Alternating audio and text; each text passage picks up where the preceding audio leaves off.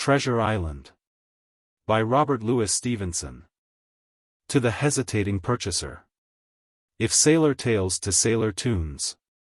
Storm and adventure, heat and cold. If schooners, islands, and maroons. And buccaneers and buried gold. And all the old romance, retold. Exactly in the ancient way. Can please, as me they pleased of old. The wiser youngsters of today. So be it, and fall on. If not. If studious youth no longer crave. His ancient appetites forgot. Kingston, or Ballantyne the brave. Or Cooper of the wood and wave. So be it, also. And may I. And all my pirates share the grave. Where these and their creations lie. How do you find this book? Any thoughts about the book or the author? Any suggestion for improvement? Please take a moment to share your thoughts in a comment. If you like it, share it with your friends who might enjoy it as well. Subscribe to keep in touch. Visit CompleteAudiobooks.com for more quality content. Treasure Island. Chapter 1. The Old Buccaneer. Chapter 1. At the Admiral Benbow. Squire Trelawney, Dr. Livesey, and the rest of these gentlemen having asked me to write down the whole particulars about Treasure Island, from the beginning to the end. Keeping nothing back but the bearings of the island, and that only because there is still treasure not yet lifted, I take up my pen in the year of grace 17. And go back to the time when my father kept the Admiral Benbow Inn, and the brown old seaman, with the sabre cut, first took up his lodging under our roof. I remember him as if it were yesterday, as he came plodding to the inn door, his sea-chest following behind him in a hand-barrow, a tall, strong, heavy, nut-brown man. His tarry pigtail falling over the shoulders of his soiled blue coat, his hands ragged and scarred, with black, broken nails, and the sabre cut across one cheek, a dirty, livid white. I remember him looking round the cove and whistling to himself as he did so, and then breaking out in that old sea song that he sang so often afterwards. 15 men on the dead man's chest. Yo-ho-ho and a bottle of rum. In the high, old tottering voice that seemed to have been tuned and broken at the capstan bars. Then he rapped on the door with a bit of stick like a handspike that he carried, and when my father appeared, called roughly for a glass of rum. This, when it was brought to him, he drank slowly, like a connoisseur, lingering on the taste, and still looking about him at the cliffs and up at our signboard. This is a handy cove, says he, at length, and a pleasant sitiated grog-shop. Much company, mate? My father told him no, very little company, the more was the pity. Well, then, said he, this is the berth for me. Here you, matey, he cried to the man who trundled the barrow, bring up alongside and help up my chest. I'll stay here a bit, he continued. I'm a plain man, rum and bacon and eggs is what I want, and that head up there for to watch ships off. What you mought call me? You mought call me captain. Oh, I see what you're at, there. And he threw down 3 or 4 gold pieces on the threshold. You can tell me when I've worked through that, said he, looking as fierce as a commander. And, indeed, bad as his clothes were, and coarsely as he spoke, he had none of the appearance of a man who sailed before the mast, but seemed like a mate or skipper. Accustomed to be obeyed or to strike. The man who came with the barrow told us the mail had set him down the morning before at the Royal George. That he had inquired what inns there were along the coast, and hearing ours well spoken of, I suppose, and described as lonely, had chosen it from the others for his place of residence. And that was all we could learn of our guest. He was a very silent man by custom. All day he hung round the cove, or upon the cliffs, with a brass telescope. All evening he sat in a corner of the parlour next the fire, and drank rum and water very strong. Mostly he would not speak when spoken to. Only look up sudden and fierce, and blow through his nose like a foghorn, and we and the people who came about our house soon learned to let him be. Every day, when he came back from his stroll, he would ask if any seafaring men had gone by along the road. At first we thought it was the want of company of his own kind that made him ask this question, but at last we began to see he was desirous to avoid them. When a seaman put up at the Admiral Benbow, as now and then some did, making by the coast road for Bristol, he would look in at him through the curtained door before he entered the parlour. And he was always sure to be as silent as a mouse when any such was present. For me, at least, there was no secret about the matter, for I was, in a way, a sharer in his alarms. He had taken me aside one day and promised me a silver fourpenny on the first of every month if I would only keep my weather eye open for a seafaring man with one leg, and let him know the moment he appeared. Often enough when the first of the month came round, and I applied to him for my wage, he would only blow through his nose at me and stare me down. But before the week was out he was sure to think better of it, bring me my fourpenny piece, and repeat his orders to look out for the seafaring man with one leg. How that personage haunted my dreams, I need scarcely tell you. On stormy nights, when the wind shook the four corners of the house, and the surf roared along the cove and up the cliffs, I would see him in 1,000 forms. And with 1,000 diabolical expressions. Now the leg would be cut off at the knee, now at the hip, now he was a monstrous kind of a creature who had never had but one leg, and that in the middle of his body. To see him leap and run and pursue me over hedge and ditch, was the worst of nightmares. And altogether I paid pretty dear for my monthly fourpenny piece, in the shape of these abominable fancies.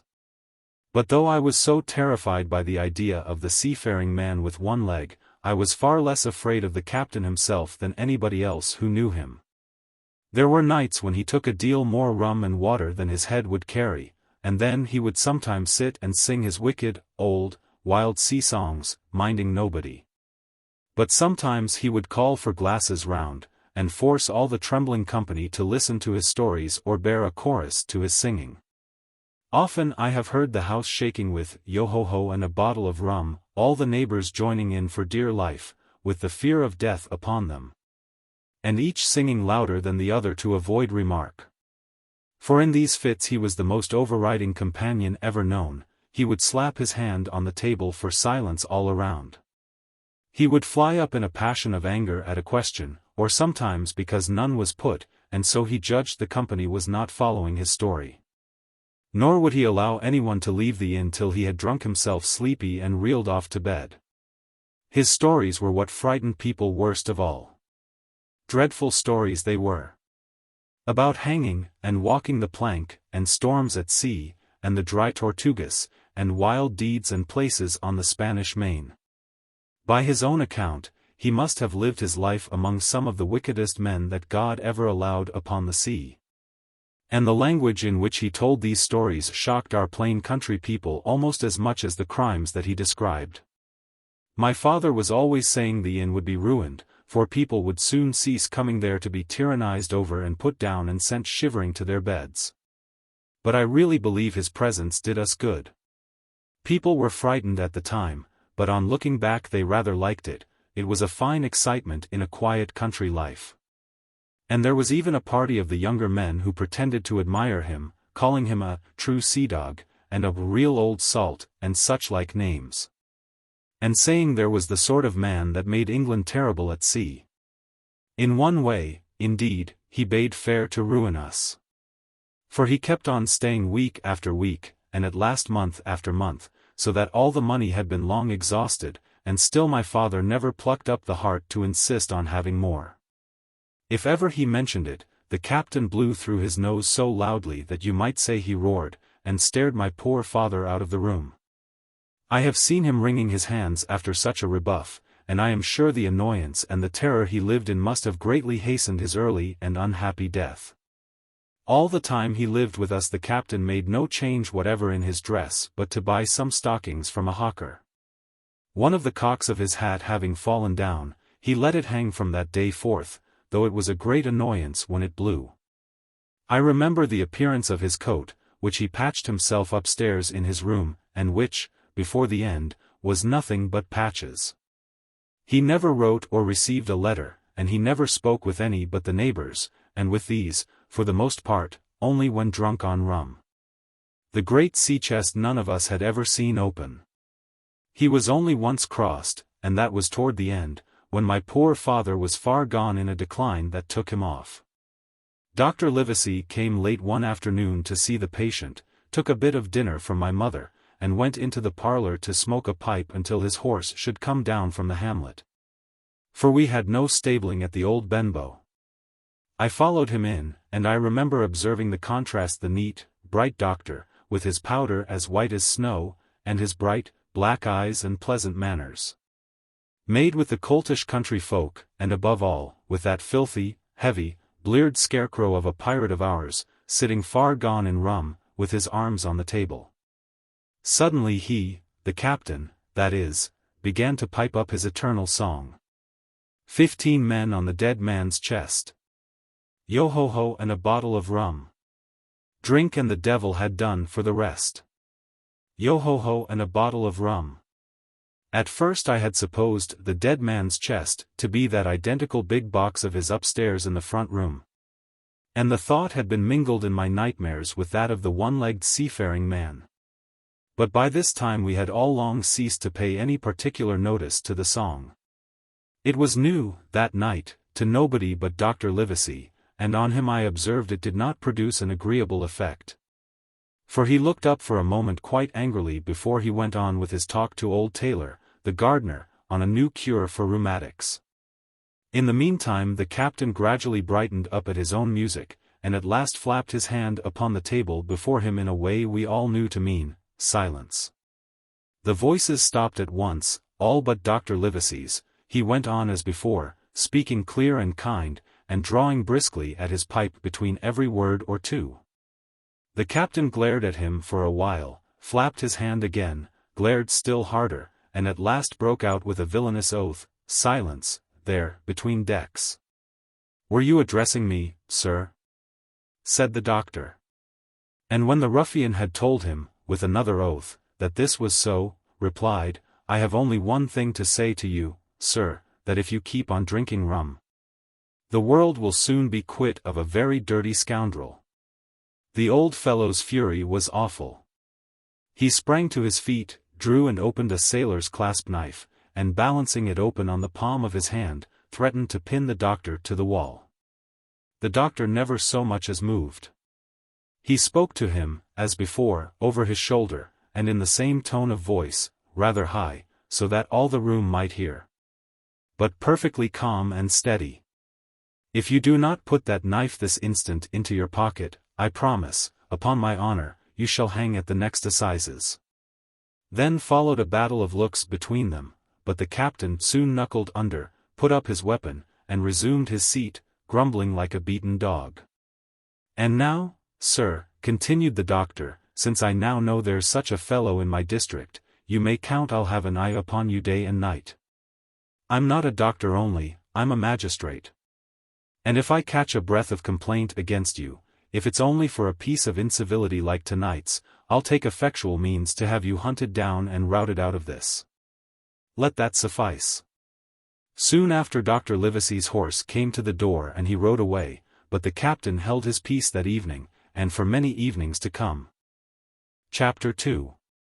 Black Dog appears and disappears. It was not very long after this that there occurred the first of the mysterious events that rid us at last of the captain, though not, as you will see, of his affairs. It was a bitter cold winter, with long, hard frosts and heavy gales, and it was plain from the first that my poor father was little likely to see the spring. He sank daily, and my mother and I had all the inn upon our hands, and were kept busy enough without paying much regard to our unpleasant guest. It was one January morning, very early, a pinching, frosty morning, the cove all grey with hoarfrost, the ripple lapping softly on the stones, the sun still low, and only touching the hilltops and shining far to seaward. The captain had risen earlier than usual, and set out down the beach, his cutlass swinging under the broad skirts of the old blue coat, his brass telescope under his arm, his hat tilted back upon his head. I remember his breath hanging like smoke in his wake as he strode off, and the last sound I heard of him, as he turned the big rock, was a loud snort of indignation. As though his mind was still running upon Dr. Livesey.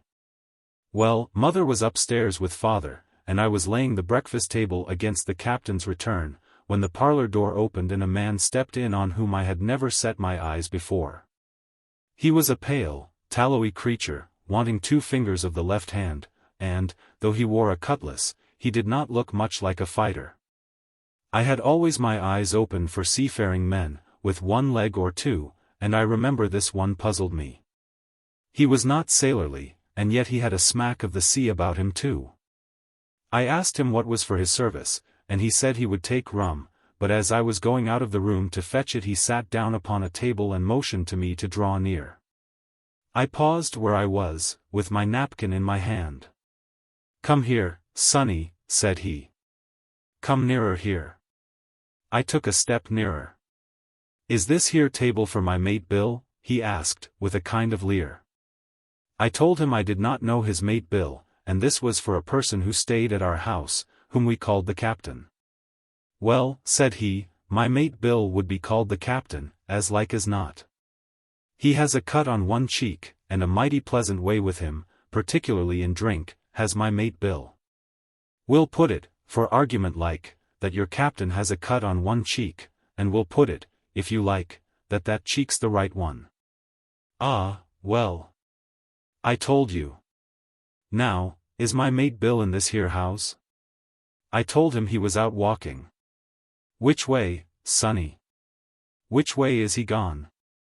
And when I had pointed out the rock and told him how the captain was likely to return, and how soon, and answered a few other questions, said he, "This'll be as good as drink to my mate Bill." The expression of his face as he said these words was not at all pleasant, and I had my own reasons for thinking that the stranger was mistaken, even supposing he meant what he said. But it was no affair of mine, I thought, and, besides, it was difficult to know what to do. The stranger kept hanging about just inside the inn door, peering round the corner like a cat waiting for a mouse.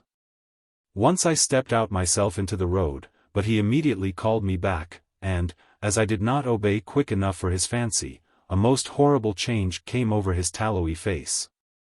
And he ordered me in with an oath that made me jump. As soon as I was back again he returned to his former manner, half fawning, half sneering, patted me on the shoulder, told me I was a good boy, and he had taken quite a fancy to me.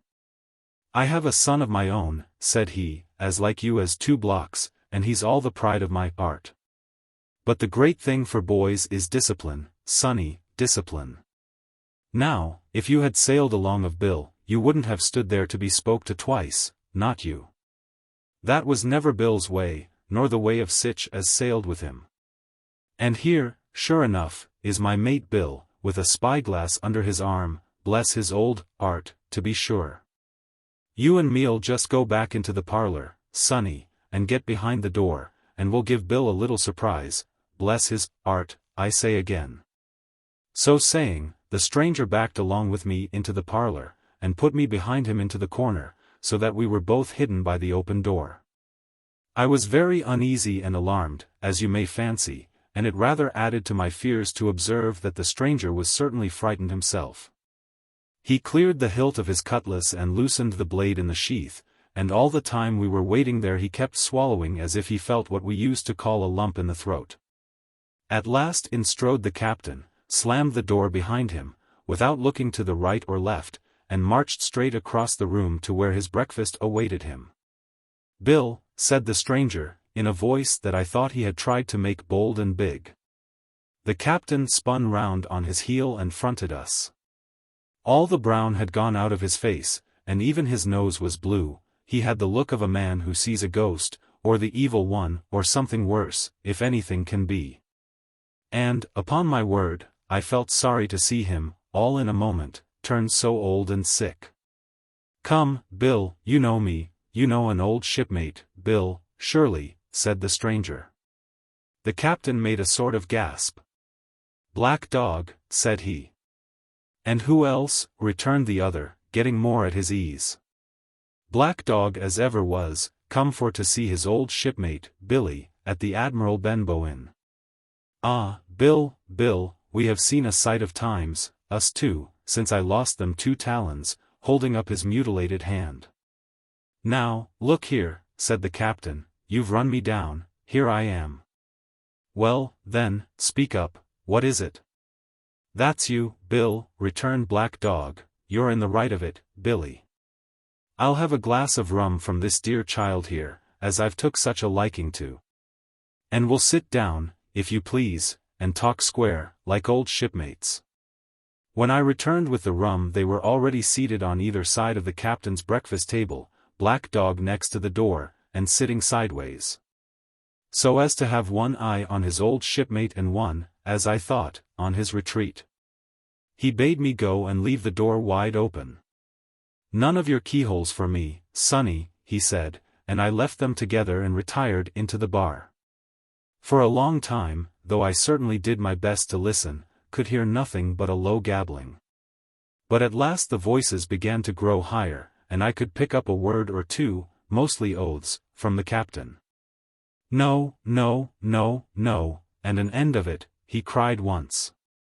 And again, "If it comes to swinging, swing all, say I." Then all of a sudden there was a tremendous explosion of oaths and other noises. The chair and table went over in a lump, a clash of steel followed, and then a cry of pain, and the next instant I saw Black Dog in full flight, and the captain hotly pursuing, both with drawn cutlasses, and the former streaming blood from the left shoulder. Just at the door the captain aimed at the fugitive one last tremendous cut, which would certainly have split him to the chin had it not been intercepted by our big signboard of Admiral Benbow. You may see the notch on the lower side of the frame to this day. That blow was the last of the battle. Once out upon the road, Black Dog, in spite of his wound, showed a wonderful clean pair of heels, and disappeared over the edge of the hill in half a minute. The captain, for his part, stood staring at the signboard like a bewildered man. Then he passed his hand over his eyes several times, and at last turned back into the house. "Jim," says he, "rum." And as he spoke he reeled a little, and caught himself with one hand against the wall. "Are you hurt?" cried I. "Rum," he repeated. "I must get away from here. Rum. Rum." I ran to fetch it, but I was quite unsteadied by all that had fallen out, and I broke one glass and fouled the tap, and while I was still getting in my own way, I heard a loud fall in the parlor. And, running in, beheld the captain lying full length upon the floor. At the same instant my mother, alarmed by the cries and fighting, came running downstairs to help me. Between us we raised his head. He was breathing very loud and hard, but his eyes were closed and his face was a horrible color. "Dear, dearie me," cried my mother, "what a disgrace upon the house! And your poor father sick." In the meantime we had no idea what to do to help the captain, nor any other thought but that he had got his death hurt in the scuffle with the stranger. I got the rum, to be sure, and tried to put it down his throat, but his teeth were tightly shut, and his jaws as strong as iron. It was a happy relief for us when the door opened and Dr. Livesey came in, on his visit to my father. "Oh, doctor," we cried, "what shall we do? Where is he wounded?" "Wounded? A fiddlestick's end," said the doctor. "No more wounded than you or I. The man has had a stroke, as I warned him. Now, Mrs. Hawkins, just you run upstairs to your husband and tell him, if possible, nothing about it. For my part, I must do my best to save this fellow's trebly worthless life. And, Jim, you get me a basin." When I got back with the basin the doctor had already ripped up the captain's sleeve and exposed his great sinewy arm. It was tattooed in several places. "Here's luck, a fair wind," and "Billy Bones," his fancy, were very neatly and clearly executed on the forearm. And up near the shoulder there was a sketch of a gallows and a man hanging from it, done, as I thought, with great spirit. "Prophetic," said the doctor, touching this picture with his finger. "And now, Master Billy Bones, if that be your name, we'll have a look at the color of your blood." "Jim," he said, "are you afraid of blood?" "No, sir," said I. "Well, then," said he, "you hold the basin, and with that he took his lancet and opened a vein. A great deal of blood was taken before the captain opened his eyes and looked mistily about him. First he recognized the doctor with an unmistakable frown, then his glance fell upon me, and he looked relieved. But suddenly his color changed, and he tried to raise himself, crying, "Where's Black Dog?"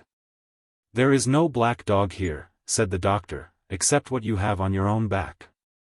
You have been drinking rum, you have had a stroke precisely as I told you, and I have just, very much against my own will, dragged you head foremost out of the grave. Now, Mr. Bones—" "That's not my name," he interrupted. "Much I care," returned the doctor. "It's the name of a buccaneer of my acquaintance, and I call you by it for the sake of shortness, and what I have to say to you is this: one glass of rum won't kill you. But if you take one you'll take another, and I stake my wig if you don't break off short, you'll die. Do you understand that? Die, and go to your own place, like the man in the Bible. Come, now, make an effort. I'll help you to your bed for once." Between us, with much trouble, we managed to hoist him upstairs, and laid him on his bed, where his head fell back on the pillow, as if he were almost fainting. "Now, mind you," said the doctor, "I clear my conscience, the name of rum for you is death." And with that he went off to see my father, taking me with him by the arm. "This is nothing," he said, as soon as he had closed the door. "I have drawn blood enough to keep him quiet a while. He should lie for a week where he is, that is the best thing for him and you, but another stroke would settle him." Chapter 3. The Black Spot. About noon I stopped at the captain's door with some cooling drinks and medicines. He was lying very much as we had left him, only a little higher, and he seemed both weak and excited. "Jim," he said, "you're the only one here that's worth anything. And you know I've always been good to you.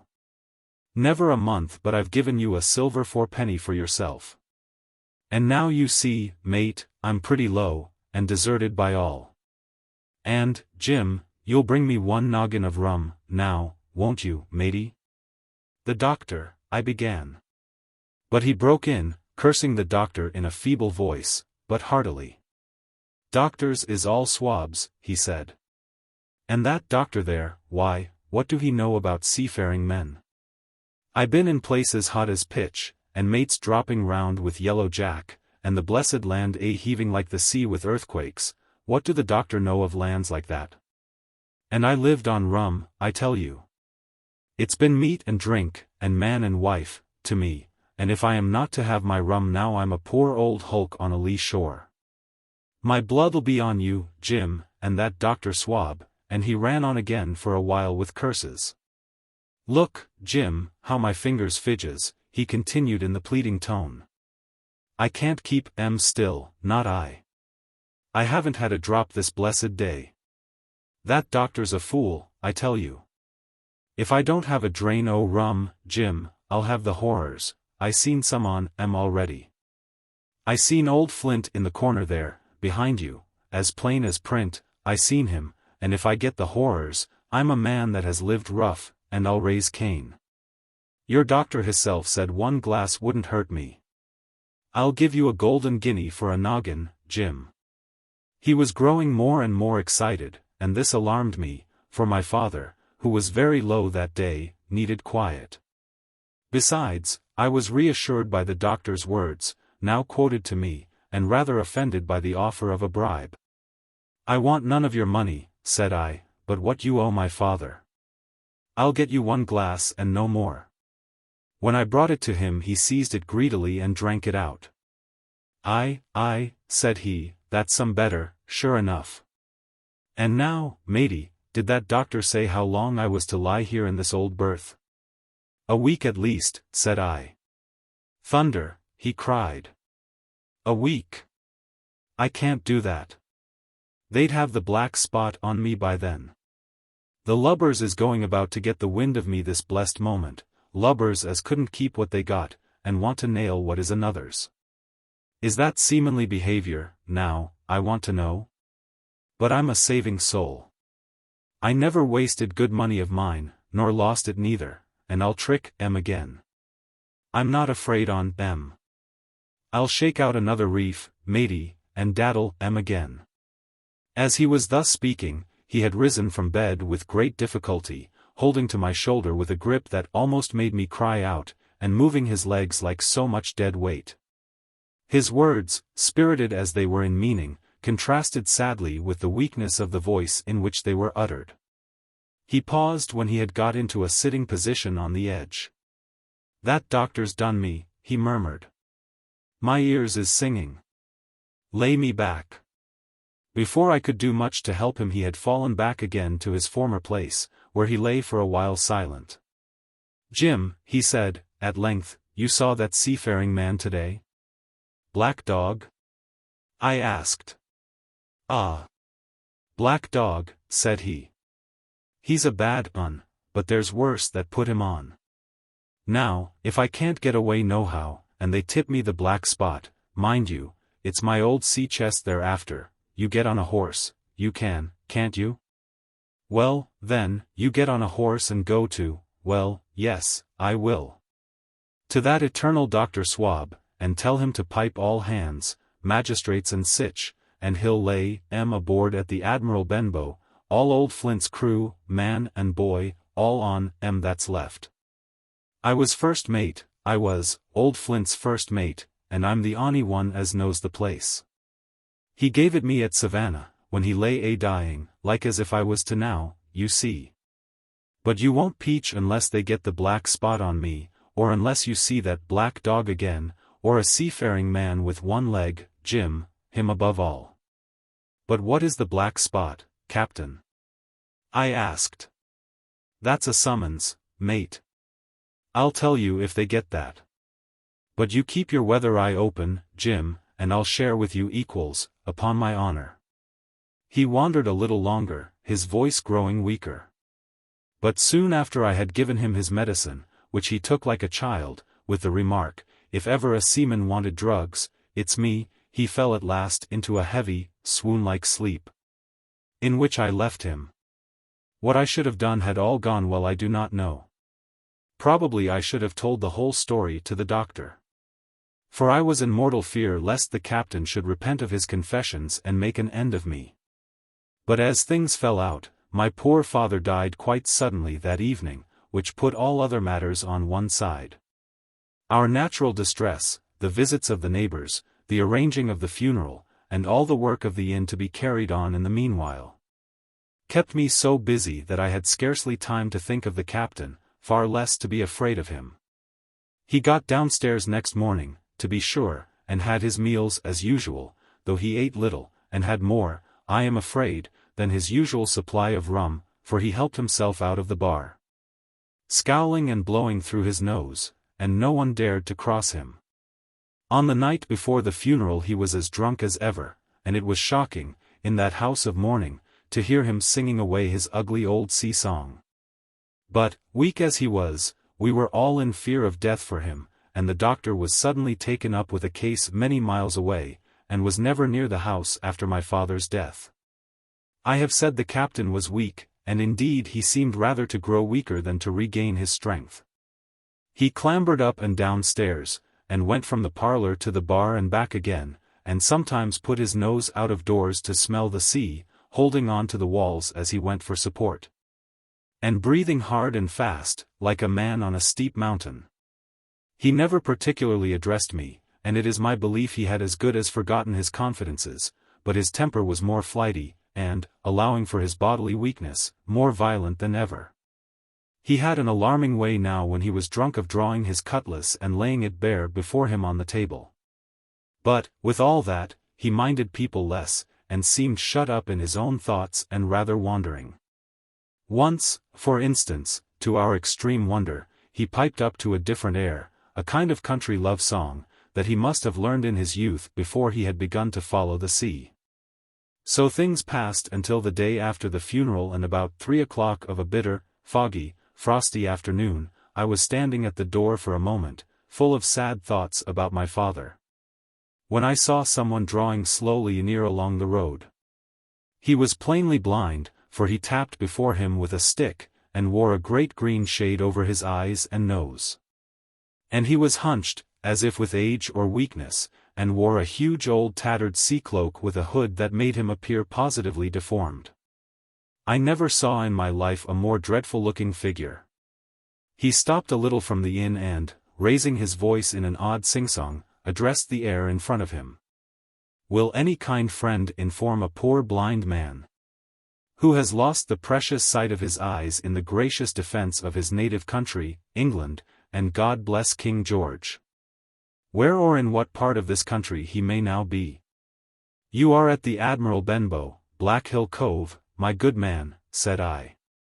I hear a voice, said he, a young voice. Will you give me your hand, my kind young friend, and lead me in? I held out my hand, and the horrible, soft-spoken, eyeless creature gripped it in a moment like a vice. I was so much startled that I struggled to withdraw, but the blind man pulled me close up to him with a single action of his arm. Now, boy, he said, take me in to the captain. Sir, said I, upon my word I dare not. Oh, he sneered, that's it. Take me in straight, or I'll break your arm. He gave it, as he spoke, a wrench that made me cry out. Sir, said I, it is for yourself I mean. The captain is not what he used to be. He sits with a drawn cutlass. Another gentleman. Come, now, march, interrupted he, and I never heard a voice so cruel, and cold, and ugly as that blind man's. It cowed me more than the pain, and I began to obey him at once, walking straight in at the door and towards the parlor, where the sick old Buccaneer was sitting, dazed with rum. The blind man clung close to me, holding me in one iron fist, and leaning almost more of his weight on me than I could carry. Lead me straight up to him, and when I'm in view, cry out, here's a friend for you, Bill. If you don't, I'll do this, and with that he gave me a twitch that I thought would have made me faint. Between this and that, I was so utterly terrified by the blind beggar that I forgot my terror of the captain, and as I opened the parlor door, cried out the words he had ordered in a trembling voice. The poor captain raised his eyes, and at one look the rum went out of him and left him staring sober. The expression of his face was not so much of terror as of mortal sickness. He made a movement to rise, but I do not believe he had enough force left in his body. Now, Bill, sit where you are, said the beggar. If I can't see, I can hear a finger stirring. Business is business. Hold out your left hand. Boy, take his left hand by the wrist and bring it near to my right. We both obeyed him to the letter, and I saw him pass something from the hollow of the hand that held his stick into the palm of the captain's, which closed upon it instantly. And now that's done, said the blind man, and at the words he suddenly left hold of me, and with incredible accuracy and nimbleness, skipped out of the parlor and into the road, where, as I stood motionless, I could hear his stick go tap-tap-tapping into the distance. It was some time before either I or the captain seemed to gather our senses. But at length, and about the same moment, I released his wrist, which I was still holding, and he drew in his hand, and looked sharply into the palm. 10 o'clock, he cried. 6 hours. We'll do them yet, and he sprang to his feet. Even as he did so, he reeled, put his hand to his throat, stood swaying for a moment, and then, with a peculiar sound, fell from his whole height face foremost to the floor. I ran to him at once, calling to my mother. But haste was all in vain. The captain had been struck dead by thundering apoplexy. It is a curious thing to understand, for I had certainly never liked the man, though of late I had begun to pity him, but as soon as I saw that he was dead I burst into a flood of tears. It was the second death I had known, and the sorrow of the first was still fresh in my heart. Chapter 4. The Sea Chest. I lost no time, of course, in telling my mother all that I knew, and perhaps should have told her long before, and we saw ourselves at once in a difficult and dangerous position. Some of the man's money, if he had any, was certainly due to us, but it was not likely that our captain's shipmates. Above all the 2 specimens seen by me, Black Dog and the blind beggar, would be inclined to give up their booty in payment of the dead man's debts. The captain's order to mount at once and ride for Dr. Livesey would have left my mother alone and unprotected, which was not to be thought of. Indeed, it seemed impossible for either of us to remain much longer in the house. The fall of coals in the kitchen grate, the very ticking of the clock, filled us with alarm. The neighborhood, to our ears, seemed haunted by approaching footsteps. And what between the dead body of the captain on the parlor floor and the thought of that detestable blind beggar hovering near at hand and ready to return, there were moments when, as the saying goes, I jumped in my skin for terror.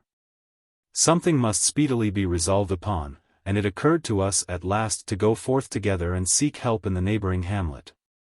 No sooner said than done. Bareheaded as we were, we ran out at once in the gathering evening and the frosty fog. The hamlet lay not many 100 yards away, though out of view, on the other side of the next cove. And what greatly encouraged me, it was in an opposite direction from that whence the blind man had made his appearance, and whither he had presumably returned. We were not many minutes on the road, though we sometimes stopped to lay hold of each other and hearken. But there was no unusual sound, nothing but the low wash of the ripple and the croaking of the inmates of the wood. It was already candlelight when we reached the hamlet, and I shall never forget how much I was cheered to see the yellow shine in doors and windows. But that, as it proved, was the best of the help we were likely to get in that quarter.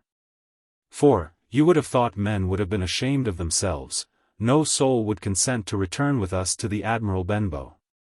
The more we told of our troubles, the more, man, woman, and child, they clung to the shelter of their houses.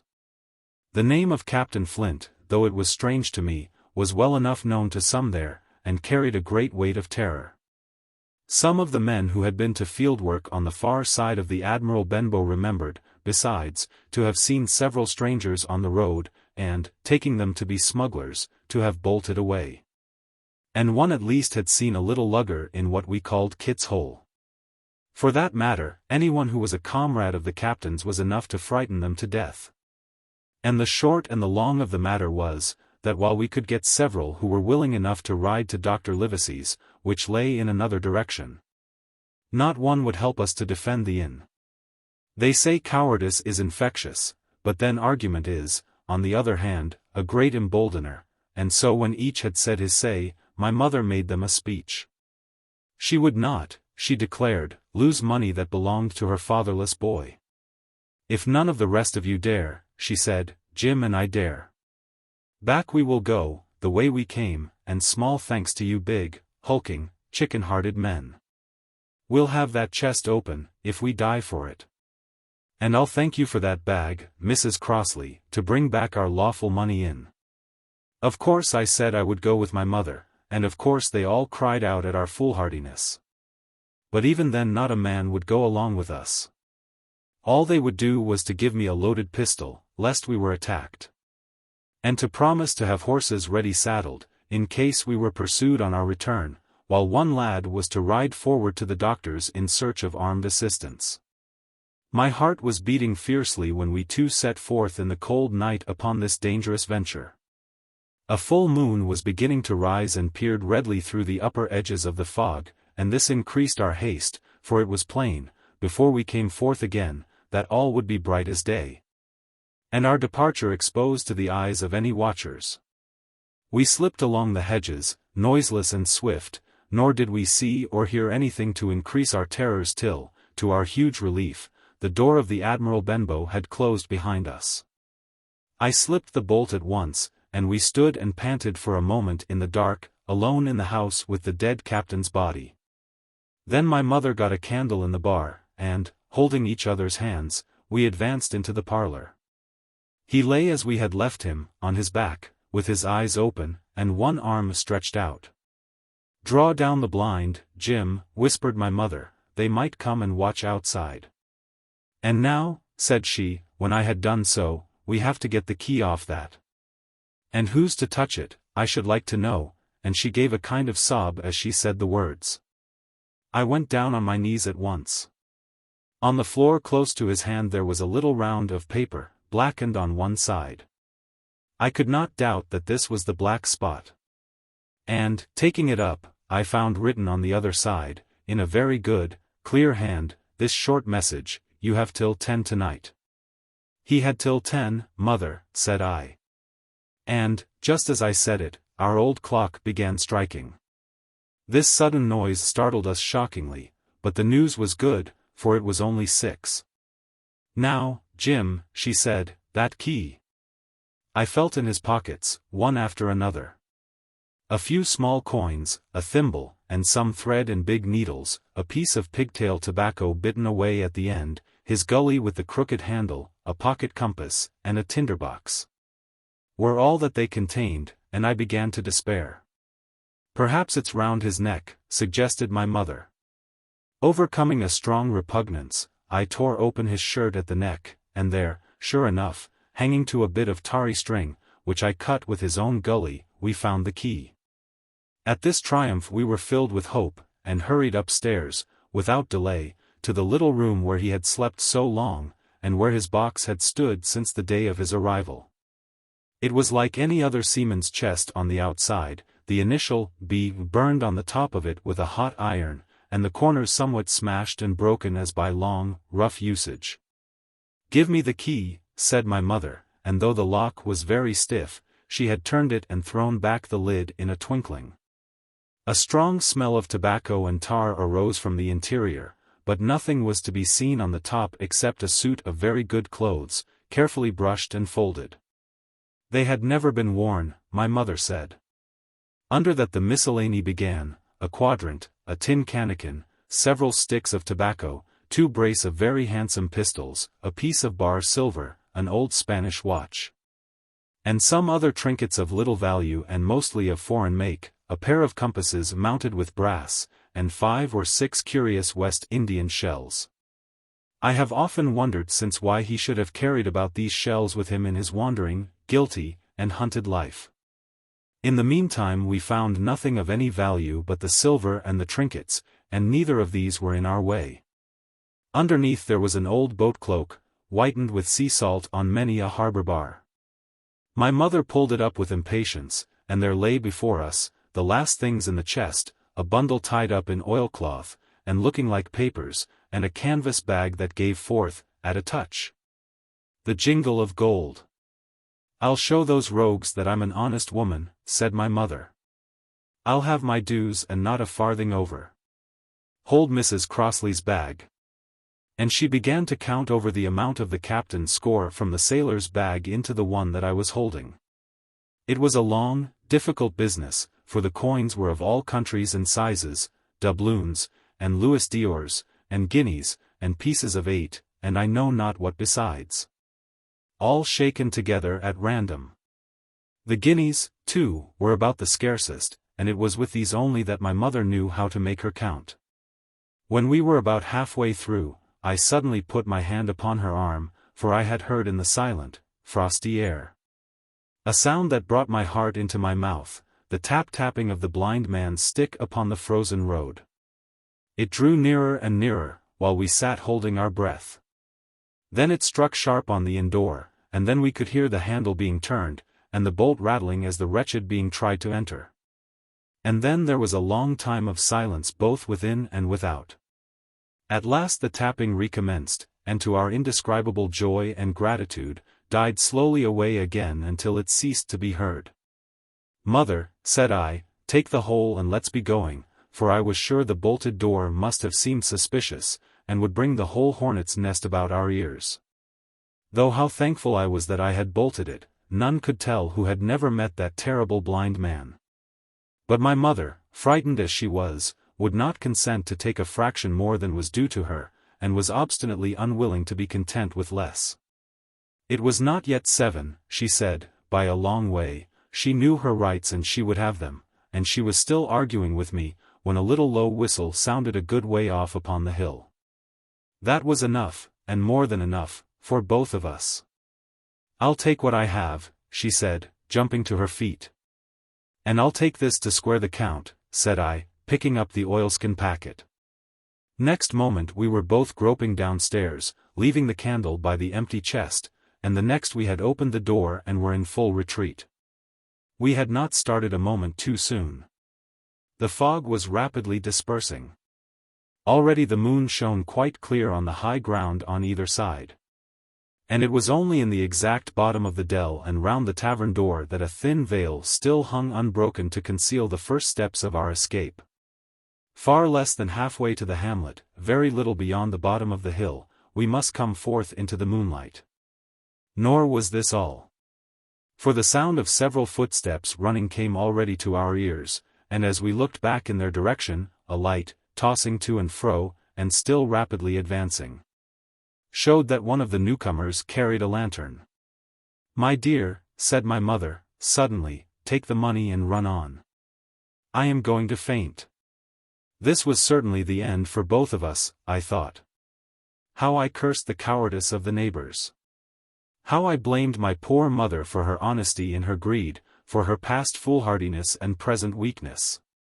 We were just at the little bridge, by good fortune, and I helped her, tottering as she was, to the edge of the bank, where, sure enough, she gave a sigh and fell on my shoulder. I do not know how I found the strength to do it all, and I am afraid it was roughly done, but I managed to drag her down the bank and a little way under the arch. Farther I could not move her, for the bridge was too low to let me do more than crawl below it. So there we had to stay, my mother almost entirely exposed, and both of us within earshot of the inn. Chapter 5. The Last of the Blind Man. My curiosity, in a sense, was stronger than my fear. For I could not remain where I was, but crept back to the bank again, whence, sheltering my head behind a bush of broom, I might command the road before our door. I was scarcely in position ere my enemies began to arrive, 7 or 8 of them, running hard, their feet beating out of time along the road, and the man with the lantern some paces in front. 3 men ran together, hand in hand, and I made out, even through the mist, that the middle man of this trio was the blind beggar. The next moment his voice showed me that I was right. "Down with the door," he cried. "Aye, sir," answered 2 or 3, and a rush was made upon the Admiral Benbow, the lantern-bearer following. And then I could see them pause, and hear speeches passed in a lower key, as if they were surprised to find the door open. But the pause was brief, for the blind man again issued his commands. His voice sounded louder and higher, as if he were afire with eagerness and rage. In, he shouted, and cursed them for their delay. 4 or 5 of them obeyed at once, 2 remaining on the road with the formidable beggar. There was a pause, then a cry of surprise, and then a voice shouting from the house, "Bill's dead." But the blind man swore at them again for their delay. "Search him, some of you shirking lubbers, and the rest of you aloft and get the chest," he cried. I could hear their feet rattling up our old stairs, so that the house must have shook with it. Promptly afterward fresh sounds of astonishment arose. The window of the captain's room was thrown open with a slam and a jingle of broken glass, and a man leaned out into the moonlight, head and shoulders, and addressed the blind beggar on the road below him. "Pew," he cried, "they've been before us. Someone's turned the chest out alow and aloft." "Is it there?" roared Pew. "The money's there." The blind man cursed the money. "Flint's fist, I mean," he cried. "We don't see it here, nohow," returned the man. "Here, you below there, is it on Bill?" cried the blind man again. At that, another fellow, probably he who had remained below to search the captain's body, came to the door of the inn. "Bill's been overhauled already," said he, "nothin' left. It's these people of the inn, it's that boy." "I wish I had put his eyes out," cried the blind man, Pew. "They were here no time ago, they had the door bolted when I tried it. Scatter, lads, and find M." "Sure enough, they left their glim here," said the fellow from the window. "Scatter and find M. Rout the house out," reiterated Pew, striking with his stick upon the road.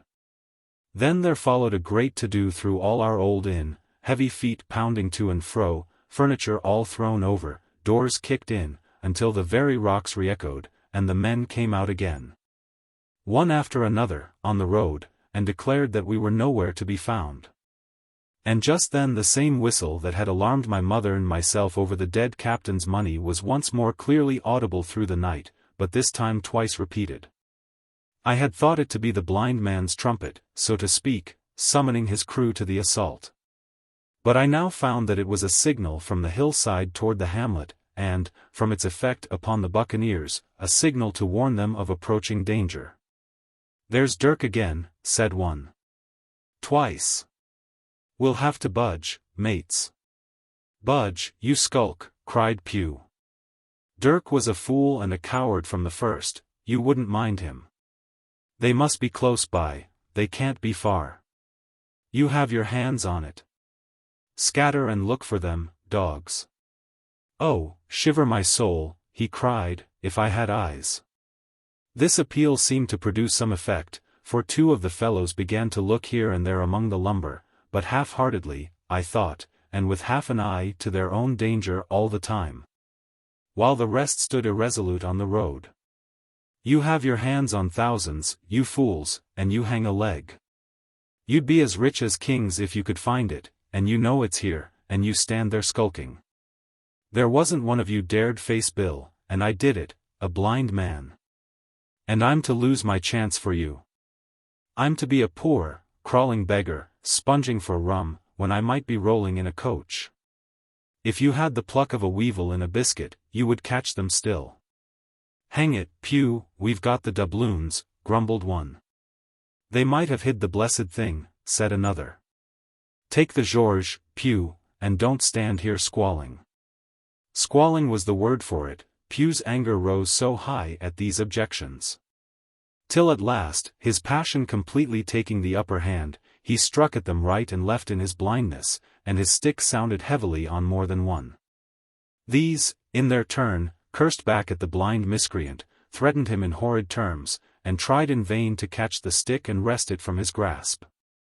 This quarrel was the saving of us. For while it was still raging, another sound came from the top of the hill on the side of the hamlet, the tramp of horses galloping. Almost at the same time a pistol shot, flash, and report came from the hedge side. And that was plainly the last signal of danger, for the buccaneers turned at once and ran, separating in every direction, one seaward along the cove, one slant across the hill, and so on. So that in half a minute not a sign of them remained but Pugh. Him they had deserted, whether in sheer panic or out of revenge for his ill words and blows, I know not. But there he remained behind, tapping up and down the road in a frenzy, and groping and calling for his comrades. Finally he took the wrong turn, and ran a few steps past me, towards the hamlet, crying, "Johnny, Black Dog, Dirk, and other names, you won't leave old Pugh, mates, not old Pugh?" Just then the noise of horses topped the rise, and 4 or 5 riders came in sight in the moonlight, and swept at full gallop down the slope. At this Pugh saw his error, turned with a scream, and ran straight for the ditch, into which he rolled. But he was on his feet again in a second, and made another dash, now utterly bewildered, right under the nearest of the coming horses. The rider tried to save him, but in vain. Down went Pugh with a cry that rang high into the night, and the 4 hoofs trampled and spurned him and passed by. He fell on his side, then gently collapsed upon his face, and moved no more. I leaped to my feet and hailed the riders. They were pulling up, at any rate, horrified at the accident, and I soon saw what they were. One, tailing out behind the rest, was a lad that had gone from the hamlet to Dr. Livesey's. The rest were revenue officers, whom he had met by the way, and with whom he had had the intelligence to return at once. Some news of the lugger in Kit's Hole had found its way to Supervisor Dance, and set him forth that night in our direction, and to that circumstance my mother and I owed our preservation from death. Pugh was dead, stone dead. As for my mother, when we had carried her up to the hamlet, a little cold water and salts very soon brought her back again, and she was none the worse for her terror, though she still continued to deplore the balance of the money. In the meantime the supervisor rode on, as fast as he could, to Kit's Hole. But his men had to dismount and grope down the dingle, leading, and sometimes supporting, their horses, and in continual fear of ambushes. So it was no great matter for surprise that when they got down to the hole the lugger was already under way, though still close in. He hailed her. A voice replied, telling him to keep out of the moonlight, or he would get some lead in him, and at the same time a bullet whistled close by his arm. Soon after, the lugger doubled the point and disappeared. Mr. Dance stood there, as he said, like a fish out of water, and all he could do was to dispatch a man to warn the cutter.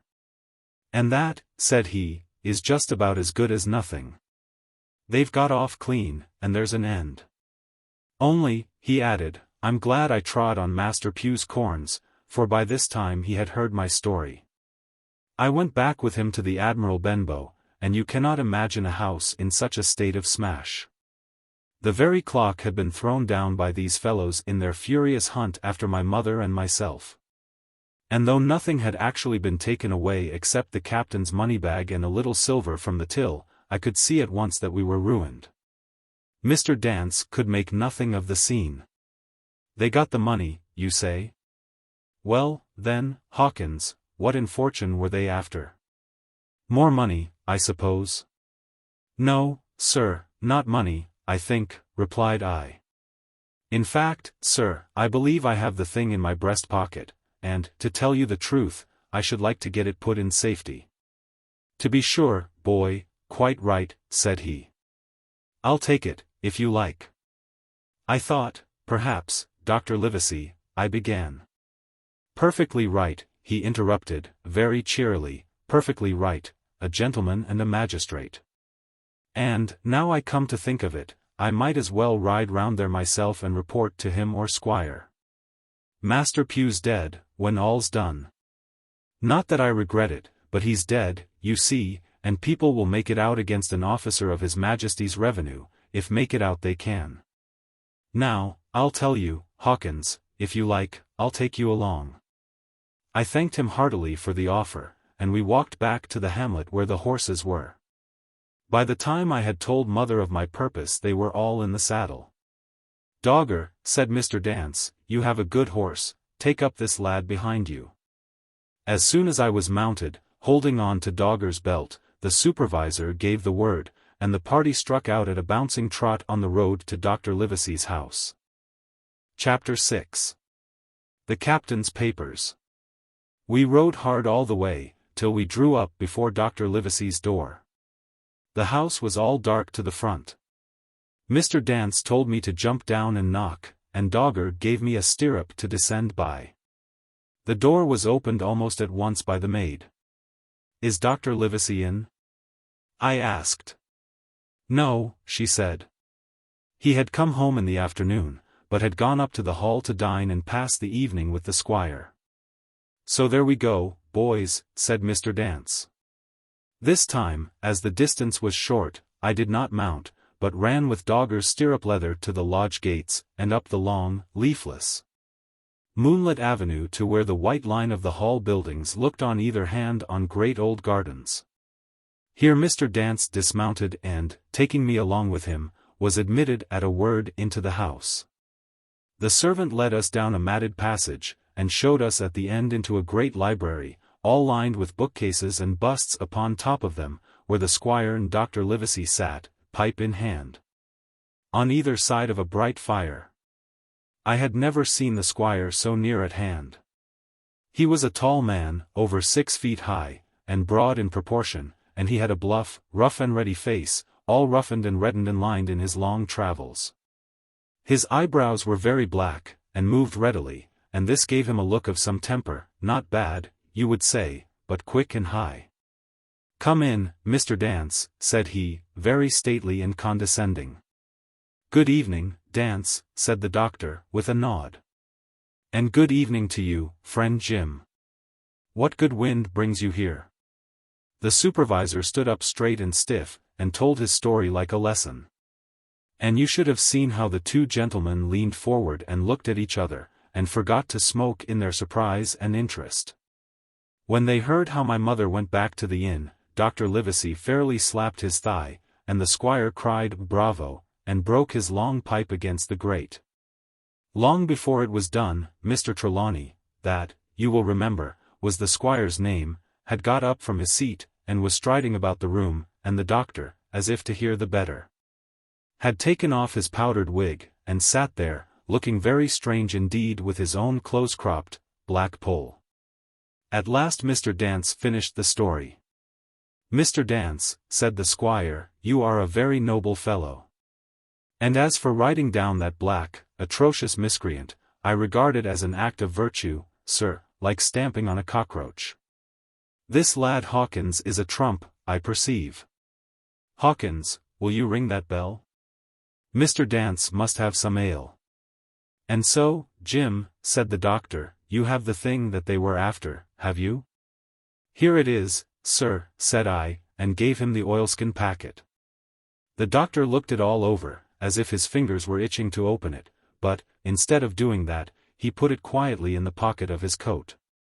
"Squire," said he, "when Dance has had his ale he must, of course, be off on his Majesty's service.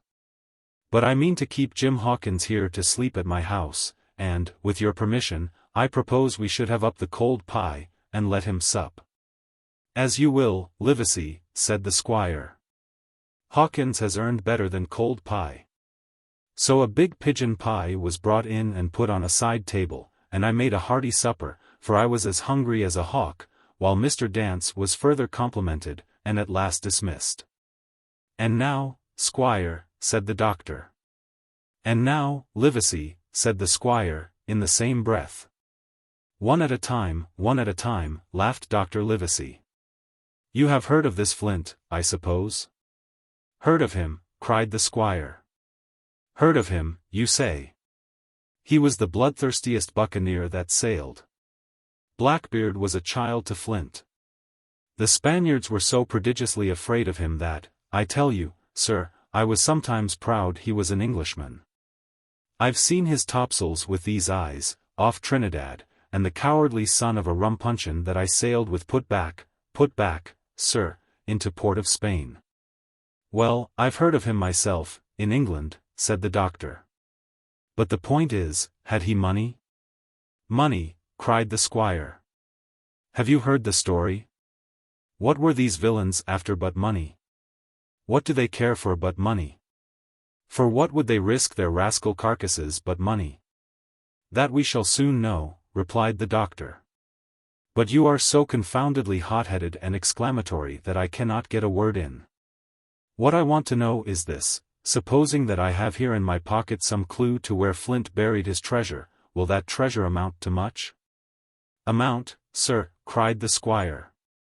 "It will amount to this: if we have the clue you talk about, I'll fit out a ship in Bristol dock, and take you and Hawkins here along, and I'll have that treasure if I search a year." "Very well," said the doctor. "Now, then, if Jim is agreeable, we'll open the packet," and he laid it before him on the table. The bundle was sewn together, and the doctor had to get out his instrument case and cut the stitches with his medical scissors. It contained two things, a book and a sealed paper. "First of all we'll try the book," observed the doctor. The squire and I were both peering over his shoulder as he opened it, for Dr. Livesey had kindly motioned me to come round from the side table, where I had been eating, to enjoy the sport of the search. On the first page there were only some scraps of writing, such as a man with a pen in his hand might make for idleness or practice. One was the same as the tattoo mark, "Billy Bones his fancy." Then there was "Mr. W. Bones, mate, no more rum, off Palm Key he got ITT, and some other snatches, mostly single words and unintelligible. I could not help wondering who it was that had got ITT, and what ITT was that he got. A knife in his back as like as not. "Not much instruction there," said Dr. Livesey, as he passed on. The next 10 or 12 pages were filled with a curious series of entries.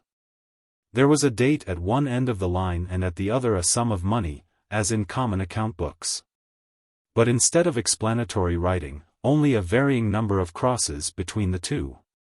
On the 12th of June 1745, for instance, a sum of £70 had plainly become due to someone, and there was nothing but 6 crosses to explain the cause. In a few cases, to be sure, the name of a place would be added, as off Caracas, or a mere entry of latitude and longitude, as 62 degrees 17 minutes 20, 19 degrees 2 minutes 40.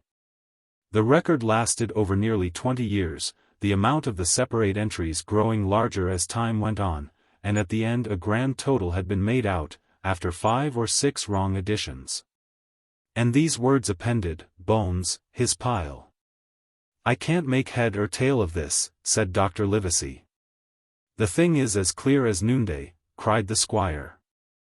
"This is the black-hearted hound's account book. These crosses stand for the names of ships or towns that they sank or plundered. The sums are the scoundrel's share, and where he feared an ambiguity, you see he added something clearer.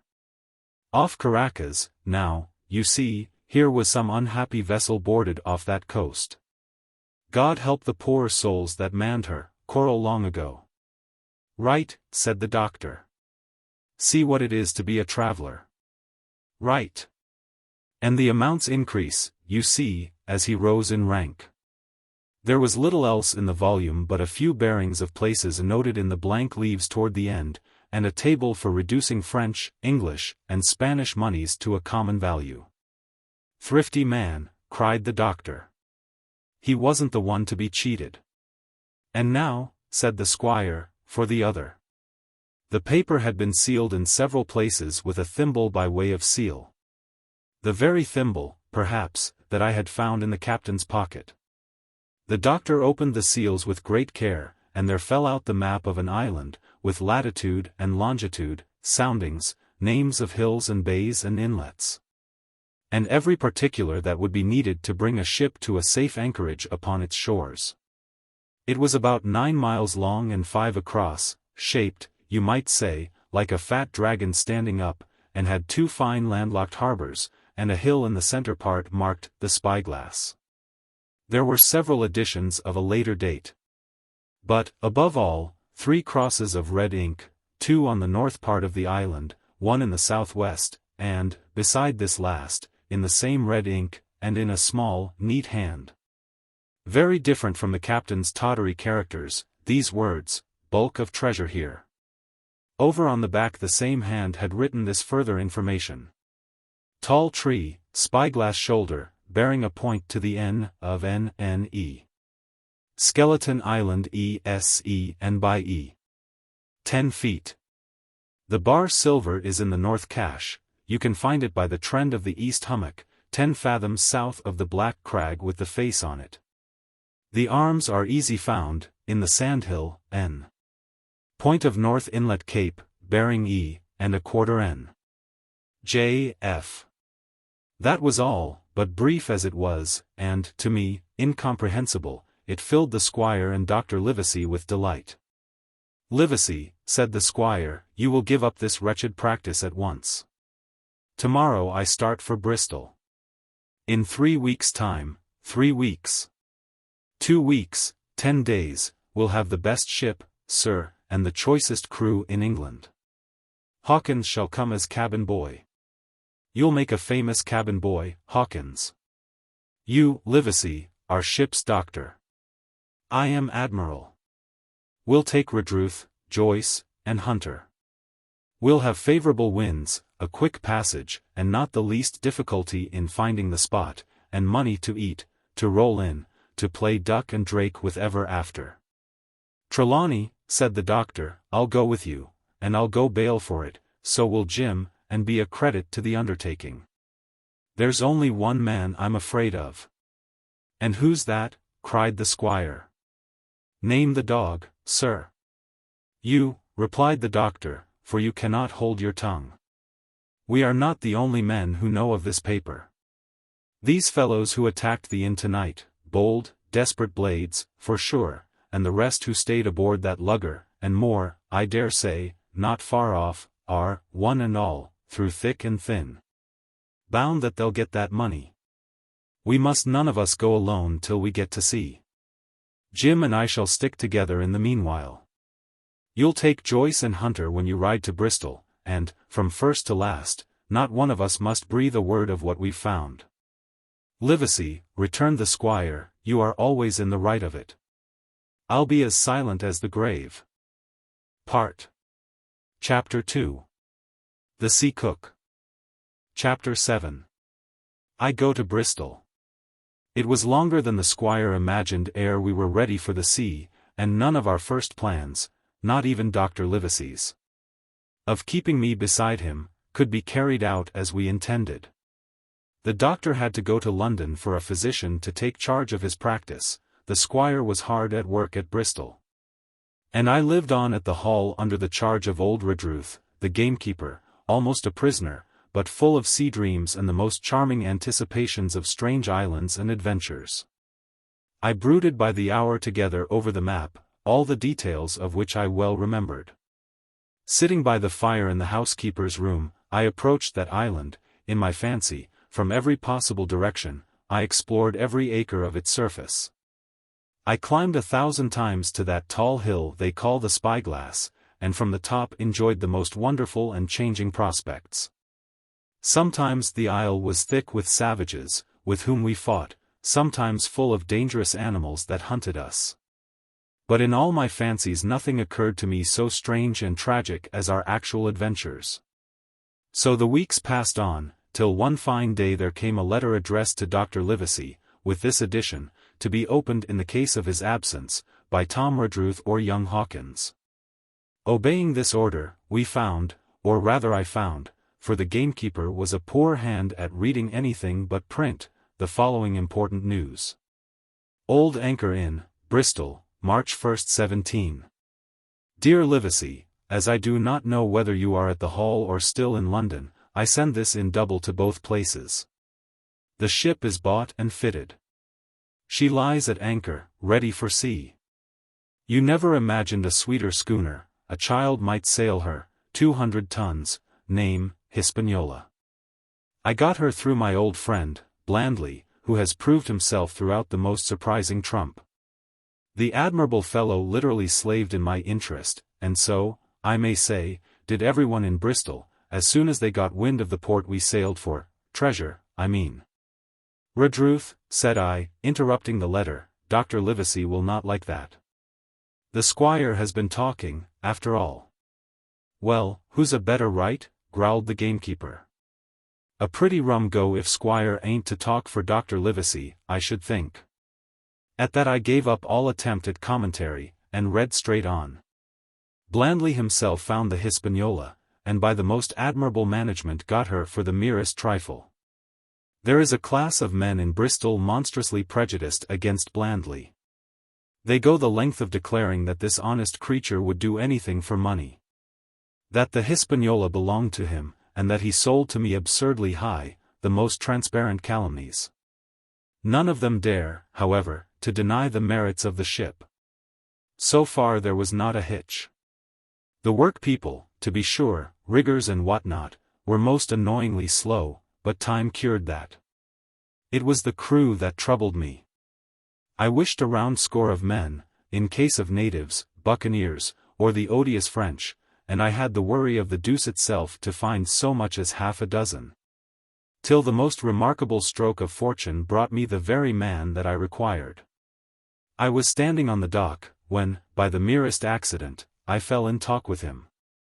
I found he was an old sailor, kept a public house, knew all the seafaring men in Bristol, had lost his health ashore, and wanted a good berth as cook to get to sea again. He had hobbled down there that morning, he said, to get a smell of the salt. I was monstrously touched, so would you have been, and, out of pure pity, I engaged him on the spot to be ship's cook. Long John Silver he is called, and has lost a leg, but that I regarded as a recommendation, since he lost it in his country's service, under the immortal Hawk. He has no pension, Livesey. Imagine the abominable age we live in. Well, sir, I thought I had only found a cook, but it was a crew I had discovered. Between Silver and myself we got together in a few days a company of the toughest old salts imaginable, not pretty to look at, but fellows, by their faces, of the most indomitable spirit. I declare we could fight a frigate. Long John even got rid of 2 out of the 6 or 7 I had already engaged. He showed me in a moment that they were just the sort of freshwater swabs we had to fear in an adventure of importance. I am in the most magnificent health and spirits, eating like a bull, sleeping like a tree, yet I shall not enjoy a moment till I hear my old tarpaulins tramping round the capstan. Seaward ho! Hang the treasure! It's the glory of the sea that has turned my head. So now, Livesey, come post, do not lose an hour, if you respect me. Let young Hawkins go at once to see his mother, with Redruth for a guard, and then both come full speed to Bristol. John Trelawney. P.S. I did not tell you that Blandly, who, by the way, is to send a consort after us if we don't turn up by the end of August, had found an admirable fellow for sailing master, a stiff man. Which I regret, but, in all other respects, a treasure. Long John Silver unearthed a very competent man for a mate, a man named Arrow. I have a boatswain who pipes, Livesey, so things shall go man-o'-war fashion on board the good ship Hispaniola. I forgot to tell you that Silver is a man of substance. I know of my own knowledge that he has a banker's account, which has never been overdrawn. He leaves his wife to manage the inn. And as she is a woman of color, a pair of old bachelors like you and I may be excused for guessing that it is the wife, quite as much as the health, that sends him back to roving. J.T. P.P.S. Hawkins may stay one night with his mother.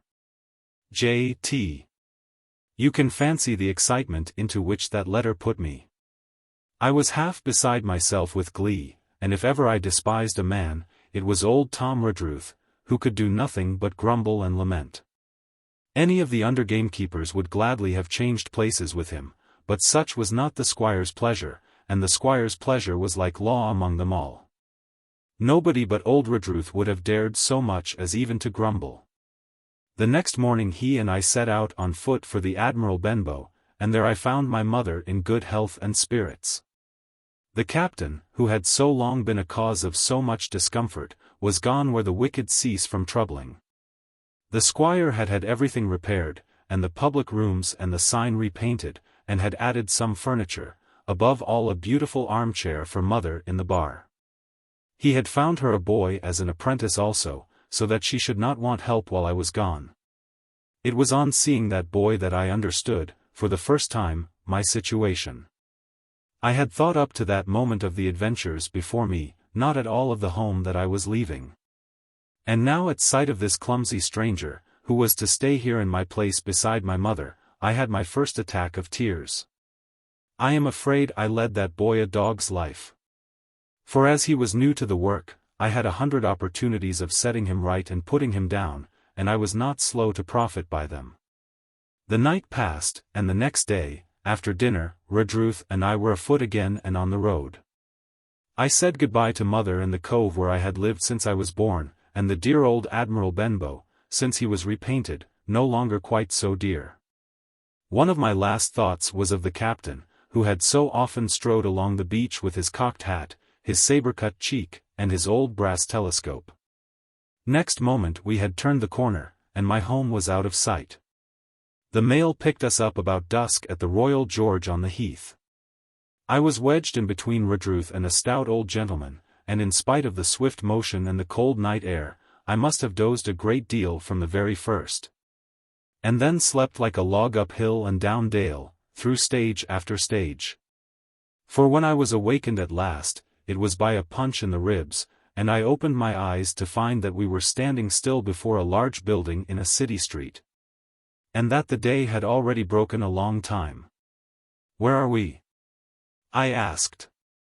"Bristol," said Tom. "Get down." Mr. Trelawney had taken up his residence at an inn far down the docks, to superintend the work upon the schooner. Thither we had now to walk, and our way, to my great delight, lay along the quays and beside the great multitude of ships of all sizes and rigs and nations. In one, sailors were singing at their work, in another, there were men aloft, high over my head, hanging to threads that seemed no thicker than a spider's. Though I had lived by the shore all my life, I seemed never to have been near the sea till then. The smell of tar and salt was something new. I saw the most wonderful figureheads, that had all been far over the ocean. I saw, besides, many old sailors, with rings in their ears, and whiskers curled in ringlets, and tarry pigtails, and their swaggering, clumsy sea-walk. And if I had seen as many kings or archbishops I could not have been more delighted. And I was going to sea myself, to sea in a schooner, with a piping boatswain and pigtailed singing seaman. To sea, bound for an unknown island, and to seek for buried treasure. While I was still in this delightful dream, we came suddenly in front of a large inn, and met Squire Trelawney, all dressed out like a sea officer, in stout blue cloth. Coming out of the door with a smile on his face, and a capital imitation of a sailor's walk. "Here you are," he cried, "and the doctor came last night from London. Bravo, the ship's company complete." "Oh, sir," cried I, "when do we sail?" "Sail," says he. "We sail tomorrow." Chapter 8. At the sign of the spyglass. When I had done breakfasting, the squire gave me a note addressed to John Silver, at the sign of the spyglass. And told me I should easily find the place by following the line of the docks, and keeping a bright lookout for a little tavern with a large brass telescope for a sign. I set off, overjoyed at this opportunity to see some more of the ships and seamen, and picked my way among a great crowd of people and carts and bales, for the dock was now at its busiest. Until I found the tavern in question. It was a bright enough little place of entertainment. The sign was newly painted, the windows had neat red curtains, the floor was cleanly sanded. There was a street on each side, and an open door on both, which made the large, low room pretty clear to see in spite of clouds of tobacco smoke. The customers were mostly seafaring men, and they talked so loudly that I hung at the door, almost afraid to enter. As I was waiting, a man came out of a side room, and at a glance I was sure he must be Long John. His left leg was cut off close by the hip, and under the left shoulder he carried a crutch, which he managed with wonderful dexterity, hopping about upon it like a bird. He was very tall and strong, with a face as big as a ham, plain and pale, but intelligent and smiling. Indeed, he seemed in the most cheerful spirits, whistling as he moved about among the tables, with a merry word or a slap on the shoulder for the more favored of his guests. Now, to tell you the truth, from the very first mention of Long John in Squire Trelawney's letter, I had taken a fear in my mind that he might prove to be the very one-legged sailor whom I had watched for so long at the old Benbow. But one look at the man before me was enough. I had seen the captain, and Black Dog, and the blind man Pew, and I thought I knew what a buccaneer was like, a very different creature, according to me, from this clean and pleasant-tempered landlord. I plucked up courage at once, crossed the threshold, and walked right up to the man where he stood, propped on his crutch, talking to a customer. "Mr. Silver, sir?" I asked, holding out the note. "Yes, my lad," said he, "such is my name, to be sure. And who may you be?" And when he saw the squire's letter he seemed to me to give something almost like a start. "Oh," said he, quite aloud, and offering his hand, "I see. You are our new cabin boy, pleased I am to see you." And he took my hand in his large firm grasp. Just then one of the customers at the far side rose suddenly and made for the door. It was close by him, and he was out in the street in a moment. But his hurry had attracted my notice, and I recognized him at a glance. It was the tallow-faced man, wanting 2 fingers, who had come first to the Admiral Benbow. "Oh," I cried, "stop him. It's Black Dog." "I don't care 2 coppers who he is," cried Silver, "but he hasn't paid his score. Harry, run and catch him." One of the others who was nearest the door leaped up and started in pursuit. "If he were Admiral Hawke he shall pay his score," cried Silver. And then, relinquishing my hand, "Who did you say he was?" he asked. "Black what?" "Dog, sir," said I. "Has Mr. Trelawney not told you of the Buccaneers? He was one of them." "So?" cried Silver. In my house. Ben, run and help Harry. One of those swabs, was he? Was that you drinking with him, Morgan? Step up here. The man whom he called Morgan, an old, grey-haired, mahogany-faced sailor, came forward pretty sheepishly, rolling his quid. Now, Morgan, said Long John, very sternly, you never clapped your eyes on that black dog before, did you, now? Not I, sir, said Morgan, with a salute. You didn't know his name, did you? No, sir. By the powers, Tom Morgan, it's as good for you, exclaimed the landlord. If you had been mixed up with the like of that, you would never have put another foot in my house, you may lay to that. And what was he saying to you? I don't rightly know, sir, answered Morgan. Do you call that a head on your shoulders, or a blessed dead-eye? Cried Long John. Don't rightly know, don't you? Perhaps you don't happen to rightly know who you was speaking to, perhaps? Come, now, what was he jawing, viags, captains, ships? Pipe up.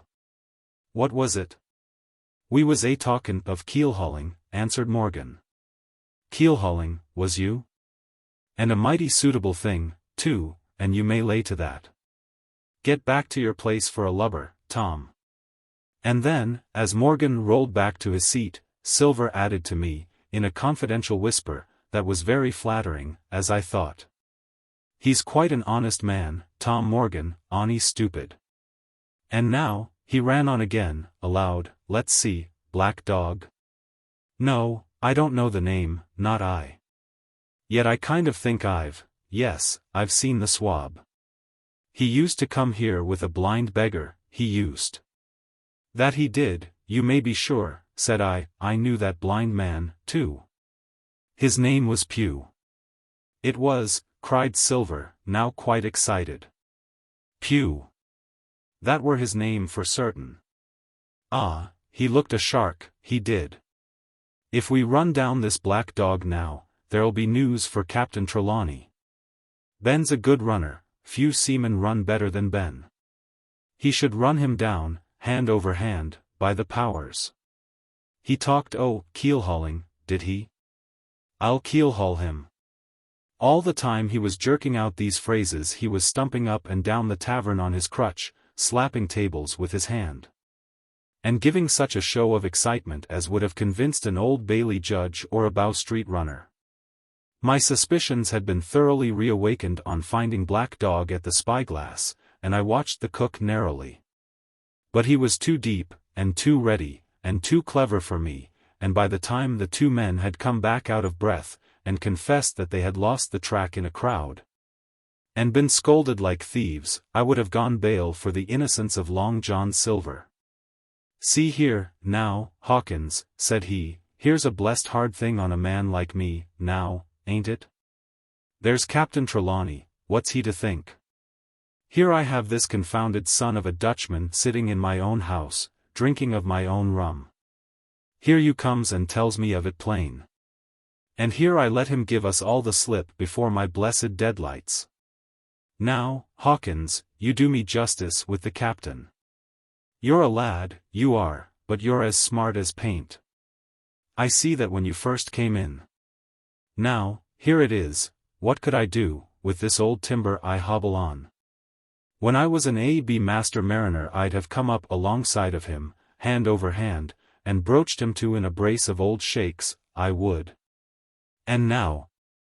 And then, all of a sudden, he stopped, and his jaw dropped as though he had remembered something. The score, he burst out. 3 goes rum. Why, shiver my timbers, if I hadn't forgotten my score. And, falling on a bench, he laughed until the tears ran down his cheeks. I could not help joining, and we laughed together, peal after peal, until the tavern rang again. Why, what a precious old sea-calf I am, he said, at last, wiping his cheeks. You and me should get on well, Hawkins, for I'll take my Davy I should be rated ship's boy. But, come, now, stand by to go about. This won't do. Duty is duty, messmates. I'll put on my old cocked hat and step along of you to Captain Trelawney, and report this here affair. For, mind you, it's serious, young Hawkins. And neither you nor me's come out of it with what I should make so bold as to call credit. Nor you neither, says you, not smart, none of the pair of us smart. But dash my buttons. That was a good un about my score. And he began to laugh again, and that so heartily, that though I did not see the joke as he did, I was again obliged to join him in his mirth. On our little walk along the quays he made himself the most interesting companion, telling me about the different ships that we passed by, their rig, tonnage, and nationality. Explaining the work that was going forward, how one was discharging, another taking in cargo, and a third making ready for sea. And every now and then telling me some little anecdote of ships or seamen, or repeating a nautical phrase till I had learned it perfectly. I began to see that here was one of the best of possible shipmates. When we got to the inn, the squire and Dr. Livesey were seated together, finishing a quart of ale with a toast in it, before they should go aboard the schooner on a visit of inspection. Long John told the story from first to last, with a great deal of spirit and the most perfect truth. That was how it were, now, weren't it, Hawkins? He would say, now and again, and I could always bear him entirely out. The two gentlemen regretted that Black Dog had got away, but we all agreed there was nothing to be done, and after he had been complimented, Long John took up his crutch and departed. All hands aboard by 4 this afternoon, shouted the squire after him. Aye, sir, cried the cook, in the passage. Well, squire, said Dr. Livesey, I don't put much faith in your discoveries, as a general thing, but I will say this, John Silver suits me. That man's a perfect trump, declared the squire. And now, added the doctor, Jim may come on board with us, may he not? To be sure he may, said the squire. Take your hat, Hawkins, and we'll see the ship. Chapter 9. Powder and Arms. The Hispaniola lay some way out, and we went under the figureheads and around the sterns of many other ships, and their cables sometimes grated beneath our keel, and sometimes swung above us. At last, however, we swung alongside, and were met and saluted as we stepped aboard by the mate, Mr. Arrow, a brown old sailor, with earrings in his ears and a squint. He and the squire were very thick and friendly, but I soon observed that things were not the same between Mr. Trelawney and the captain. This last was a sharp-looking man, who seemed angry with everything on board, and was soon to tell us why, for we had hardly got down into the cabin when a sailor followed us. Captain Smollett, sir, axing to speak with you, said he. I am always at the captain's orders. Show him in, said the squire. The captain, who was close behind his messenger, entered at once, and shut the door behind him. Well, Captain Smollett, what have you to say? All well, I hope, all shipshape and seaworthy? Well, sir, said the captain, better speak plain, I believe, at the risk of offense. I don't like this cruise, I don't like the men, and I don't like my officer. That's short and sweet. Perhaps, sir, you don't like the ship, inquired the squire, very angry, as I could see. I can't speak as to that, sir, not having seen her tried, said the captain. She seems a clever craft. More I can't say. Possibly, sir, you may not like your employer either, said the squire. But here Dr. Livesey cut in. Stay a bit, said he, stay a bit. No use of such questions as that but to produce ill feeling. The captain has said too much or he has said too little, and I'm bound to say that I require an explanation of his words. You don't, you say, like this cruise. Now, why? I was engaged, sir, on what we call sealed orders, to sail this ship for that gentleman where he should bid me, said the captain. So far so good. But now I find that every man before the mast knows more than I do. I don't call that fair, now, do you? No, said Dr. Livesey, I don't. Next, said the captain, I learn we are going after treasure, hear it from my own hands, mind you. Now, treasure is ticklish work. I don't like treasure voyages on any account. And I don't like them, above all, when they are secret, and when, begging your pardon, Mr. Trelawney, the secret has been told to the parrot. Silver's parrot? Asked the squire. It's a way of speaking, said the captain. Blabbed, I mean. It's my belief neither of you gentlemen know what you are about, but I'll tell you my way of it, life or death, and a close run. That is all clear, and, I dare say, true enough, replied Dr. Livesey. We take the risk, but we are not so ignorant as you believe us. Next, you say you don't like the crew. Are they not good seamen? I don't like them, sir, returned Captain Smollett. And I think I should have had the choosing of my own hands, if you go to that. Perhaps you should, replied the doctor. My friend should, perhaps, have taken you along with him, but the slight, if there be one, was unintentional. And you don't like Mr. Arrow? I don't, sir. I believe he's a good seaman, but he's too free with the crew to be a good officer. A mate should keep himself to himself, shouldn't drink with the men before the mast. Do you mean he drinks? Cried the squire. No, sir, replied the captain, only that he's too familiar. Well, now, and the short and long of it, Captain, asked the doctor. Tell us what you want. Well, gentlemen, are you determined to go on this cruise? Like iron, answered the squire. Very good, said the captain. Then, as you've heard me very patiently, saying things that I could not prove, hear me a few words more. They are putting the powder and the arms in the fore-hold. Now, you have a good place under the cabin, why not put them there, first point. Then you are bringing 4 of your own people with you, and they tell me some of them are to be berthed forward. Why not give them the berths here beside the cabin, second point. Any more? Asked Mr. Trelawney.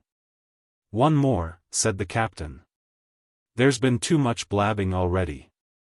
Far too much, agreed the doctor. I'll tell you what I've heard myself, continued Captain Smollett, that you have a map of an island, that there's crosses on the map to show where treasure is. And that the island lies, and then he named the latitude and longitude exactly. I never told that, cried the squire, to a soul. The hands know it, sir, returned the captain. Livesey, that must have been you or Hawkins, cried the squire. It doesn't much matter who it was, replied the doctor. And I could see that neither he nor the captain paid much regard to Mr. Trelawney's protestations. Neither did I, to be sure, he was so loose a talker. Yet in this case I believe he was really right, and that nobody had told the situation of the island. Well, gentlemen, continued the captain, I don't know who has this map, but I make it a point it shall be kept secret even from me and Mr. Arrow. Otherwise I would ask you to let me resign. I see, said the doctor. You wish us to keep this matter dark, and to make a garrison of the stern part of the ship, manned with my friend's own people, and provided with all the arms and powder on board. In other words, you fear a mutiny. Sir, said Captain Smollett, with no intention to take offense, I deny your right to put words into my mouth. No captain, sir, would be justified in going to sea at all if he had ground enough to say that. As for Mr. Arrow, I believe him thoroughly honest, some of the men are the same. All may be for what I know. But I am responsible for the ship's safety and the life of every man jack aboard of her. I see things going, as I think, not quite right. And I ask you to take certain precautions, or let me resign my berth. And that's all. Captain Smollett, began the doctor, with a smile, did ever you hear the fable of the mountain and the mouse? You'll excuse me, I dare say, but you remind me of that fable. When you came in here I'll stake my wig you meant more than this. Doctor, said the captain, you are smart. When I came in here I meant to get discharged. I had no thought that Mr. Trelawney would hear a word. No more I would, cried the squire. Had Livesey not been here I should have seen you to the deuce. As it is, I have heard you. I will do as you desire, but I think the worse of you. "That's as you please, sir," said the captain. "You'll find I do my duty." And with that he took his leave. "Trelawney," said the doctor, "contrary to all my notions, I believe you have managed to get 2 honest men on board with you, that man and John Silver." "Silver, if you like," cried the squire, "but as for that intolerable humbug, I declare I think his conduct unmanly, unsailorly, and downright un-English." "Well," said the doctor, "we shall see." When we came on deck the men had begun already to take out the arms and powder, yohoing at their work, while the captain and Mr. Arrow stood by superintending. The new arrangement was quite to my liking. The whole schooner had been overhauled. 6 berths had been made astern, out of what had been the afterpart of the main hold, and this set of cabins was only joined to the galley and forecastle by a sparred passage on the port side. It had been originally meant that the captain, Mr. Arrow, Hunter, Joyce, the doctor, and the squire were to occupy these 6 berths. Now Redruth and I were to get 2 of them, and Mr. Arrow and the captain were to sleep on deck in the companion, which had been enlarged on each side till you might almost have called it a roundhouse. Very low it was still, of course, but there was room to swing 2 hammocks, and even the mate seemed pleased with the arrangement. Even he, perhaps, had been doubtful as to the crew, but that is only guess, for, as you shall hear, we had not long the benefit of his opinion. We were all hard at work changing the powder and the berths, when the last man or 2, and Long John along with them, came off in a shoreboat. The cook came up the side like a monkey for cleverness, and, as soon as he saw what was doing, "So ho, mates," said he, "what's this?" "We're changing the powder, Jack," answers one. "Why, by the powers," cried Long John, "if we do, we'll miss the morning tide." "My orders," said the captain, shortly. "You may go below, my man. Hands will want supper." Aye, sir," answered the cook, and, touching his forelock, he disappeared at once in the direction of his galley. "That's a good man, captain," said the doctor. "Very likely, sir," replied Captain Smollett. "Easy with that, men, easy," he ran on, to the fellows who were shifting the powder. And then suddenly observing me examining the swivel we carried amidships, a long brass 9, "Here, you ship's boy," he cried, "out o' that. Off with you to the cook and get some work." And then as I was hurrying off I heard him say, quite loudly, to the doctor, "I'll have no favorites on my ship."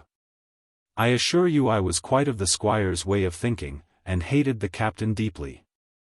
Chapter 10. The Voyage. All that night we were in a great bustle getting things stowed in their place, and boatfuls of the squire's friends, Mr. Blandley and the like, coming off to wish him a good voyage and a safe return. We never had a night at the Admiral Benbow when I had half the work, and I was dog-tired when, a little before dawn, the boatswain sounded his pipe, and the crew began to man the capstan bars. I might have been twice as weary, yet I would not have left the deck, all was so new and interesting to me, the brief commands, the shrill notes of the whistle, the men bustling to their places in the glimmer of the ship's lanterns. "Now, barbecue, tip us a stave," cried one voice. "The old one," cried another. Aye, mates," said Long John, who was standing by, with his crutch under his arm, and at once broke out in the air and words I knew so well. 15 men on the dead man's chest. And then the whole crew bore chorus. Yo-ho-ho and a bottle of rum. And at the third ho, drove the bars before them with a will.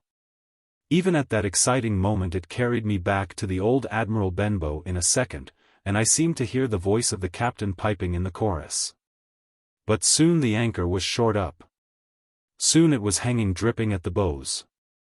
Soon the sails began to draw, and the land and shipping to flit by on either side. And before I could lie down to snatch an hour of slumber the Hispaniola had begun her voyage to the Isle of Treasure. I am not going to relate the voyage in detail. It was fairly prosperous.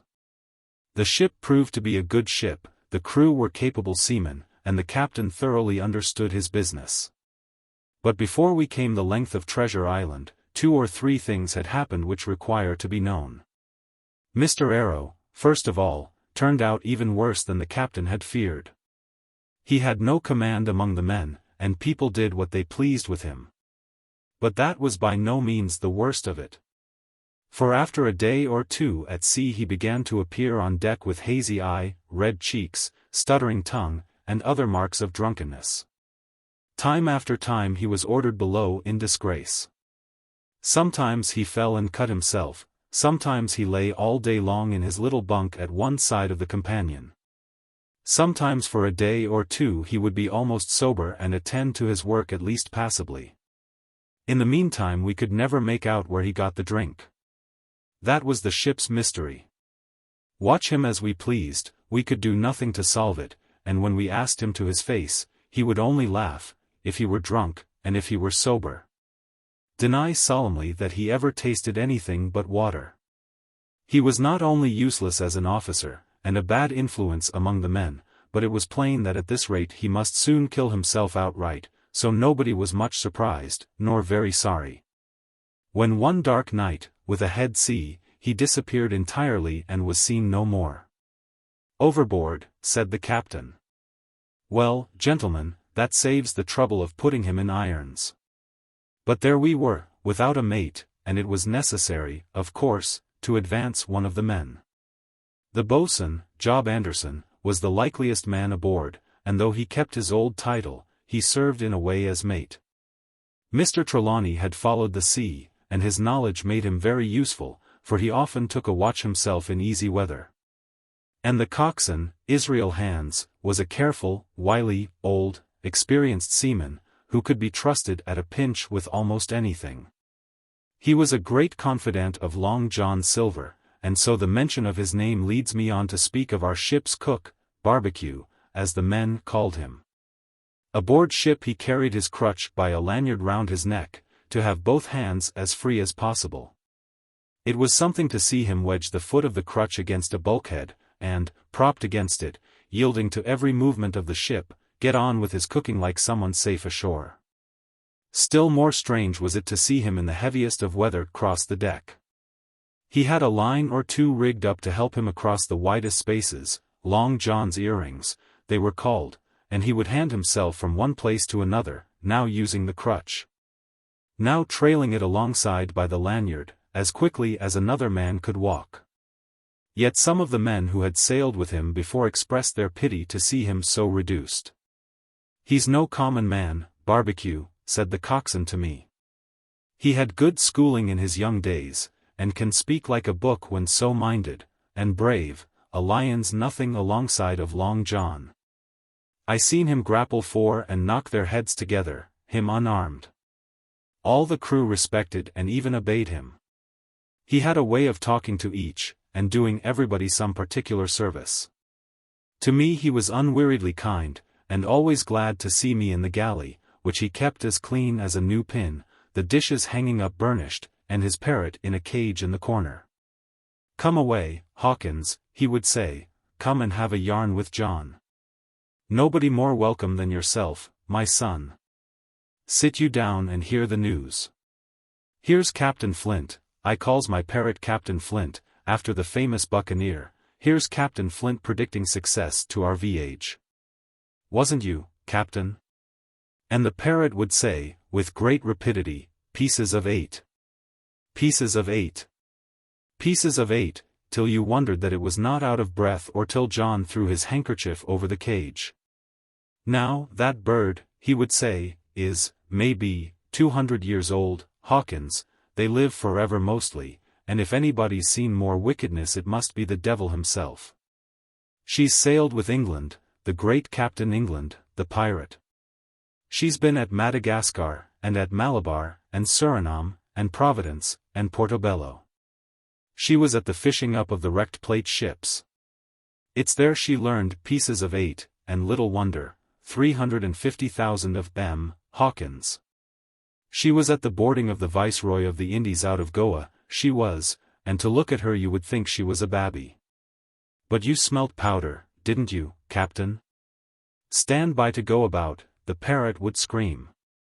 "Ah, "She's a handsome craft, she is," the cook would say, and give her sugar from his pocket, and then the bird would peck at the bars and swear straight on, passing belief for wickedness. "There," John would add, "you can't touch pitch and not be mucked, lad. Here's this poor old innocent bird of mine swearing blue fire and none the wiser, you may lay to that." She would swear the same, in a manner of speaking, before the chaplain. And John would touch his forelock with a solemn way he had, that made me think he was the best of men. In the meantime the squire and Captain Smollett were still on pretty distant terms with one another. The squire made no bones about the matter, he despised the captain. The captain, on his part, never spoke but when he was spoken to, and then sharp and short and dry, and not a word wasted. He owned, when driven into a corner, that he seemed to have been wrong about the crew, that some of them were as brisk as he wanted to see, and all had behaved fairly well. As for the ship, he had taken a downright fancy to her. "She'll lie a point nearer the wind than a man has a right to expect of his own married wife, sir. But," he would add, "all I say is, we're not home again, and I don't like the cruise." The squire, at this, would turn away and march up and down the deck, chin in air. "A trifle more of that, man," he would say, and I should explode. We had some heavy weather, which only proved the qualities of the Hispaniola. Every man on board seemed well content, and they must have been hard to please if they had been otherwise, for it is my belief there was never a ship's company so spoiled since Noah put to sea. Double grog was going on the least excuse, there was duff on odd days, as, for instance, if the squire heard it was any man's birthday. And always a barrel of apples standing broached in the waist, for anyone to help himself that had a fancy. "Never knew good to come of it yet," the captain said to Dr. Livesey. "Spoil focs hands, make devils. That's my belief. But good did come of the apple barrel, as you shall hear, for if it had not been for that we should have had no note of warning and might all have perished by the hand of treachery. This is how it came about. We had run up the trades to get the wind of the island we were after, I am not allowed to be more plain, and now we were running down for it with a bright lookout day and night. It was about the last day of our outward voyage, by the largest computation, some time that night, or, at latest, before noon of the morrow, we should sight the treasure island. We were heading south-southwest, and had a steady breeze abeam and a quiet sea. The Hispaniola rolled steadily, dipping her bowsprit now and then with a whiff of spray. All was drawing alow and aloft, everyone was in the bravest spirits, because we were now so near an end of the first part of our adventure. Now, just after sundown, when all my work was over and I was on my way to my berth, it occurred to me that I should like an apple. I ran on deck. The watch was all forward looking out for the island. The man at the helm was watching the luff of the sail and whistling away gently to himself. And that was the only sound excepting the swish of the sea against the bows and around the sides of the ship. I got bodily into the apple barrel, and found there was scarce an apple left. But, sitting down there in the dark, what with the sound of the waters and the rocking movement of the ship, I had either fallen asleep, or was on the point of doing so, when a heavy man sat down with rather a clash close by. The barrel shook as he leaned his shoulders against it, and I was just about to jump up when the man began to speak. It was Silver's voice, and, before I had heard a dozen words, would not have shown myself for all the world, but lay there, trembling and listening, in the extreme of fear and curiosity. For from these dozen words I understood that the lives of all the honest men aboard depended upon me alone. Chapter 11. What I heard in the apple barrel. "No, not I," said Silver. "Flint was captain, I was quartermaster, along of my timber leg. The same broadside I lost my leg, old Pew lost his deadlights. It was a master surgeon, him that amputated me, out of college and all, Latin by the bucket, and what not, but he was hanged like a dog, and sun-dried like the rest, at Corso Castle. That was Robert's men, that was, and comment of changing names to their ships, Royal Fortune and so on. Now, what a ship was christened, so let her stay, I says. So it was with the Cassandra, as brought us all safe home from Malabar, after England took the Viceroy of the Indies. So it was with the old Walrus, Flint's old ship, as I've seen amuck with the red blood and fit to sink with gold. Ah! Cried another voice, that of the youngest hand on board, and evidently full of admiration. He was the flower of the flock, was Flint. Davis was a man, too, by all accounts, said Silver. I never sailed along of him, first with England, then with Flint, that's my story, and now here on my own account, in a manner of speaking. I laid by 900 safe, from England, and 2000 after Flint. That ain't bad for a man before the mast, all safe in bank. 'Tain't earning now, it's saving does it, you may lay to that. Where's all England's men now? I dunno. Where's Flint's? Why, most of 'em aboard here, and glad to get the duff, been begging before that, some of 'em. Old Pugh, as had lost his sight, and might have thought shame, spends £1,200 in a year, like a lord in Parliament. Where is he now? Well, he's dead now and under hatches. But for 2 years before that, shiver my timbers. The man was starving. He begged, and he stole, and he cut throats, and starved at that, by the powers. Well, it ain't much use, after all, said the young seaman. 'Tain't much use for fools, you may lay to it, that, nor nothing, cried Silver. But now, you look here. You're young, you are, but you're as smart as paint. I see that when I set my eyes on you, and I'll talk to you like a man. You can imagine how I felt when I heard this abominable old rogue addressing another in the very same words of flattery as he had used to myself. I think, if I had been able, that I would have killed him through the barrel. Meantime he ran on, little supposing he was overheard. Here it is about gentlemen of fortune. They lives rough, and they risk swinging, but they eat and drink like fighting cocks, and when a cruise is done, why it's hundreds of pounds instead of hundreds of farthings in their pockets. Now, the most goes for rum and a good fling, and to sea again in their shirts. But that's not the course I lay. I puts it all away, some here, some there, and none too much anywheres, by reason of suspicion. I'm 50, mark you, once back from this cruise I set up gentlemen in earnest. Time enough, too, says you. Ah, but I've lived easy in the meantime, never denied myself nothing heart desires, and slept soft and ate dainty all my days, but when at sea. And how did I begin? Before the mast, like you. Well, said the other, but all the other money's gone now, ain't it? You daren't show face in Bristol after this. Why, where might you suppose it was? Asked Silver, derisively. At Bristol, in banks and places, answered his companion. It were, said the cook, it were when we weighed anchor. But my old missus has it all by now. And the spyglass is sold, lease and goodwill and rigging, and the old girl's off to meet me.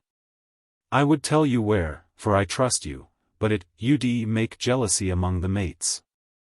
And you can trust your missus? Asked the other.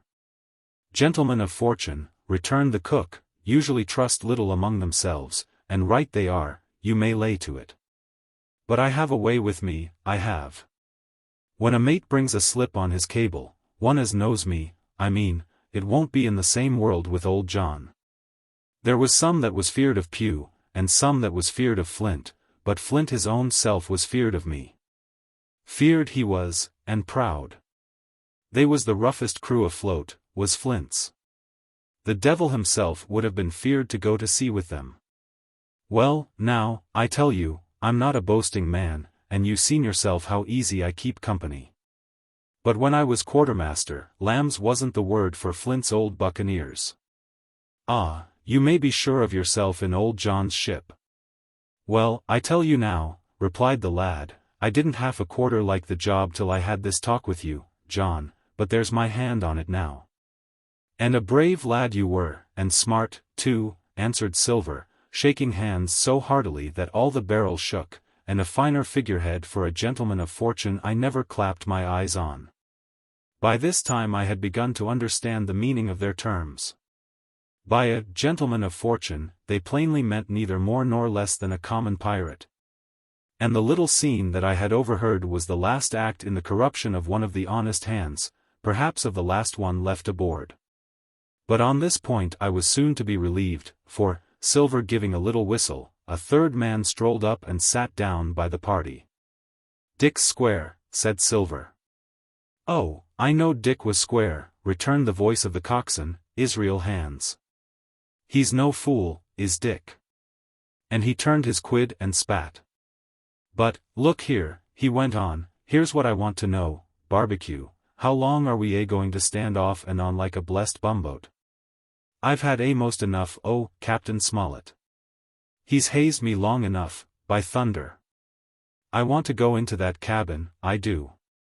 I want their pickles and wines, and that." "Israel," said Silver, "your head ain't much account, nor never was.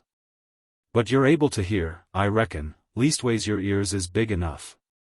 Now, here's what I say, you'll berth forward, and you'll live hard, and you'll speak soft, and you'll keep sober, till I give the word, and you may lay to that, my son." "Well, I don't say no, do I?" growled the coxswain. "What I say is, when? That's what I say." "When?" "By the powers," cried Silver. "Well, now, if you want to know, I'll tell you when. The last moment I can manage, and that's when. Here's a first-rate seaman, Captain Smollett, sails the blessed ship for us. Here's this squire and doctor with a map and such, I don't know where it is, do I? No more do you, says you. Well, then, I mean this squire and doctor shall find the stuff, and help us to get it aboard, by the powers. Then we'll see. If I was sure of you all, sons of double Dutchmen, I'd have Captain Smollett navigate us halfway back again before I struck." "Why, we're all seamen aboard here, I should think," said the lad Dick. "We're all FOC hands, you mean," snapped Silver. "We can steer a course, but who's to set one? That's what all you gentlemen split on, first and last. If I had my way, I'd have Captain Smollett work us back into the trades at least, then we'd have no blessed miscalculations and a spoonful of water a day. But I know the sort you are. I'll finish with at the island, as soon's the blunt's on board, and a pity it is. But you're never happy till you're drunk. Split my sides, I've a sick heart to sail with the likes of you." "Easy all, Long John," cried Israel. "Who's a crossin' of you? Why, how many tall ships, think ye, now, have I seen laid aboard? And how many brisk lads drying in the sun at Execution Dock?" cried Silver, "and all for this same hurry and hurry and hurry. You hear me? I seen a thing or two at sea, I have. If you would only lay your course, and a peant to windward, you would ride in carriages, you would. But not you. I know you. You'll have your mouthful of rum tomorrow, and go hang. Everybody knowed you was a kind of a chaplain, John, but there's others as could hand and steer as well as you," said Israel. "They liked a bit o' fun, they did. They wasn't so high and dry, nohow, but took their fling, like jolly companions, everyone." "So," said Silver. "Well, and where are they now?"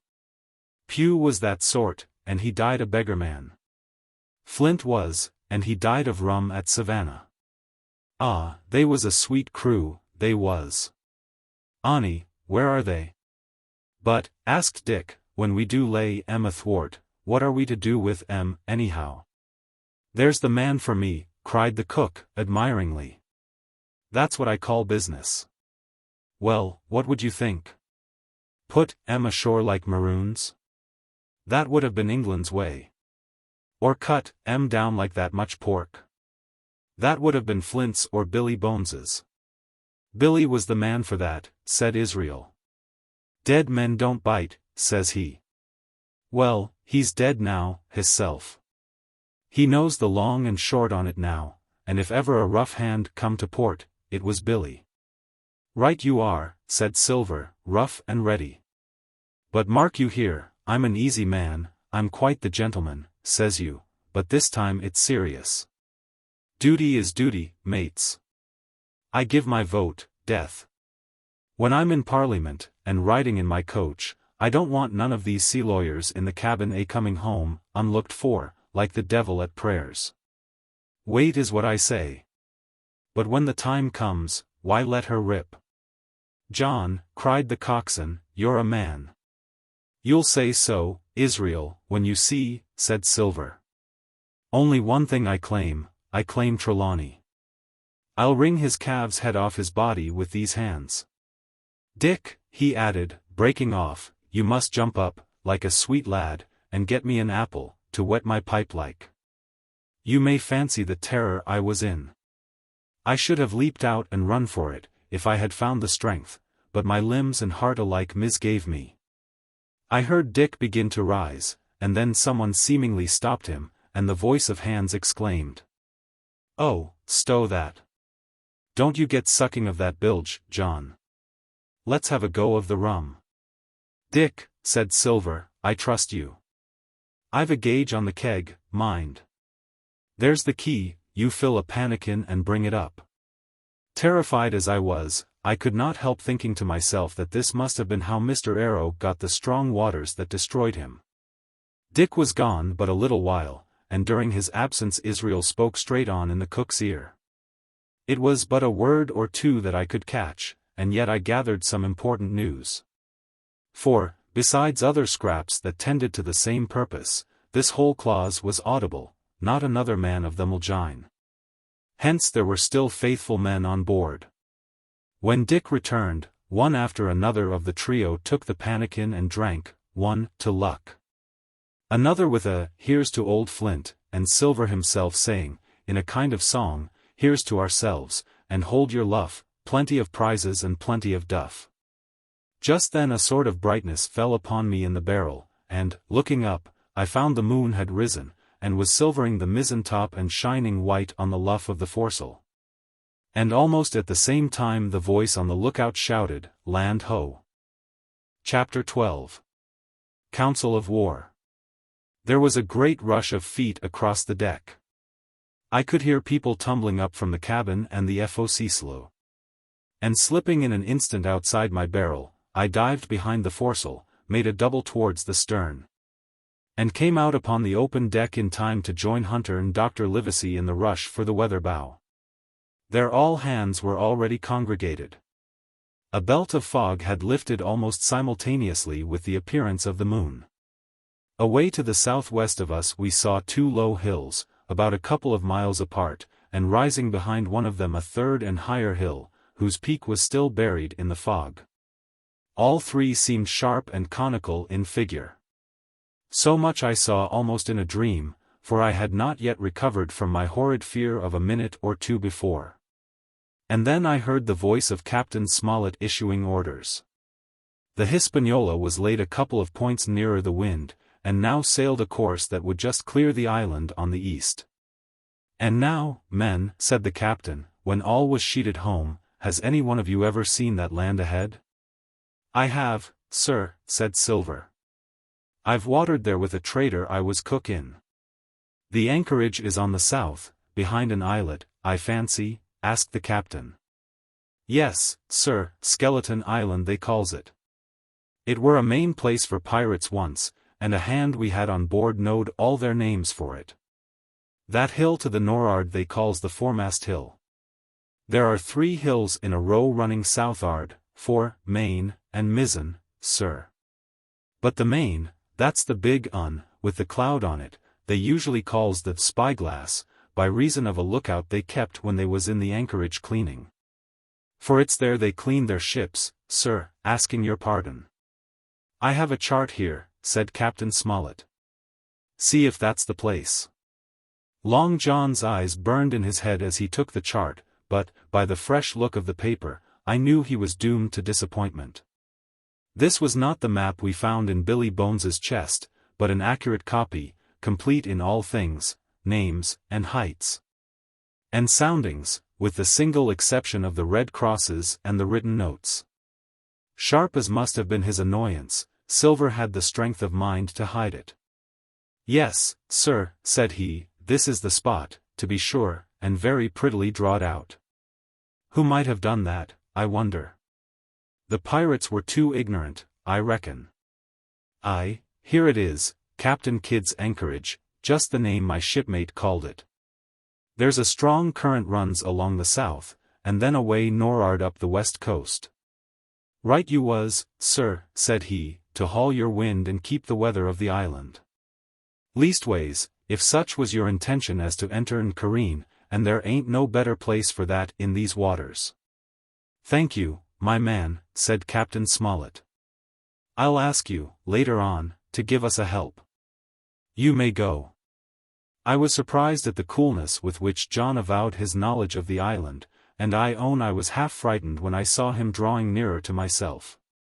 He did not know, to be sure, that I had overheard his counsel from the apple barrel, and yet I had, by this time, taken such a horror of his cruelty, duplicity, and power, that I could scarce conceal a shudder when he laid his hand upon my arm. Ah, said he, this here is a sweet spot, this island, a sweet spot for a lad to get ashore on. You'll bathe, and you'll climb trees, and you'll hunt goats, you will, and you'll get aloft on them hills like a goat yourself. Why, it makes me young again. I was going to forget my timber leg, I was. It's a pleasant thing to be young, and have 10 toes, and you may lay to that.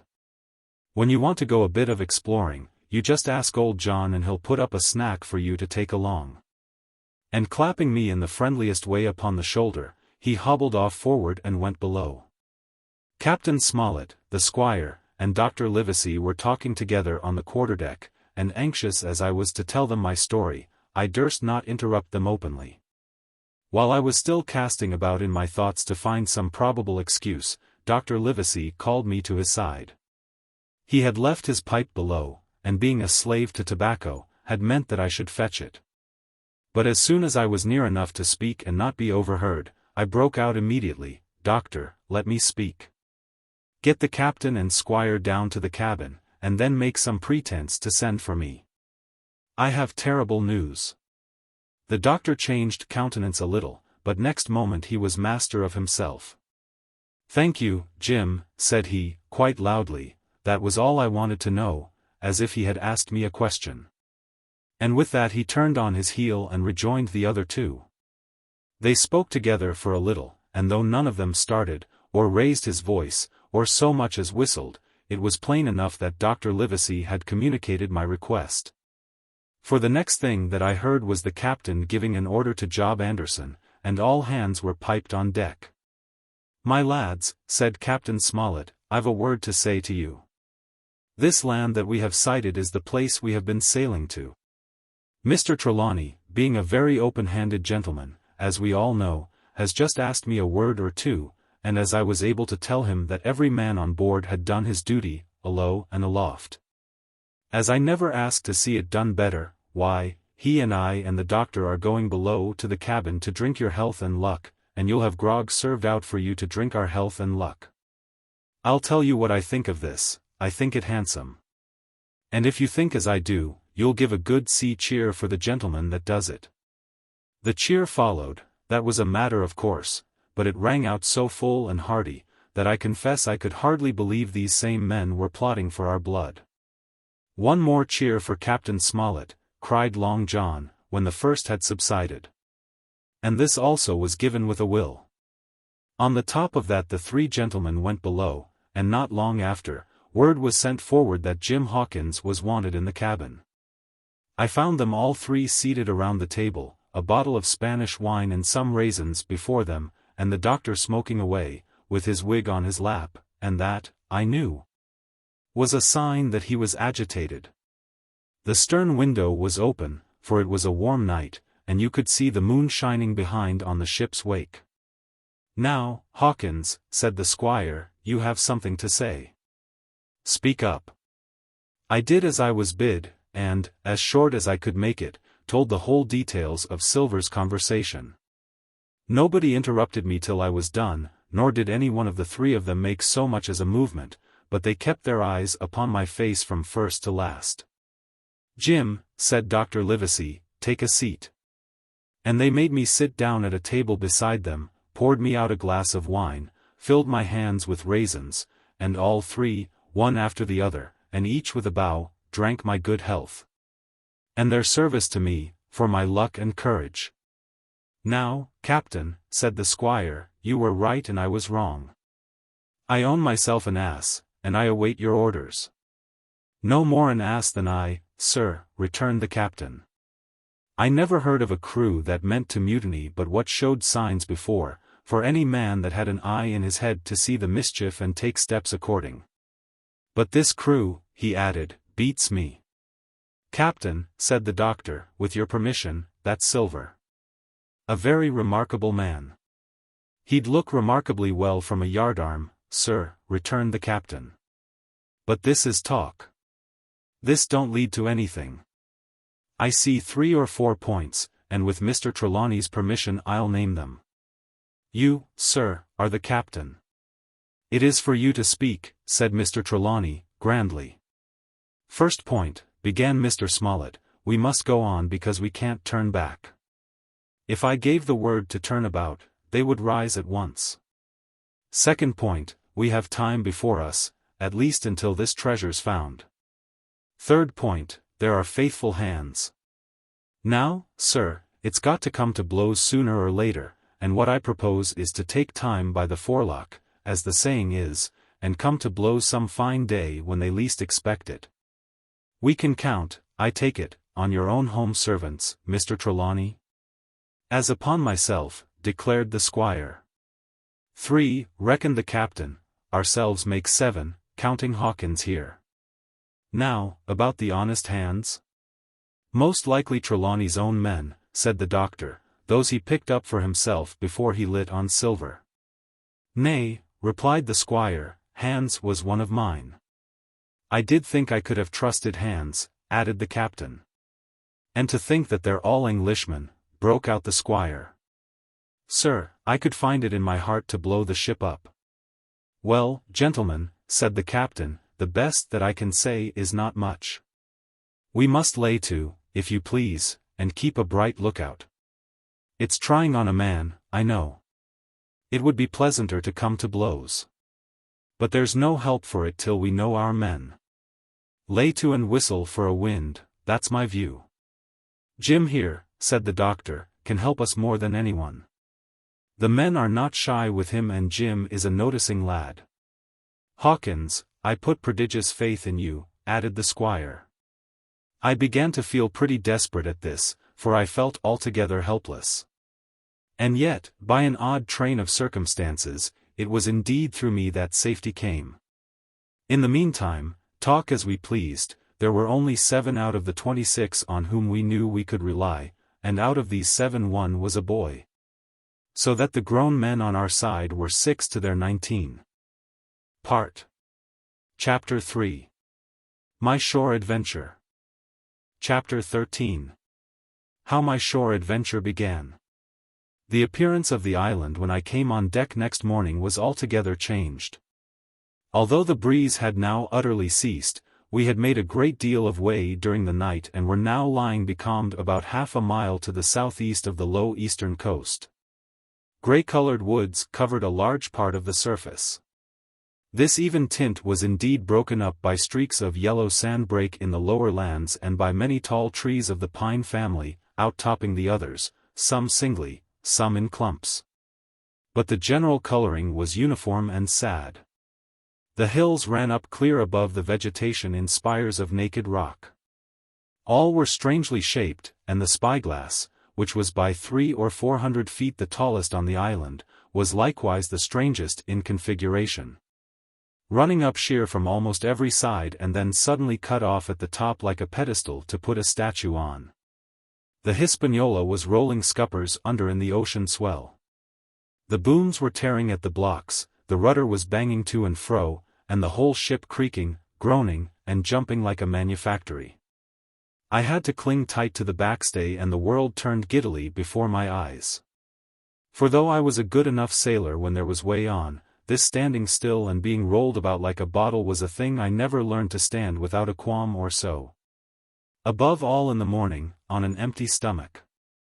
Perhaps it was this, perhaps it was the look of the island, with its grey, melancholy woods, and wild stone spires. And the surf that we could both see and hear foaming and thundering on the steep beach, at least, although the sun shone bright and hot, and the shore birds were fishing and crying all around us. And you would have thought anyone would have been glad to get to land after being so long at sea. My heart sank, as the saying is, into my boots. And from that first look onward I hated the very thought of Treasure Island. We had a dreary morning's work before us, for there was no sign of any wind, and the boats had to be got out and manned.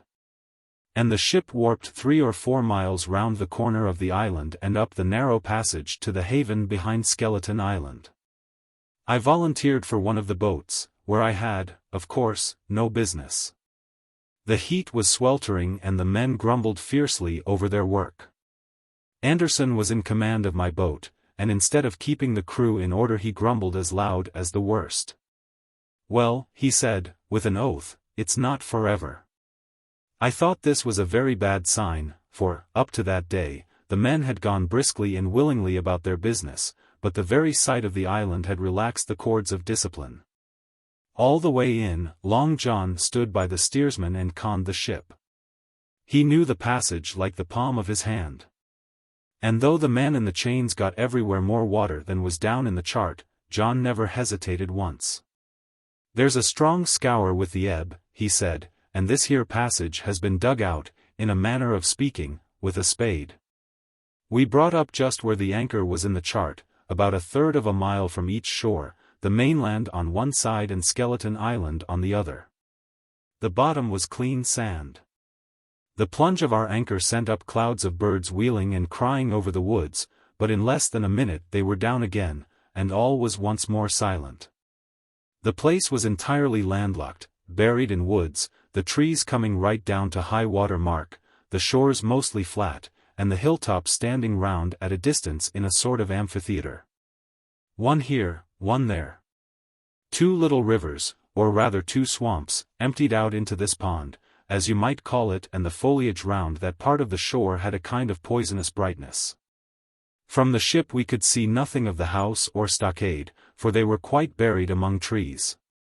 And if it had not been for the chart on the companion, we might have been the first that had ever anchored there since the islands arose out of the seas. There was not a breath of air moving, nor a sound but that of the surf booming half a mile away along the beaches and against the rocks outside. A peculiar stagnant smell hung over the anchorage, a smell of sodden leaves and rotting tree trunks. I observed the doctor sniffing and sniffing, like someone tasting a bad egg. "I don't know about Treasure," he said, "but I'll stake my wig there's fever here." If the conduct of the men had been alarming in the boat, it became truly threatening when they had come aboard. They lay about the deck, growling together in talk. The slightest order was received with a black look, and grudgingly and carelessly obeyed. Even the honest hands must have caught the infection, for there was not one man aboard to mend another. Mutiny, it was plain, hung over us like a thundercloud. And it was not only we of the cabin party who perceived the danger. Long John was hard at work going from group to group, spending himself in good advice, and as for example no man could have shown a better. He fairly outstripped himself in willingness and civility. He was all smiles to everyone. If an order were given, John would be on his crutch in an instant, with the cheeriest "Aye, aye, sir," in the world. And when there was nothing else to do, he kept up one song after another, as if to conceal the discontent of the rest.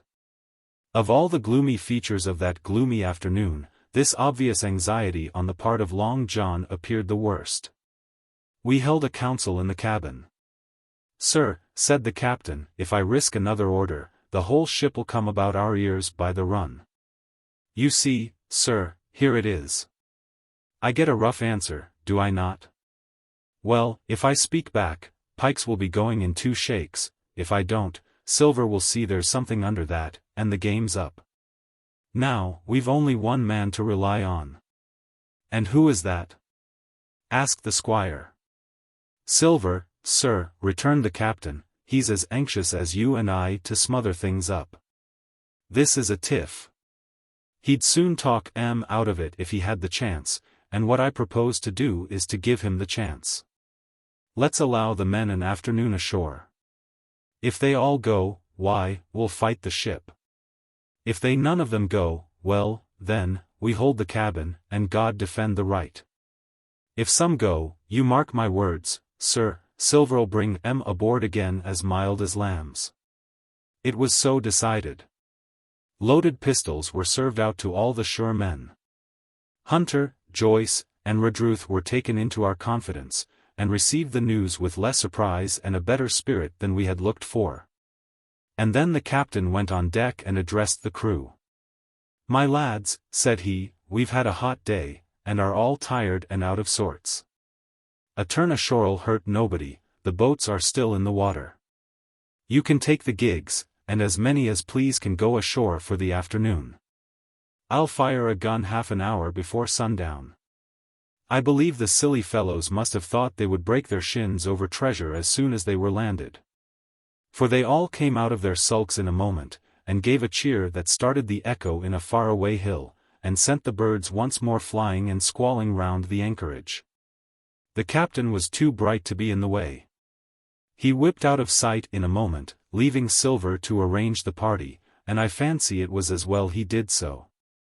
Had he been on deck he could no longer so much as have pretended not to understand the situation. It was as plain as day. Silver was the captain, and a mighty rebellious crew he had of it. The honest hands, and I was soon to see it proved that there were such on board, must have been very stupid fellows. Or, rather, I suppose the truth was this, that all hands were disaffected by the example of the ringleaders, only some more, some less. And a few, being good fellows in the main, could neither be led nor driven any farther. It is one thing to be idle and skulk, and quite another to take a ship and murder a number of innocent men. At last, however, the party was made up. 6 fellows were to stay on board, and the remaining 13, including Silver, began to embark. Then it was that there came into my head the first of the mad notions that contributed so much to save our lives. If 6 men were left by Silver, it was plain our party could not take and fight the ship, and since only 6 were left, it was equally plain that the cabin party had no present need of my assistance. It occurred to me at once to go ashore. In a jiffy I had slipped over the side and curled up in the foresheets of the nearest boat, and almost at the same moment she shoved off. No one took notice of me, only the bow oar saying, "Is that you, Jim? Keep your head down." But Silver, from the other boat, looked sharply over and called out to know if that were me. And from that moment I began to regret what I had done. The crews raced for the beach, but the boat I was in, having some start, and being at once the lighter and the better manned, shot far ahead of her consort. And the bow had struck among the shoreside trees, and I had caught a branch and swung myself out, and plunged into the nearest thicket, while Silver and the rest were still 100 yards behind. "Jim, Jim!" I heard him shouting. But you may suppose I paid no heed. Jumping, ducking, and breaking through, I ran straight before my nose, till I could run no longer. Chapter 14. The First Blow. I was so pleased at having given the slip to Long John, that I began to enjoy myself and look around me with some interest on the strange land that I was in. I had crossed a marshy tract full of willows, bulrushes, and odd, outlandish, swampy trees, and had now come out upon the skirts of an open piece of undulating, sandy country, about a mile long, dotted with a few pines, and a great number of contorted trees, not unlike the oak in growth, but pale in the foliage, like willows. On the far side of the open stood one of the hills, with 2 quaint, craggy peaks, shining vividly in the sun. I now felt for the first time the joy of exploration. The isle was uninhabited. My shipmates I had left behind, and nothing lived in front of me but dumb brutes and fowls. I turned hither and thither among the trees. Here and there were flowering plants, unknown to me. Here and there I saw snakes, and one raised his head from a ledge of rock and hissed at me with a noise not unlike the spinning of a top. Little did I suppose that he was a deadly enemy, and that the noise was the famous rattle.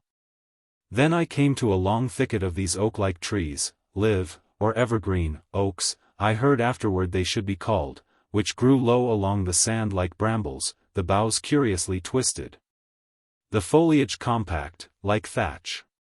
The thicket stretched down from the top of one of the sandy knolls, spreading and growing taller as it went, until it reached the margin of the broad, reedy Fun, through which the nearest of the little rivers soaked its way into the anchorage. The marsh was steaming in the strong sun, and the outline of the spyglass trembled through the haze. All at once there began to go a sort of bustle among the bulrushes. A wild duck flew up with a quack, another followed, and soon over the whole surface of the marsh a great cloud of birds hung screaming and circling in the air. I judged at once that some of my shipmates must be drawing near along the borders of the Fun.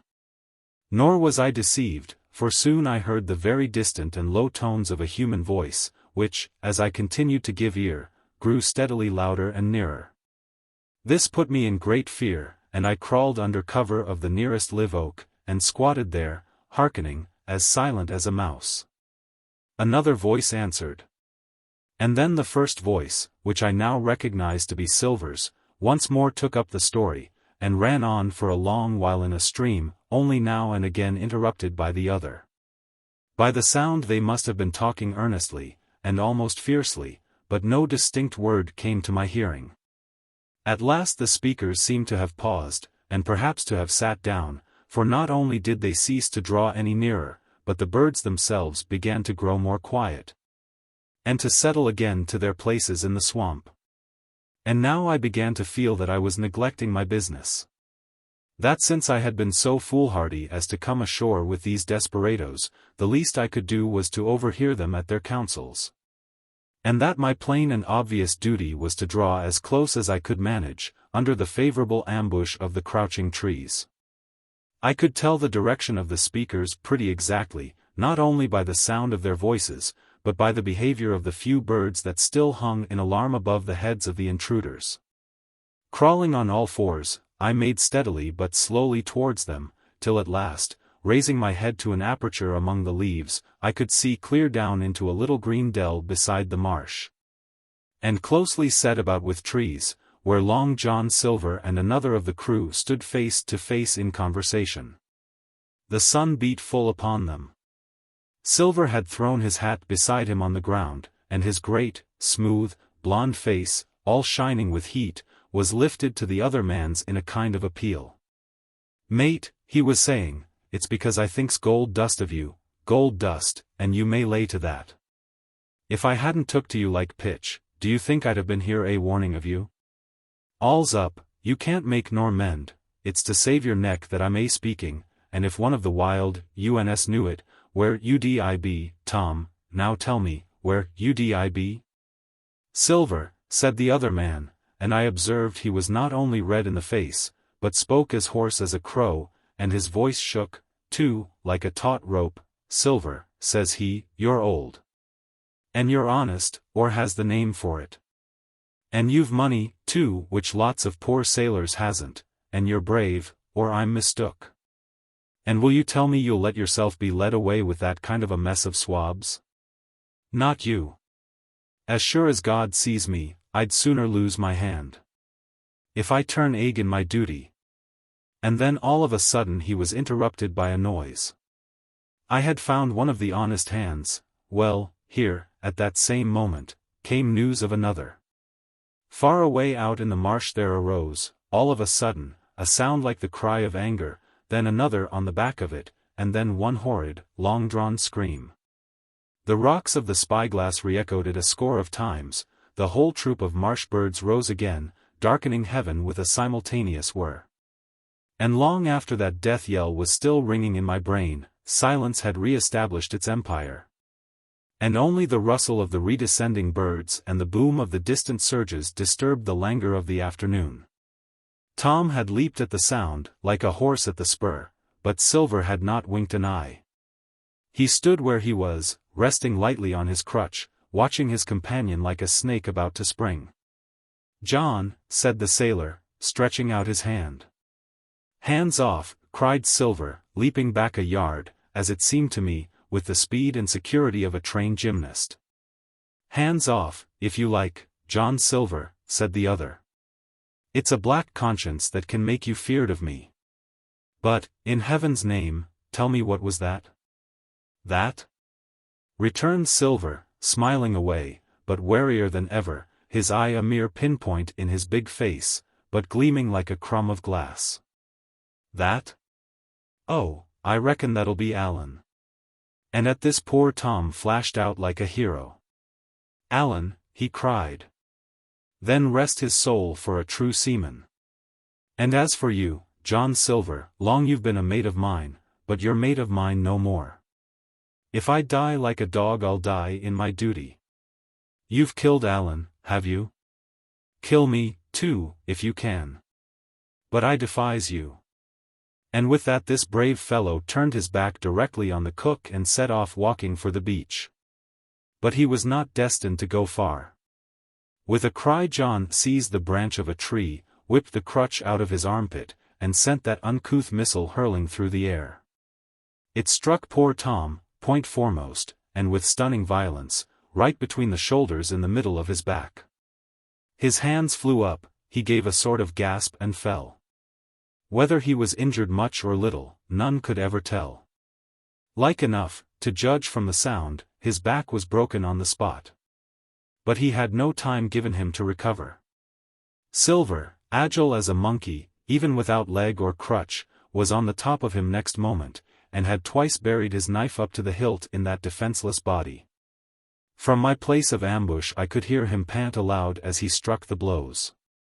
I do not know what it rightly is to faint, but I do know that for the next little while the whole world swam away from before me in a whirling mist. Silver and the birds and the tall spyglass hilltop going round and topsy-turvy before my eyes, and all manner of bells ringing, and distant voices shouting in my ear. When I came again to myself the monster had pulled himself together, his crutch under his arm, his hat upon his head. Just before him Tom lay motionless upon the sward. But the murderer minded him not a whit, cleansing his blood-stained knife the while upon a wisp of grass. Everything else was unchanged, the sun still shining mercilessly upon the steaming marsh and the tall pinnacle of the mountain. And I could scarce persuade myself that murder had actually been done and a human life cruelly cut short a moment since, before my eyes. But now John put his hand into his pocket, brought out a whistle, and blew upon it several modulated blasts, that rang far across the heated air. I could not tell, of course, the meaning of the signal, but it instantly awoke my fears. More men would be coming. I might be discovered. They had already slain 2 of the honest people. After Tom and Allen, might not I come next? Instantly I began to extricate myself and crawl back again, with what speed and silence I could manage, to the more open portion of the wood. As I did so I could hear hails coming and going between the old Buccaneer and his comrades, and this sound of danger lent me wings. As soon as I was clear of the thicket, I ran as I never ran before, scarce minding the direction of my flight, so long as it led me from the murderers, and as I ran, fear grew and grew upon me. Until it turned into a kind of frenzy. Indeed, could anyone be more entirely lost than I? When the gun fired, how should I dare to go down to the boats among those fiends, still smoking from their crime? Would not the first of them who saw me wring my neck like a snipe's? Would not my absence itself be an evidence to them of my alarm, and therefore of my fatal knowledge? It was all over, I thought. Goodbye to the Hispaniola, goodbye to the squire, the doctor, and the captain. There was nothing left for me but death by starvation, or death by the hands of the mutineers. All this while, as I say, I was still running, and, without taking any notice, I had drawn near to the foot of the little hill with the 2 peaks.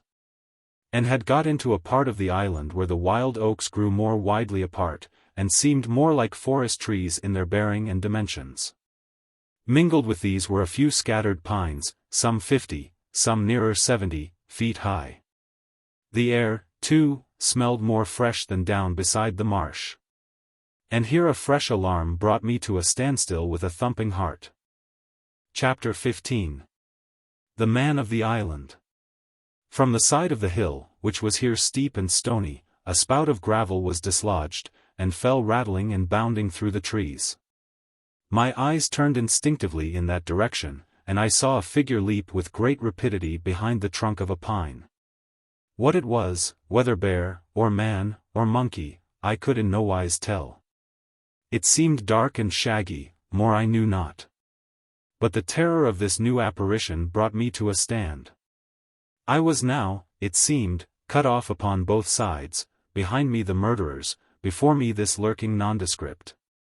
And immediately I began to prefer the dangers that I knew to those I knew not. Silver himself appeared less terrible in contrast with this creature of the woods, and I turned on my heel, and, looking sharply behind me over my shoulder, began to retrace my steps in the direction of the boats. Instantly the figure reappeared, and, making a wide circuit, began to head me off. I was tired, at any rate, but had I been as fresh as when I rose, I could see it was in vain for me to contend in speed with such an adversary. From trunk to trunk the creature flitted like a deer, running manlike on two legs, but unlike any man that I had ever seen, stooping almost double as it ran. Yet a man it was. I could no longer be in doubt about that. I began to recall what I had heard of cannibals. I was within an ace of calling for help. But the mere fact that he was a man, however wild, had somewhat reassured me, and my fear of Silver began to revive in proportion. I stood still, therefore, and cast about for some method of escape, and as I was so thinking, the recollection of my pistol flashed into my mind. As soon as I remembered I was not defenseless, courage glowed again in my heart, and I set my face resolutely for this man of the island, and walked briskly toward him. He was concealed by this time, behind another tree trunk, but he must have been watching me closely, for as soon as I began to move in his direction he reappeared and took a step to meet me. Then he hesitated, drew back, came forward again, and, at last, to my wonder and confusion, threw himself on his knees and held out his clasped hands in supplication. At that I once more stopped. "Who are you?" I asked. "Ben Gunn," he answered, and his voice sounded hoarse and awkward, like a rusty lock. "I'm poor Ben Gunn, I am, and I haven't spoke with a Christian these 3 years." I could now see that he was a white man like myself, and that his features were even pleasing. His skin, wherever it was exposed, was burned by the sun. Even his lips were black, and his fair eyes looked quite startling in so dark a face. Of all the beggar men that I had seen or fancied, he was the chief for raggedness. He was clothed with tatters of old ship's canvas and old sea-cloth, and this extraordinary patchwork was all held together by a system of the most various and incongruous fastenings, brass buttons, bits of stick, and loops of tarry gaskin. About his waist he wore an old brass-buckled leather belt, which was the one thing solid in his whole accoutrement. 3 years. I cried. "Were you shipwrecked?" "Nay, mate," said he, "marooned." I had heard the word and I knew it stood for a horrible kind of punishment common enough among the buccaneers, in which the offender is put ashore with a little powder and shot and left behind on some desolate and distant island. "Marooned 3 years agone," he continued, "and lived on goats since then, and berries and oysters." "Wherever a man is," says I, "a man can do for himself. But, mate, my heart is sore for Christian diet. You mightn't happen to have a piece of cheese about you, now?" "No?" "Well, many's the long night I've dreamed of cheese, toasted, mostly, and woke up again, and here I were." "If ever I can get aboard again," said I, "you shall have cheese by the stone." All this time he had been feeling the stuff of my jacket, smoothing my hands, looking at my boots, and generally, in the intervals of his speech, showing a childish pleasure in the presence of a fellow creature. But at my last words he perked up into a kind of startled slyness. "If ever you get aboard again, says you?" he repeated. "Why, now, who's to hinder you?" "Not you, I know," was my reply. "And right you was," he cried. "Now you, what do you call yourself, mate?" "Jim," I told him. Jim, says he, quite pleased, apparently. Well, now, Jim, I've lived that rough as you'd be ashamed to hear of. Now, for instance, you wouldn't think I had had a pious mother, to look at me? He asked. Why, no, not in particular, I answered. Ah, well, said he, but I had, remarkable pious.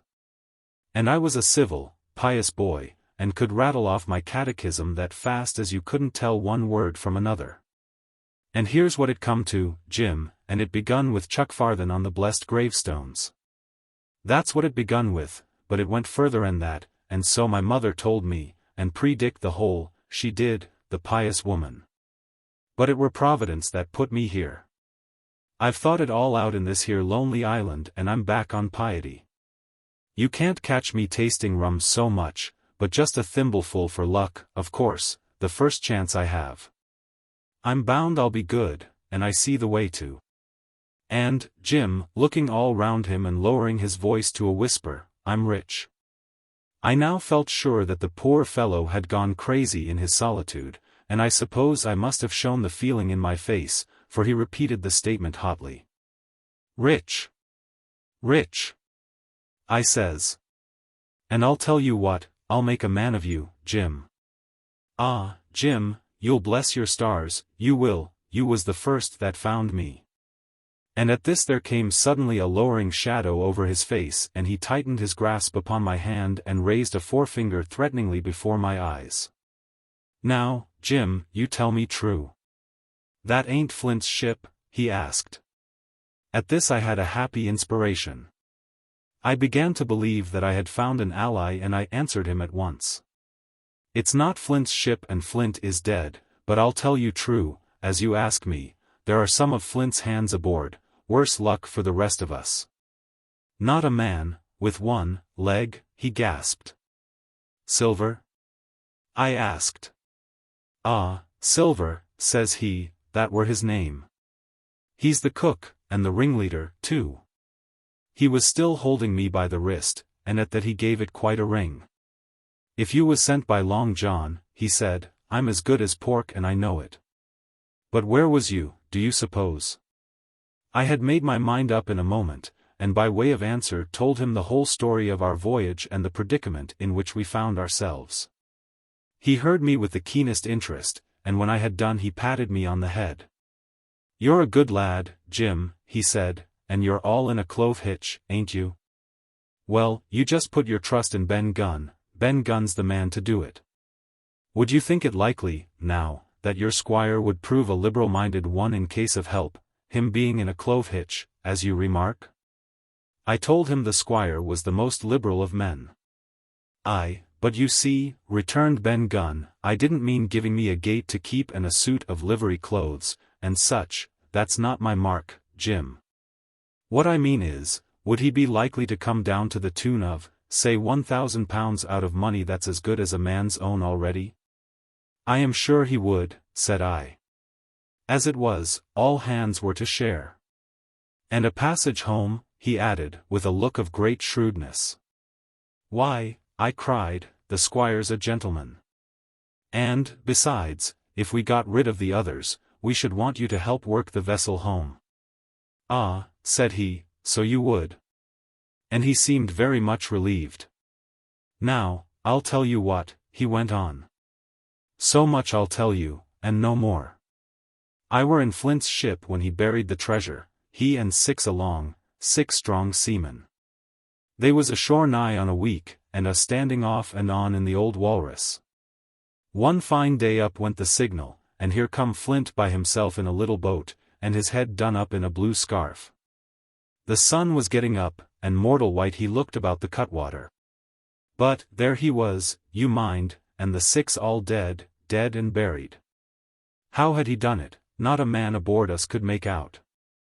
It was battle, murder, and sudden death, leastways, him against 6.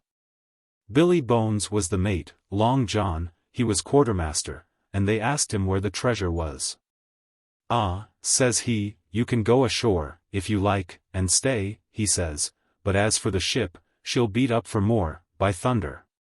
That's what he said. Well, I was in another ship 3 years back, and we sighted this island. Boys, said I, here's Flint's treasure, let's land and find it. The captain was displeased at that. But my messmates were all of a mind, and landed. 12 days they looked for it, and every day they had the worse word for me, until one fine morning all hands went aboard.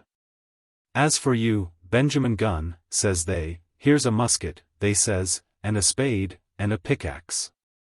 You can stay here and find Flint's money for yourself, they says. Well, Jim, 3 years have I been here, and not a bite of Christian diet from that day to this. But now, you look here, look at me.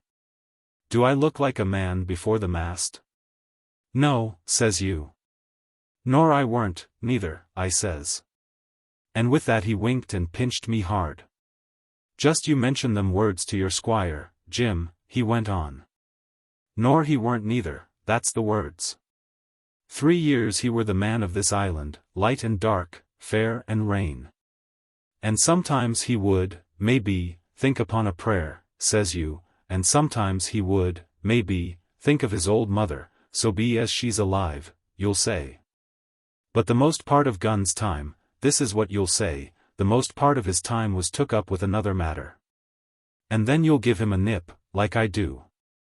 And he pinched me again, in the most confidential manner. Then, he continued, then you'll up, and you'll say this, Gunn is a good man, you'll say, and he puts a precious sight more confidence, a precious sight. Mind that, in a gentleman born than in these gentlemen of fortune, having been one hisself. Well, I said, I don't understand one word that you've been saying. But that's neither here nor there, for how am I to get on board?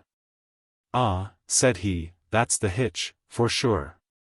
Well, there's my boat that I made with my 2 hands. I keep her under the White Rock. If the worst come to the worst, we might try that after dark. Hi, he broke out, what's that?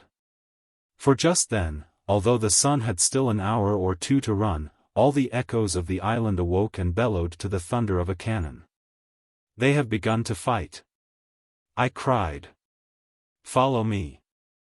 And I began to run toward the anchorage, my terrors all forgotten, while, close at my side, the marooned man in his goatskins trotted easily and lightly.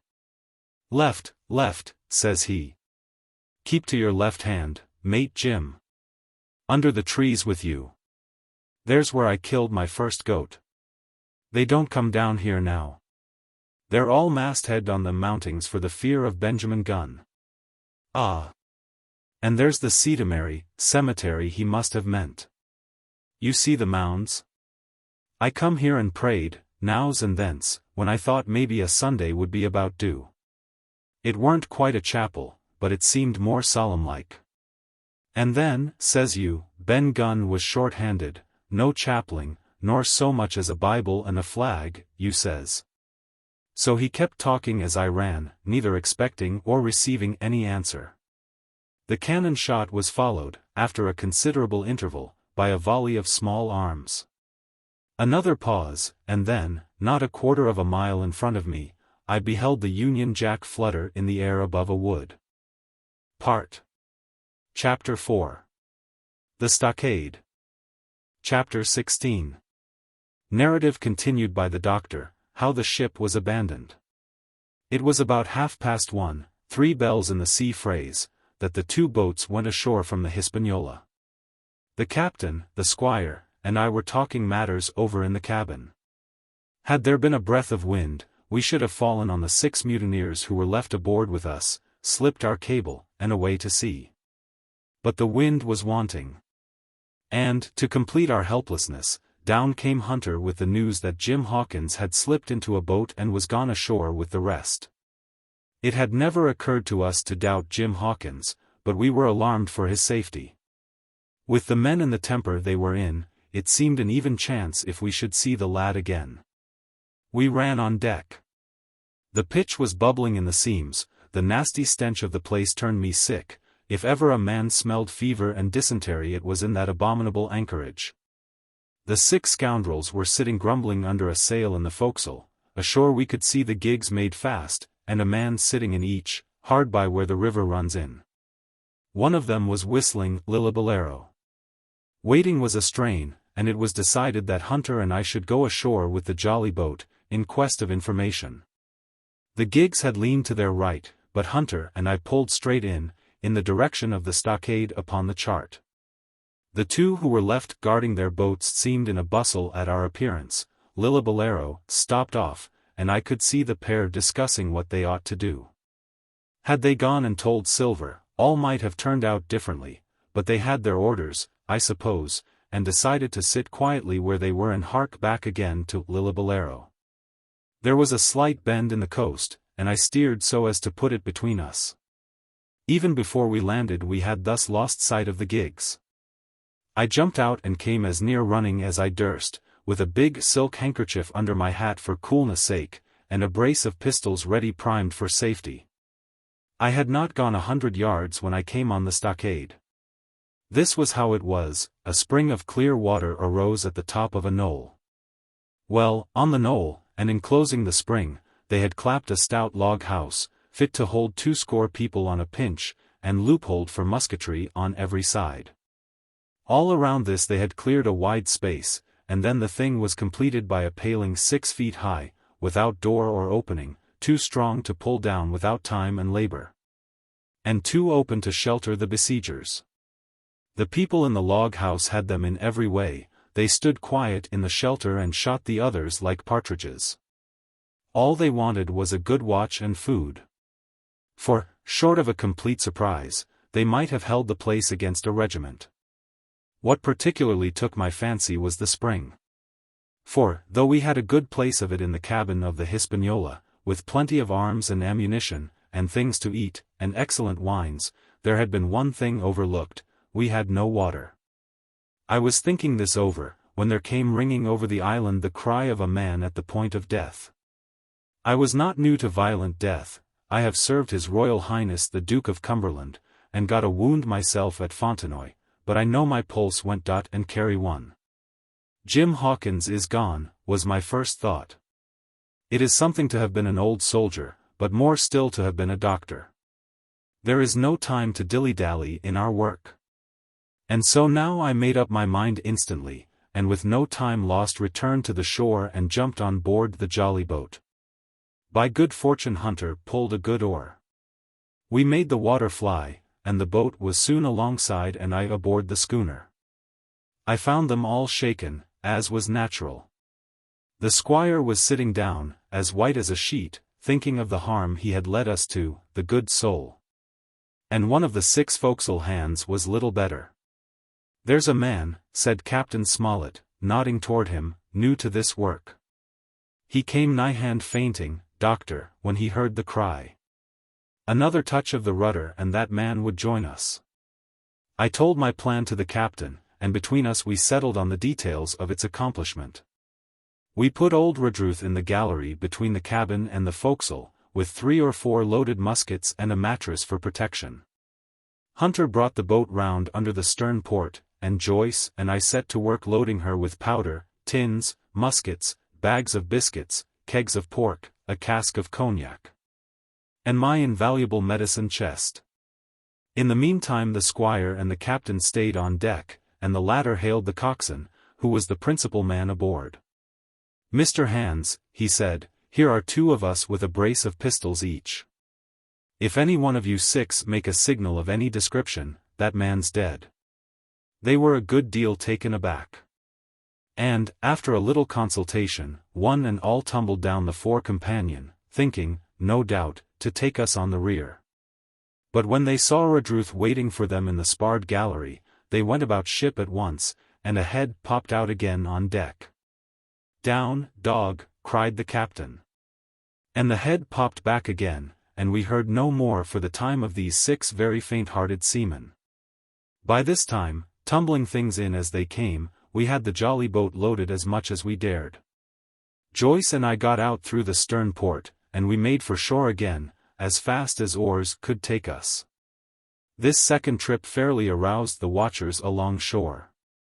Lillibalero was dropped again, and just before we lost sight of them behind the little point, one of them whipped ashore and disappeared. I had half a mind to change my plan and destroy their boats, but I feared that Silver and the others might be close at hand, and all might very well be lost by trying for too much. We had soon touched land in the same place as before and set to work to provision the blockhouse. All three made the first journey, heavily laden, and tossed our stores over the palisade. Then, leaving Joyce to guard them, one man, to be sure, but with half a dozen muskets, Hunter and I returned to the jolly boat, and loaded ourselves once more. So we proceeded, without pausing to take breath, till the whole cargo was bestowed, when the two servants took up their position in the blockhouse, and I, with all my power, sculled back to the Hispaniola.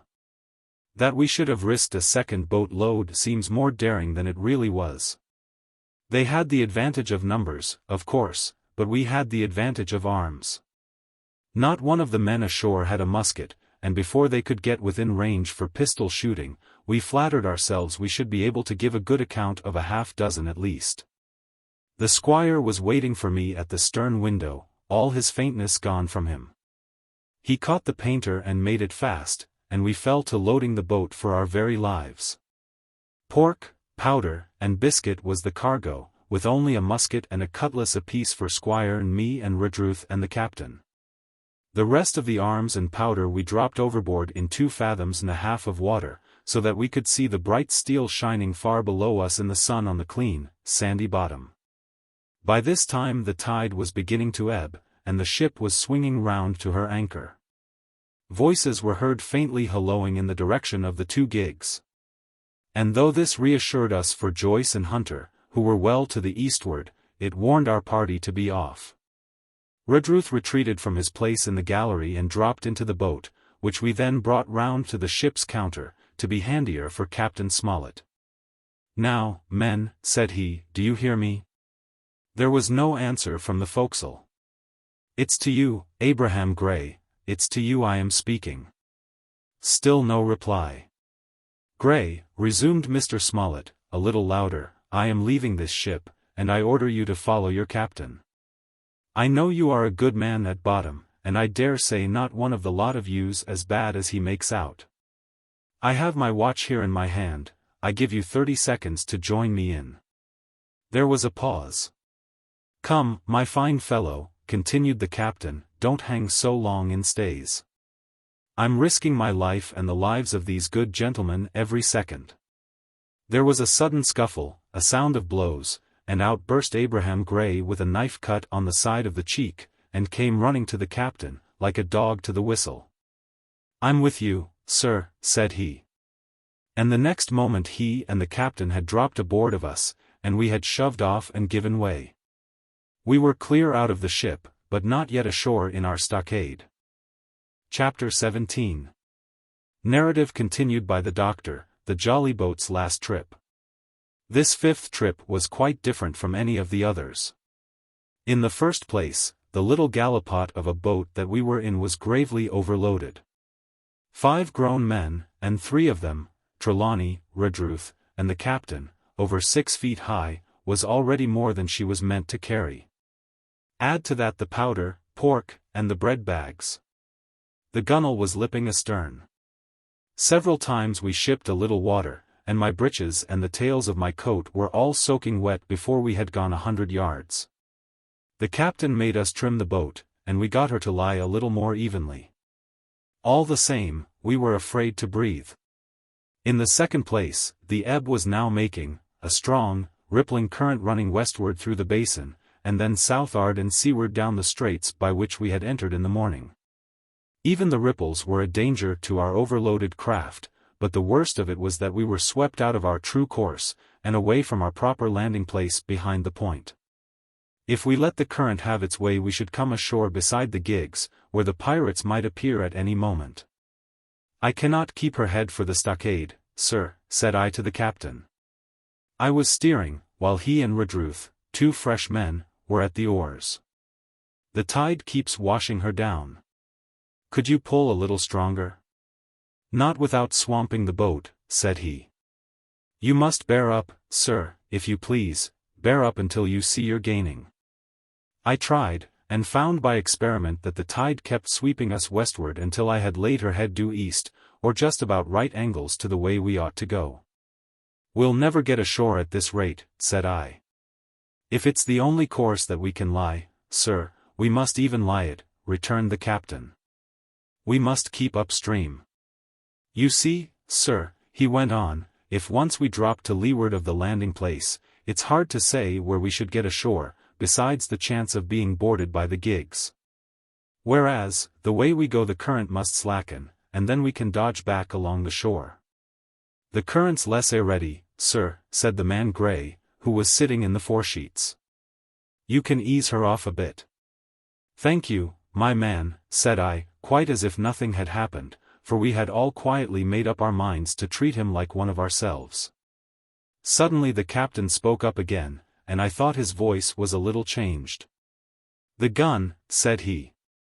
"I have thought of that," said I, for I made sure he was thinking of a bombardment of the fort.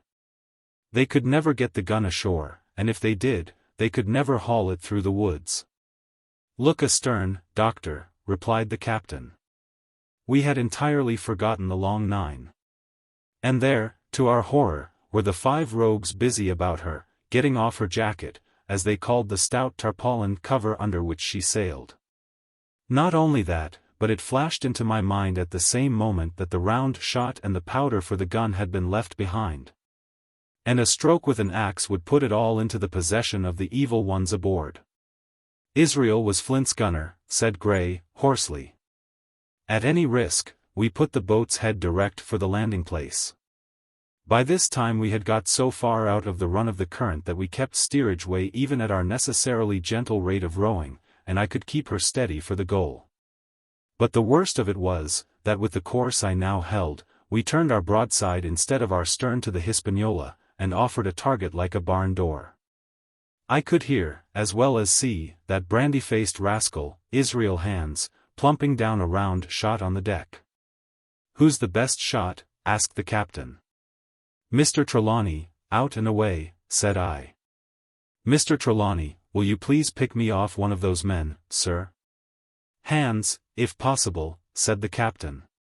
Trelawney was as cold as steel.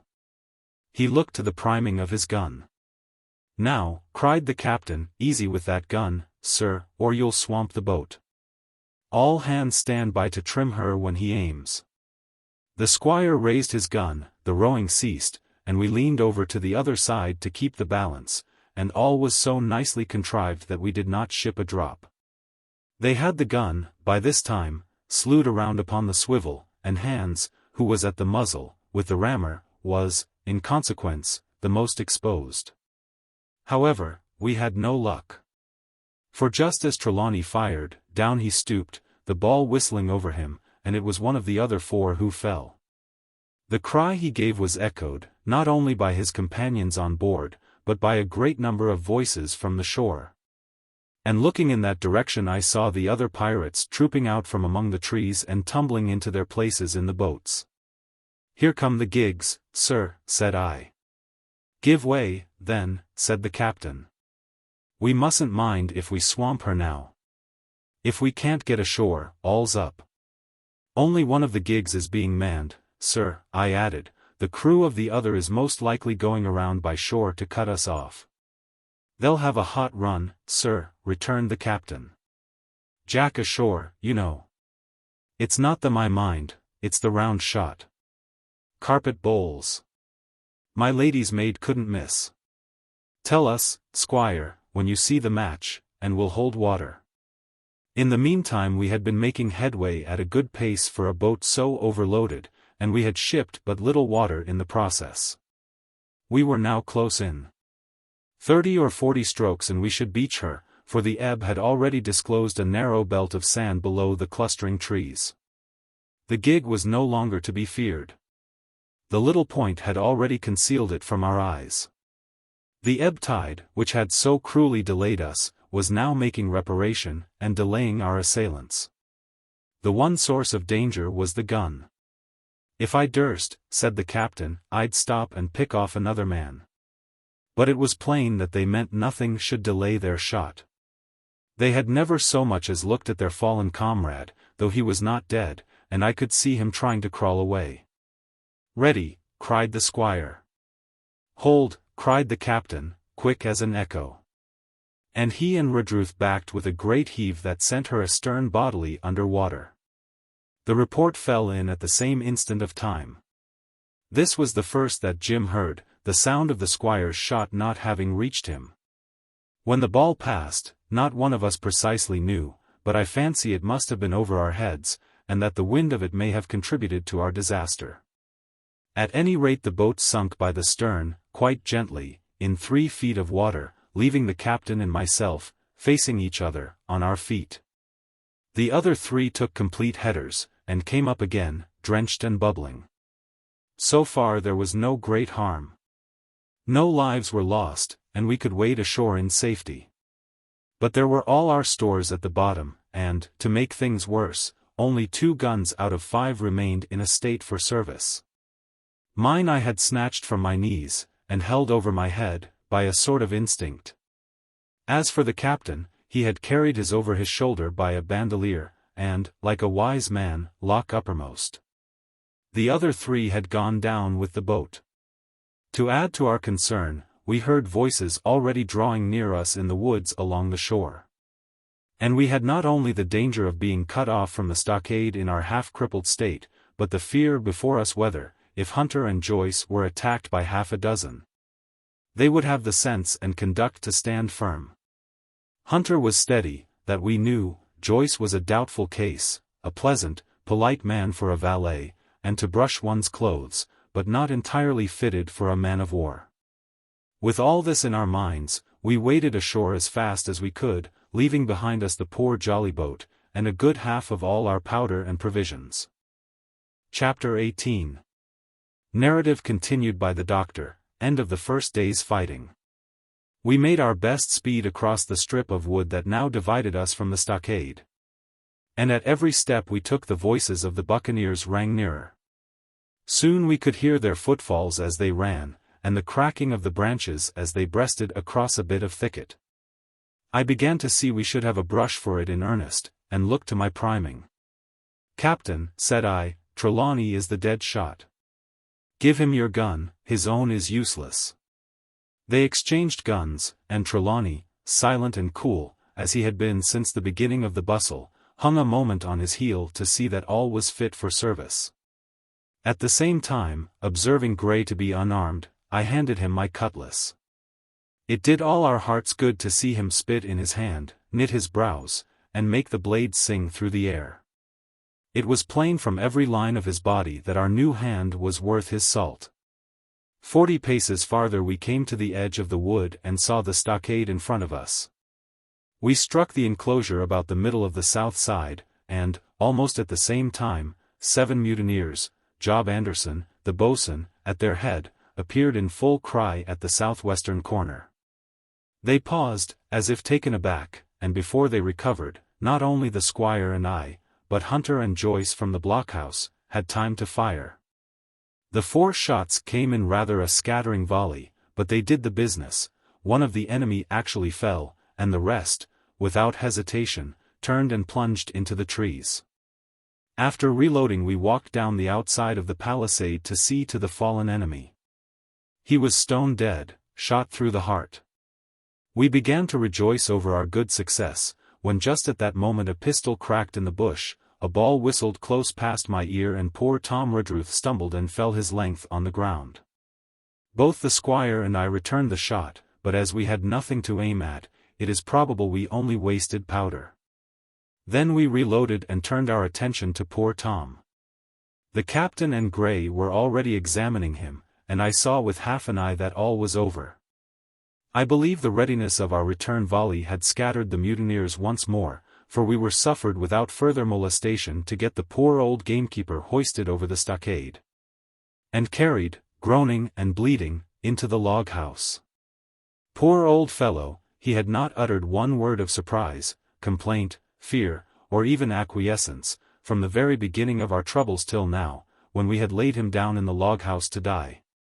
He had lain like a Trojan behind his mattress in the gallery, he had followed every order silently, doggedly, and well, he was the oldest of our party by a score of years. And now, sullen, old, serviceable servant, it was he that was to die.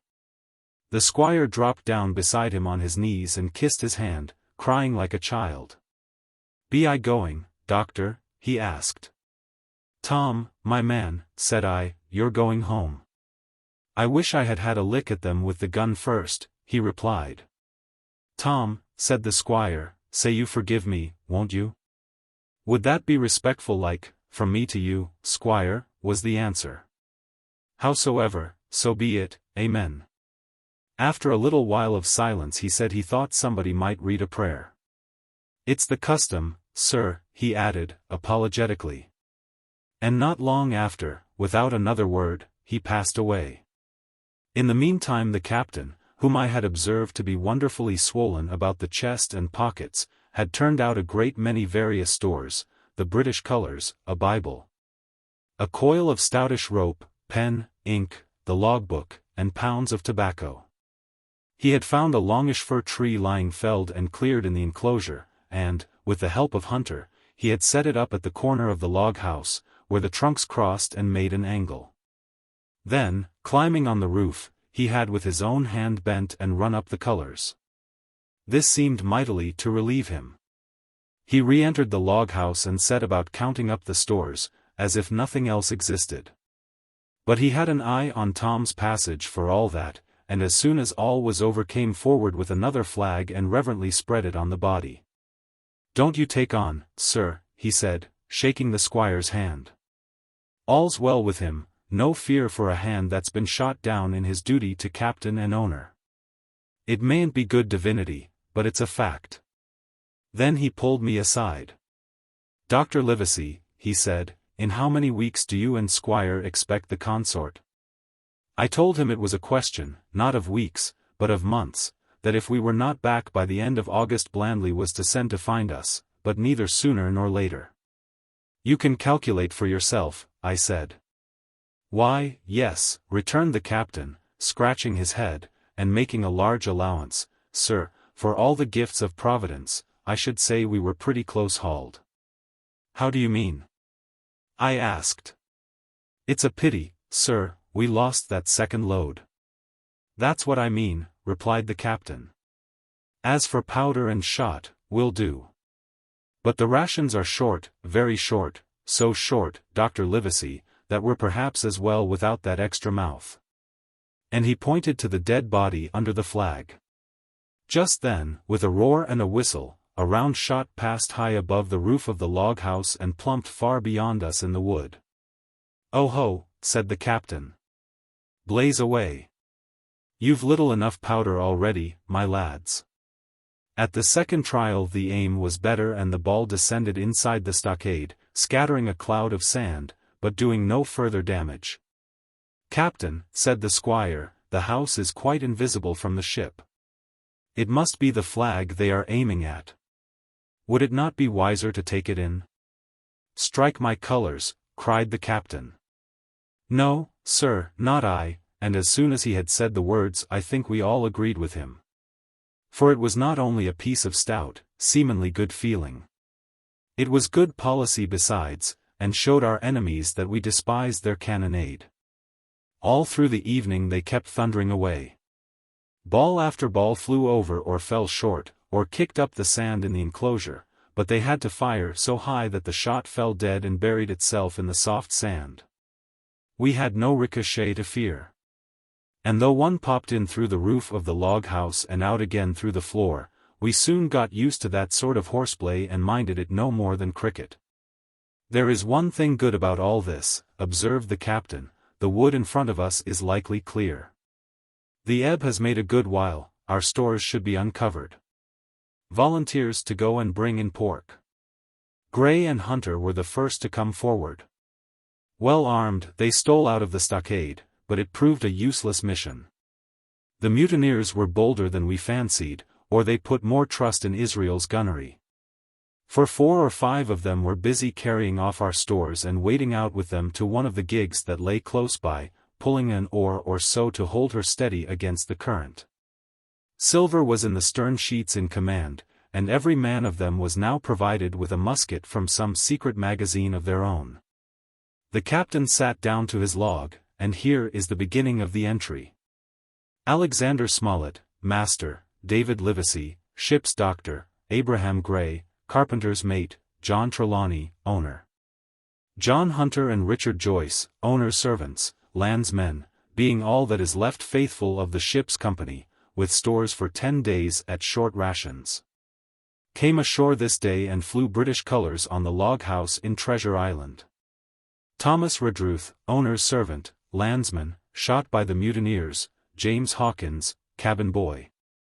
And at the same time I was wondering over poor Jim Hawkins' fate. A hail on the land side. Somebody hailing us, said Hunter, who was on guard. Doctor. Squire. Captain. Hullo, Hunter, is that you? Came the cries. And I ran to the door in time to see Jim Hawkins, safe and sound, come climbing over the stockade. Chapter 19. Narrative resumed by Jim Hawkins, the garrison in the stockade. As soon as Ben Gunn saw the colours he came to a halt, stopped me by the arm and sat down. Now, said he, there's your friends, sure enough. Far more likely it's the mutineers, I answered. That, he cried. Why, in a place like this, where nobody puts in but gentlemen of fortune, silver would fly the Jolly Roger, you don't make no doubt of that. No, that's your friends. There's been blows, too, and I reckon your friends has had the best of it, and here they are ashore in the old stockade, as was made years and years ago by Flint. Ah, he was the man to have a headpiece, was Flint. Barring rum, his match was never seen. He were afraid of none, not he, Ani Silver, Silver was that genteel. Well, said I, that may be so, and so be it, all the more reason that I should hurry on and join my friends. Nay, mate, returned Ben, not you. You're a good boy, or I'm mistook. But you're ony a boy, all told. Now Ben Gunn is fly. Rum wouldn't bring me there, where you're going, not rum wouldn't, till I see you're born gentleman, and gets it on his word of honor. And you won't forget my words, a precious sight, that's what you'll say, a precious sight more confidence, and then nips him. And he pinched me the third time with the same air of cleverness. And when Ben Gunn is wanted you know where to find him, Jim. Just where you found him today. And him that comes is to have a white thing in his hand, and he's to come alone. Oh. And you'll say this, Ben Gunn, says you, has reasons of his own. Well, said I believe I understand. You have something to propose, and you wish to see the squire or the doctor, and you're to be found where I found you. Is that all? And when? Says you, he added. Why, from about noon observation to about 6 bells. Good, says I, and now may I go? You won't forget, he inquired, anxiously. Precious sight, and reasons of his own, says you. Reasons of his own, that's the mainstay, as between man and man. Well, then, still holding me, I reckon you can go, Jim. And, Jim, if you was to see silver, you wouldn't go for to sell Ben Gunn? Wild horses wouldn't draw it from you? No, says you. And if them pirates came ashore, Jim, what would you say but there'd be widders in the morning? Here he was interrupted by a loud report, and a cannon ball came tearing through the trees and pitched in the sand, not 100 yards from where we two were talking. The next moment each of us had taken to our heels in a different direction. For a good hour to come frequent reports shook the island, and balls kept crashing through the woods.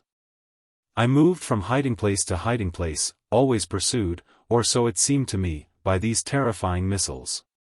But toward the end of the bombardment, though still I durst not venture in the direction of the stockade, where the balls fell oftenest, I had begun, in a manner, to pluck up my heart again. And after a long detour to the east, crept down among the shoreside trees.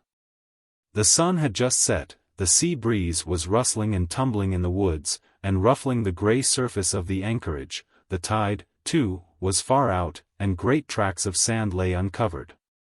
The air, after the heat of the day, chilled me through my jacket. The Hispaniola still lay where she had anchored.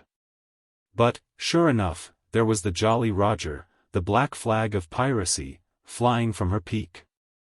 Even as I looked there came another red flash and another report, that sent the echoes clattering, and one more round shot whistled through the air. It was the last of the cannonade. I lay for some time, watching the bustle which succeeded the attack. Men were demolishing something with axes on the beach near the Stockade, the poor jolly boat, I afterwards discovered. Away, near the mouth of the river, a great fire was glowing among the trees, and between that point and the ship one of the gigs kept coming and going, the men, whom I had seen so gloomy, shouting at the oars like children. But there was a sound in their voices which suggested rum. At length I thought I might return towards the Stockade. I was pretty far down on the low, sandy spit that encloses the anchorage to the east, and is joined at half water to Skeleton Island. And now, as I rose to my feet, I saw, some distance farther down the spit, and rising from among low bushes, an isolated rock, pretty high, and peculiarly white in color. It occurred to me that this might be the white rock of which Ben Gunn had spoken, and that some day or other a boat might be wanted, and I should know where to look for one. Then I skirted among the woods until I had regained the rear, or shoreward side, of the Stockade, and was soon warmly welcomed by the faithful party. I had soon told my story, and began to look about me. The log house was made of unsquared trunks of pine, roof, walls, and floor. The latter stood in several places as much as a foot or a foot and a half above the surface of the sand. There was a porch at the door, and under this porch the little spring welled up into an artificial basin of a rather odd kind, no other than a great ship's kettle of iron, with the bottom knocked out, and sunk, to her bearings, as the captain said, among the sand. Little had been left beside the framework of the house, but in one corner there was a stone slab laid down by way of hearth, and an old rusty iron basket to contain the fire. The slopes of the knoll and all the inside of the stockade had been cleared of timber to build the house, and we could see by the stumps what a fine and lofty grove had been destroyed. Most of the soil had been washed away or buried in drift after the removal of the trees.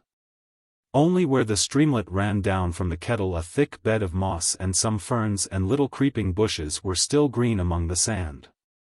Very close around the stockade, too close for defense, they said, the wood still flourished high and dense, all of fir on the land side, but toward the sea with a large admixture of live oaks.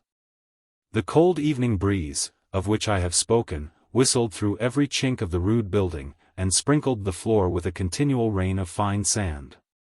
There was sand in our eyes, sand in our teeth, sand in our suppers, sand dancing in the spring at the bottom of the kettle, for all the world like porridge beginning to boil. Our chimney was a square hole in the roof, it was but a little part of the smoke that found its way out, and the rest eddied about the house, and kept us coughing and piping the eye. Add to this that Gray, the new man, had his face tied up in a bandage for a cut he had got in breaking away from the mutineers. And that poor old Tom Redruth, still unburied, lay along the wall, stiff and stark, under the Union Jack. If we had been allowed to sit idle, we should all have fallen in the blues, but Captain Smollett was never the man for that. All hands were called up before him, and he divided us into watches. The doctor, and Gray, and I, for one, the squire, Hunter, and Joyce upon the other. Tired as we all were, 2 were sent out for firewood, 2 more were sent to dig a grave for Redruth, the doctor was named cook, I was put sentry at the door. And the captain himself went from one to another, keeping up our spirits and lending a hand wherever it was wanted. From time to time the doctor came to the door for a little air and to rest his eyes, which were almost smoked out of his head, and whenever he did so, he had a word for me. "That man Smollett," he said once, "is a better man than I am. And when I say that it means a deal, Jim." Another time he came and was silent for a while. Then he put his head on one side, and looked at me. "Is this Ben Gunn a man?" he asked. "I do not know, sir," said I am not very sure whether he's sane." "If there's any doubt about the matter, he is," returned the doctor. "A man who has been 3 years biting his nails on a desert island, Jim, can't expect to appear as sane as you or me. It doesn't lie in human nature." "Was it cheese you said he had a fancy for?" "Yes, sir, cheese," I answered. "Well, Jim," says he, "just see the good that comes of being dainty in your food. You've seen my snuff-box, haven't you? And you never saw me take snuff, the reason being that in my snuff-box I carry a piece of Parmesan cheese, a cheese made in Italy, very nutritious. Well, that's for Ben Gunn." Before supper was eaten we buried old Tom in the sand, and stood round him for a while bareheaded in the breeze. A good deal of firewood had been got in, but not enough for the captain's fancy, and he shook his head over it, and told us we must get back to this tomorrow rather livelier. Then, when we had eaten our pork, and each had a good stiff glass of brandy grog, the 3 chiefs got together in a corner to discuss our prospects. It appears they were at their wits' end what to do, the stores being so low that we must have been starved into surrender long before help came. But our best hope, it was decided, was to kill off the Buccaneers until they either hauled down their flag or ran away with the Hispaniola. From 19 they were already reduced to 15, 2 others were wounded, and one, at least, the man shot beside the gun, severely wounded, if he were not dead. Every time we had a crack at them, we were to take it, saving our own lives, with the extremest care. And, beside that, we had 2 able allies, rum and the climate. As for the first, though we were about half a mile away, we could hear them roaring and singing late into the night. And as for the second, the doctor staked his wig, that camped where they were in the marsh, and unprovided with remedies, the half of them would be on their backs before a week. So, he added, if we are not all shot down first, they'll be glad to be packing in the schooner. It's always a ship, and they can get to buccaneering again, I suppose. "First ship that I ever lost," said Captain Smollett. "I was dead tired, as you may fancy, and when I got to sleep, which was not till after a great deal of tossing, I slept like a log of wood. The rest had long been up, and had already breakfasted and increased the pile of firewood by about half as much again, when I was awakened by a bustle and the sound of voices. 'Flag of truce!' I heard someone say, and then, immediately after, with a cry of surprise, 'Silver himself!' And, at that, up I jumped, and, rubbing my eyes, ran to a loophole in the wall." Chapter 20. Silver's Embassy. Sure enough, there were 2 men just outside the stockade, one of them waving a white cloth, the other, no less a person than Silver himself, standing placidly by. It was still quite early, and the coldest morning that I think I ever was abroad in, a chill that pierced into the marrow. The sky was bright and cloudless overhead, and the tops of the trees shone rosily in the sun. But where Silver stood with his lieutenant all was still in shadow, and they waded knee-deep in a low, white vapor that had crawled during the night out of the morass. The chill and the vapor taken together told a poor tale of the island. It was plainly a damp, feverish, unhealthy spot. "Keep indoors, men," said the captain. 10 to 1 this is a trick." Then he hailed the Buccaneer. "Who goes?" "Stand, or we fire." "Flag of truce," cried Silver. The captain was in the porch, keeping himself carefully out of the way of a treacherous shot, should any be intended. He turned and spoke to us. "Doctors watch on the lookout. Dr. Livesey, take the north side, if you please, Jim the east, Gray, west. The watch below, all hands to load muskets. Lively, men, and careful." And then he turned again to the mutineers. "And what do you want with your flag of truce?" he cried. This time it was the other man who replied. "Captain Silver, sir, to come on board and make terms," he shouted. "Captain Silver. Don't know him." "Who's he?" cried the captain. And we could hear him adding to himself, "Captain, is it? My heart, and here's promotion." Long John answered for himself. "Me, sir." These poor lads have chosen me captain, after your desertion, sir, laying a particular emphasis upon the word desertion. We're willing to submit, if we can come to terms, and no bones about it.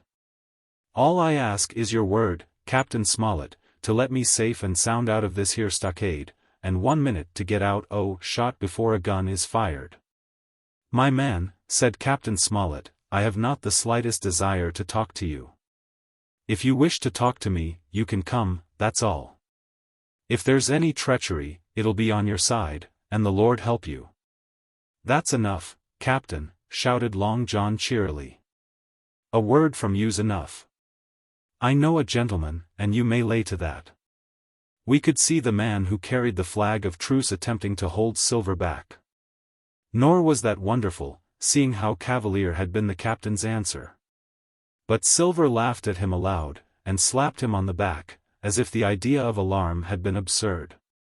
Then he advanced to the stockade, threw over his crutch, got a leg up, and with great vigor and skill succeeded in surmounting the fence and dropping safely to the other side.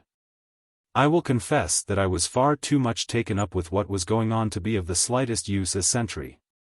Indeed, I had already deserted my eastern loophole and crept up behind the captain, who had now seated himself on the threshold, with his elbows on his knees, his head in his hands, and his eyes fixed on the water as it bubbled out of the old iron kettle in the sand.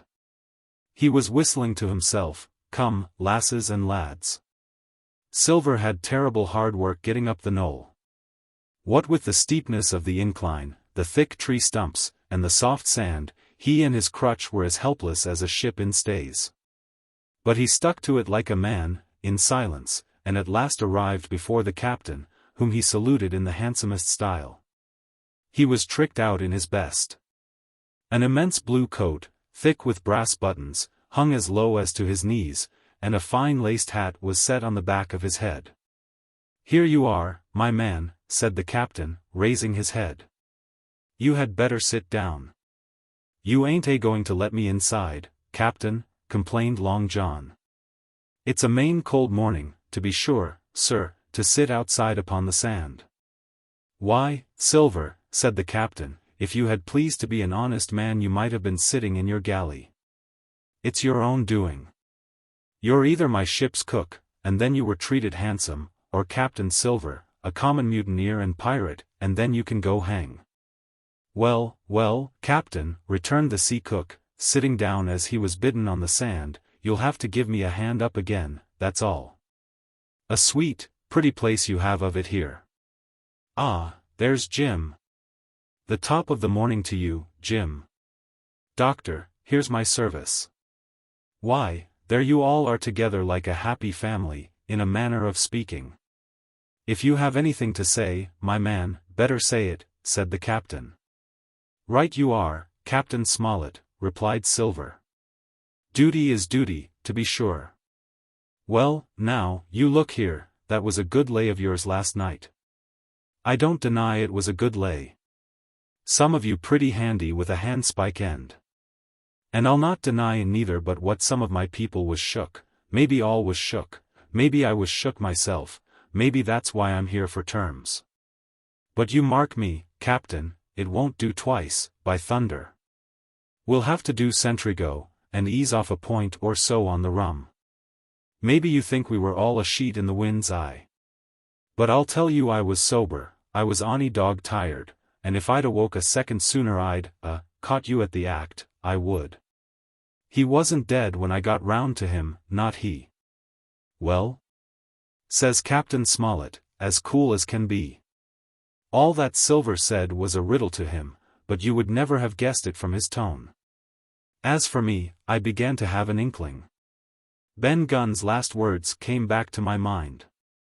I began to suppose that he had paid the Buccaneers a visit while they all lay drunk together round their fire, and I reckoned up with glee that we had only 14 enemies to deal with. "Well, here it is," said Silver. "We want that treasure, and we'll have it, that's our point. You would just as soon save your lives, I reckon, and that's yours.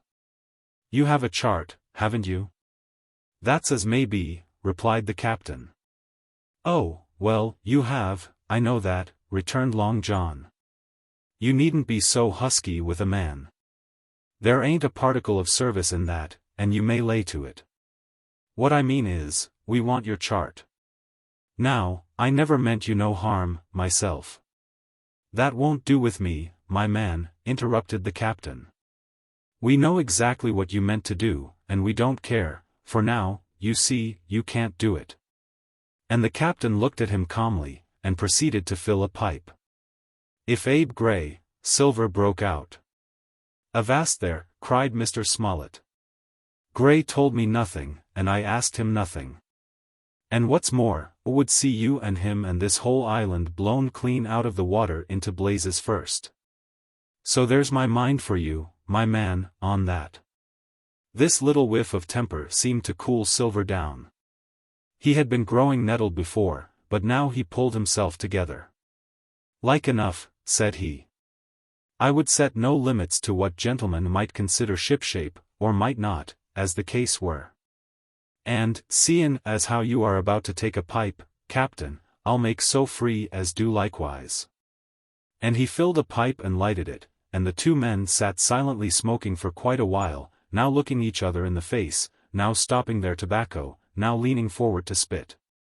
It was as good as the play to see them. Now, resumed Silver, here it is.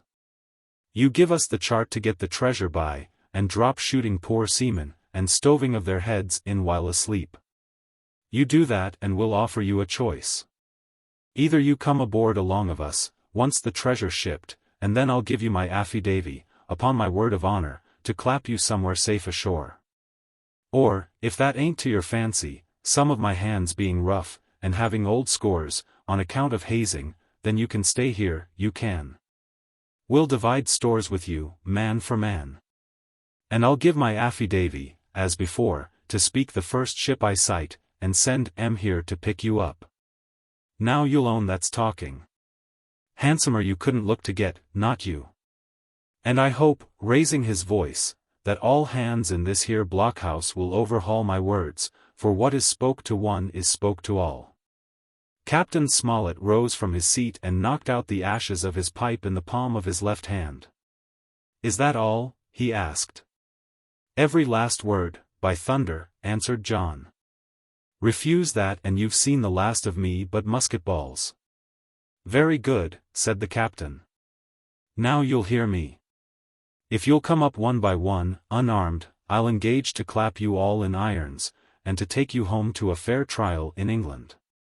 If you won't, my name is Alexander Smollett, I've flown my sovereign's colors, and I'll see you all to Davy Jones. You can't find the treasure. You can't sail the ship, there's not a man among you fit to sail the ship. You can't fight us, Gray, there, got away from 5 of you. Your ship's in irons, Master Silver. You're on a lee shore, and so you'll find. I stand here and tell you so, and they're the last good words you'll get from me. For, in the name of heaven, I'll put a bullet in your back when next I meet you. Tramp, my lad. Bundle out of this, please, hand over hand, and double quick. Silver's face was a picture. His eyes started in his head with wrath. He shook the fire out of his pipe. Give me a hand up, he cried. Not I, returned the captain. Who'll give me a hand up, he roared. Not a man among us moved. Growling the foulest imprecations, he crawled along the sand till he got hold of the porch and could hoist himself again upon his crutch. Then he spat into the spring. There, he cried, that's what I think of ye. Before an hour's out, I'll stove in your old blockhouse like a rum puncheon. Laugh, by thunder, laugh. Before an hour's out, ye'll laugh upon the other side. Them that die'll be the lucky ones. And with a dreadful oath he stumbled off, ploughed down the sand, was helped across the stockade, after 4 or 5 failures, by the man with the flag of truce. And disappeared in an instant afterward among the trees.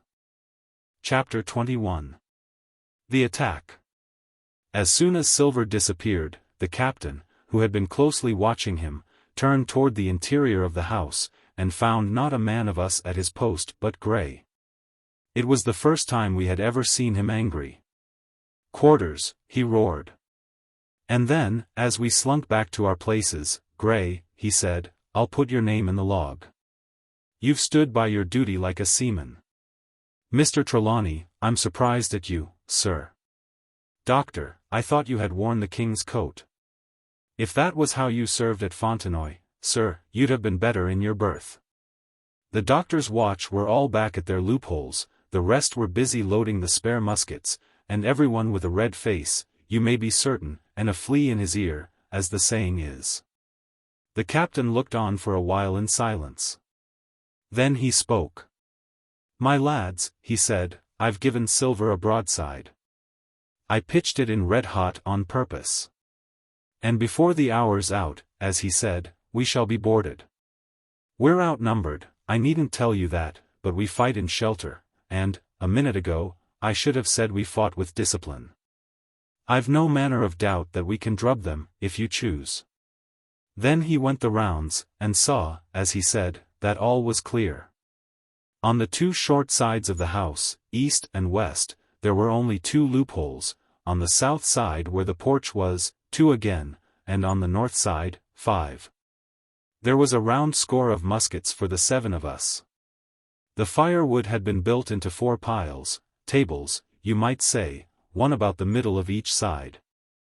And on each of these tables some ammunition and 4 loaded muskets were laid ready to the hand of the defenders. In the middle, the cutlasses lay ranged. "Toss out the fire," said the captain, "the chill is past, and we mustn't have smoke in our eyes." The iron fire basket was carried bodily out by Mr. Trelawney, and the embers smothered among sand.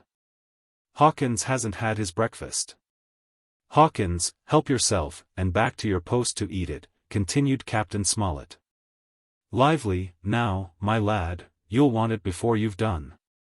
Hunter, serve out a round of brandy to all hands." And while this was going on the captain completed, in his own mind, the plan of the defense. "Doctor, you will take the door," he resumed. "See and don't expose yourself. Keep within, and fire through the porch. Hunter, take the east side, there. Joyce, you stand by the west, my man. Mr. Trelawney, you are the best shot, you and Gray will take this long north side, with the 5 loopholes, it's there the danger is. If they can get up to it, and fire in upon us through our own ports, things would begin to look dirty. Hawkins, neither you nor I are much account at the shooting. We'll stand by to load and bear a hand." As the captain had said, the chill was past. As soon as the sun had climbed above our girdle of trees, it fell with all its force upon the clearing, and drank up the vapors at a draught. Soon the sand was baking, and the resin melting in the logs of the blockhouse. Jackets and coats were flung aside, shirts were thrown open at the neck, and rolled up to the shoulders. And we stood there, each at his post, in a fever of heat and anxiety. An hour passed away. "Hang them," said the captain. "This is as dull as the doldrums. Gray, whistle for a wind." And just at that moment came the first news of the attack. "If you please, sir," said Joyce, "if I see anyone, am I to fire?" "I told you so," cried the captain. "Thank you, sir," returned Joyce, with the same quiet civility. Nothing followed for a time, but the remark had set us all on the alert, straining ears and eyes, the musketeers with their pieces balanced in their hands. The captain out in the middle of the blockhouse, with his mouth very tight and a frown on his face. So some seconds passed, till suddenly Joyce whipped up his musket and fired. The report had scarcely died away ere it was repeated and repeated from without in a scattering volley, shot behind shot, like a string of geese, from every side of the enclosure. Several bullets struck the log house, but not one entered, and, as the smoke cleared away and vanished, the stockade and the woods around it looked as quiet and empty as before. Not a bough waved, not the gleam of a musket barrel betrayed the presence of our foes. "Did you hit your man?" asked the captain. "No, sir," replied Joyce. "I believe not, sir." "Next best thing to tell the truth," muttered Captain Smollett. Load his gun, Hawkins. How many should you say there were on your side, Doctor? I know precisely, said Dr. Livesey. 3 shots were fired on this side. I saw the 3 flashes, 2 close together, 1 farther to the west. 3, repeated the captain. And how many on yours, Mr. Trelawney? But this was not so easily answered. There had come many from the north, 7, by the squire's computation, 8 or 9, according to Gray. From the east and west only a single shot had been fired. It was plain, therefore, that the attack would be developed from the north, and that on the other 3 sides we were only to be annoyed by a show of hostilities. But Captain Smollett made no change in his arrangements. If the mutineers succeeded in crossing the stockade, he argued, they would take possession of any unprotected loophole, and shoot us down like rats in our own stronghold. Nor had we much time left to us for thought. Suddenly, with a loud huzzah, a little cloud of pirates leaped from the woods on the north side, and ran straight on the stockade. At the same moment, the fire was once more opened from the woods, and a rifle ball sang through the doorway, and knocked the doctor's musket into bits. The boarders swarmed over the fence, like monkeys. Squire and Gray fired again and yet again. 3 men fell, 1 forward into the enclosure, 2 back on the outside. But of these, 1 was evidently more frightened than hurt, for he was on his feet again in a crack, and instantly disappeared among the trees. 2 had bit the dust, 1 had fled, for had made good their footing inside our defences. While from the shelter of the wood 7 or 8 men, each evidently supplied with several muskets, kept up a hot though useless fire on the log-house. The 4 who had boarded made straight before them for the building, shouting as they ran, and the men among the trees shouted back to encourage them. Several shots were fired, but such was the hurry of the marksmen, that not one appeared to have taken effect. In a moment the 4 pirates had swarmed up the mound and were upon us. The head of Job Anderson, the boatswain, appeared at the middle loophole. At all hands, he roared, in a voice of thunder. At the same moment another pirate grasped Hunter's musket by the muzzle, wrenched it from his hands, plucked it through the loophole, and, with one stunning blow, laid the poor fellow senseless on the floor. Meanwhile a third, running unharmed all round the house, appeared suddenly in the doorway, and fell with his cutlass on the doctor. Our position was utterly reversed. A moment since we were firing, under cover, at an exposed enemy, now it was we who lay uncovered, and could not return a blow. The log-house was full of smoke, to which we owed our comparative safety. Cries and confusion, the flashes and reports of pistol shots, and one loud groan, rang in my ears. Out, lads, out and fight in the open. Cutlasses, cried the captain. I snatched a cutlass from the pile, and someone, at the same time snatching another, gave me a cut across the knuckles which I hardly felt. I dashed out of the door into the clear sunlight. Someone was close behind, I knew not whom.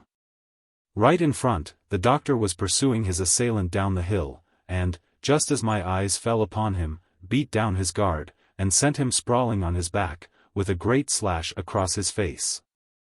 Round the house, lads. Round the house, cried the captain, and even in the hurly-burly I perceived a change in his voice.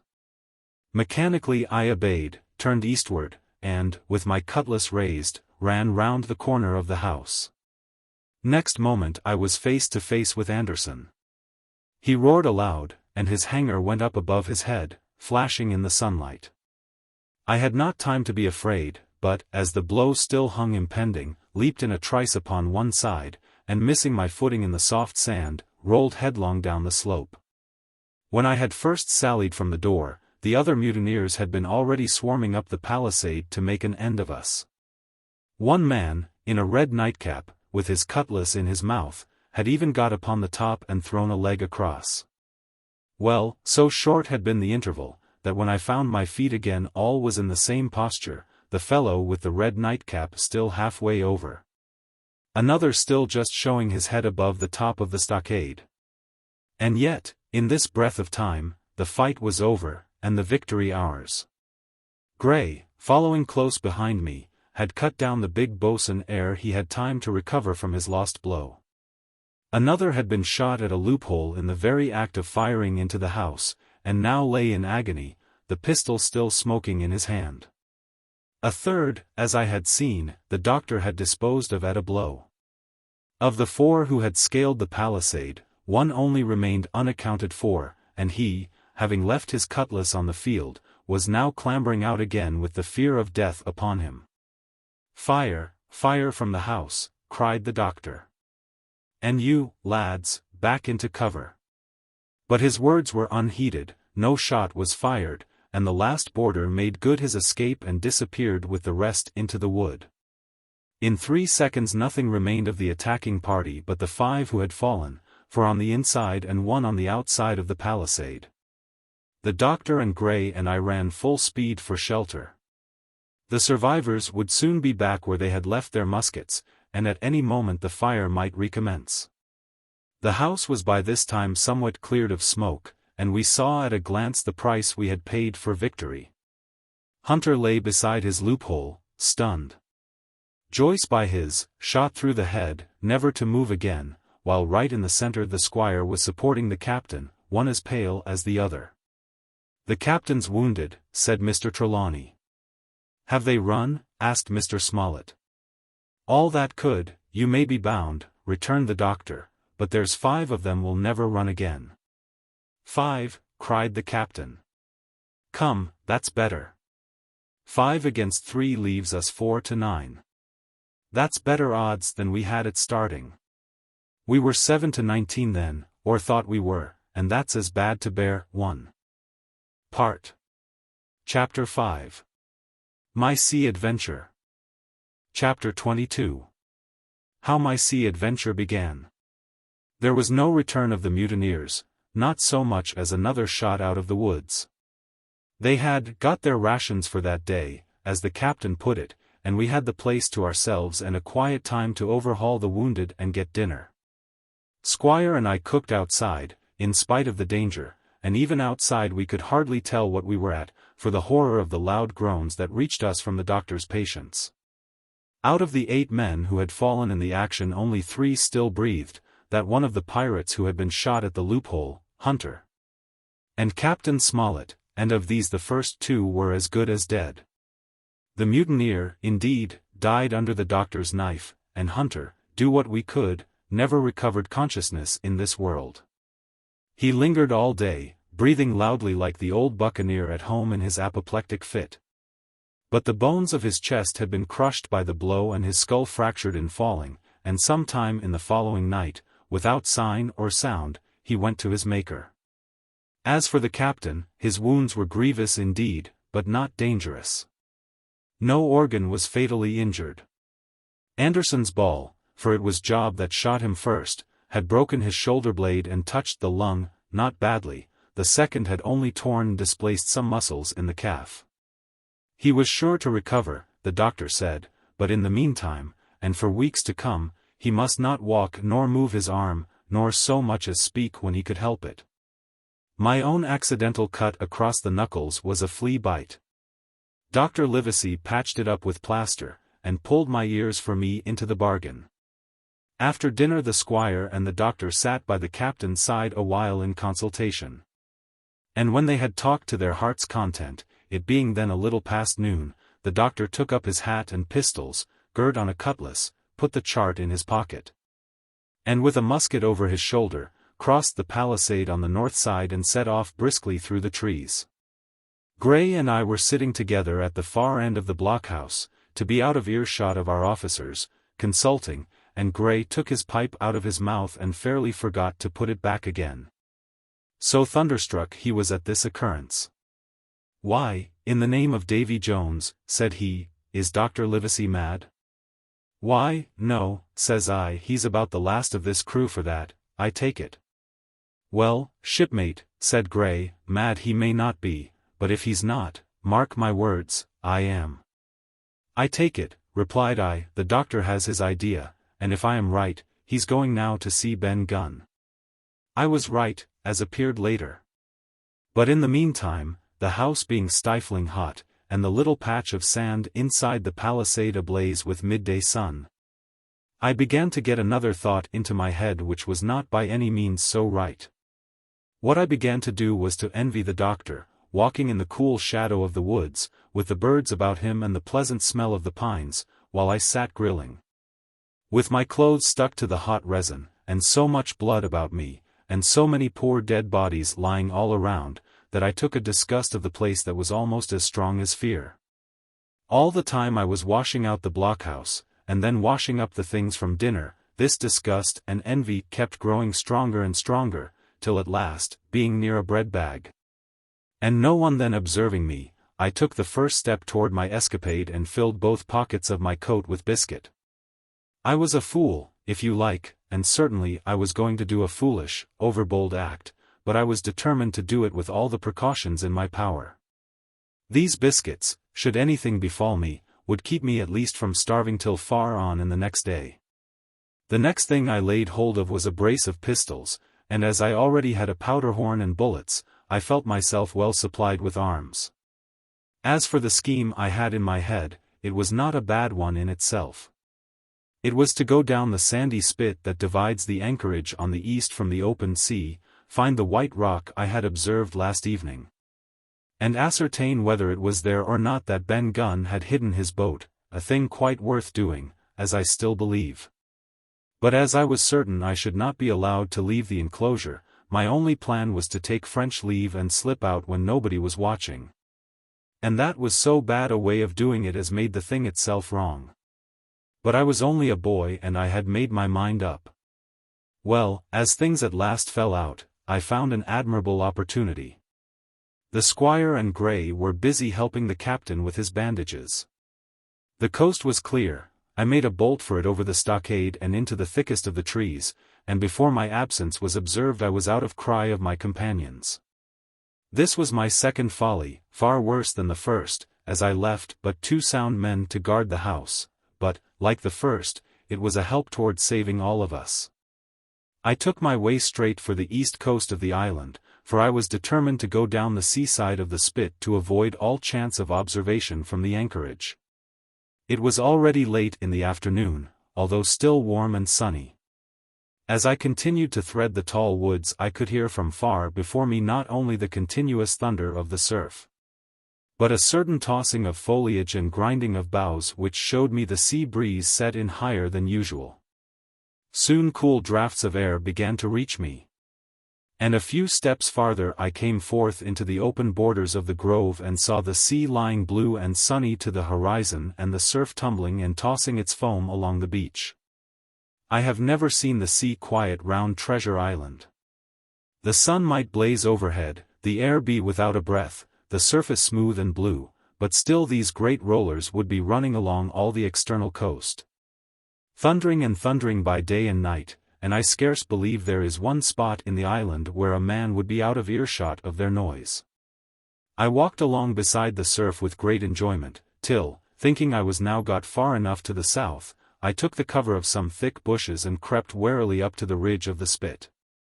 Behind me was the sea, in front, the anchorage. The sea breeze, as though it had the sooner blown itself out by its unusual violence, was already at an end. It had been succeeded by light, variable airs from the south and southeast, carrying great banks of fog. And the anchorage, under lee of Skeleton Island, lay still and leaden as when first we entered it. The Hispaniola, in that unbroken mirror, was exactly portrayed from the truck to the waterline, the Jolly Roger hanging from her peak. Alongside lay one of the gigs, silver in the stern sheets, him I could always recognize, while a couple of men were leaning over the stern bulwarks. One of them with a red cap, the very rogue that I had seen some hours before stride legs upon the palisade.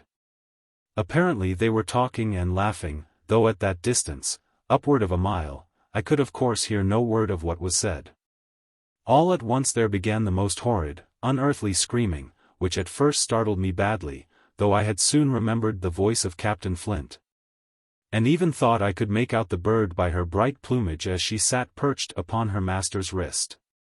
Soon after the jolly boat shoved off and pulled for shore, and the man with the red cap and his comrade went below by the cabin companion.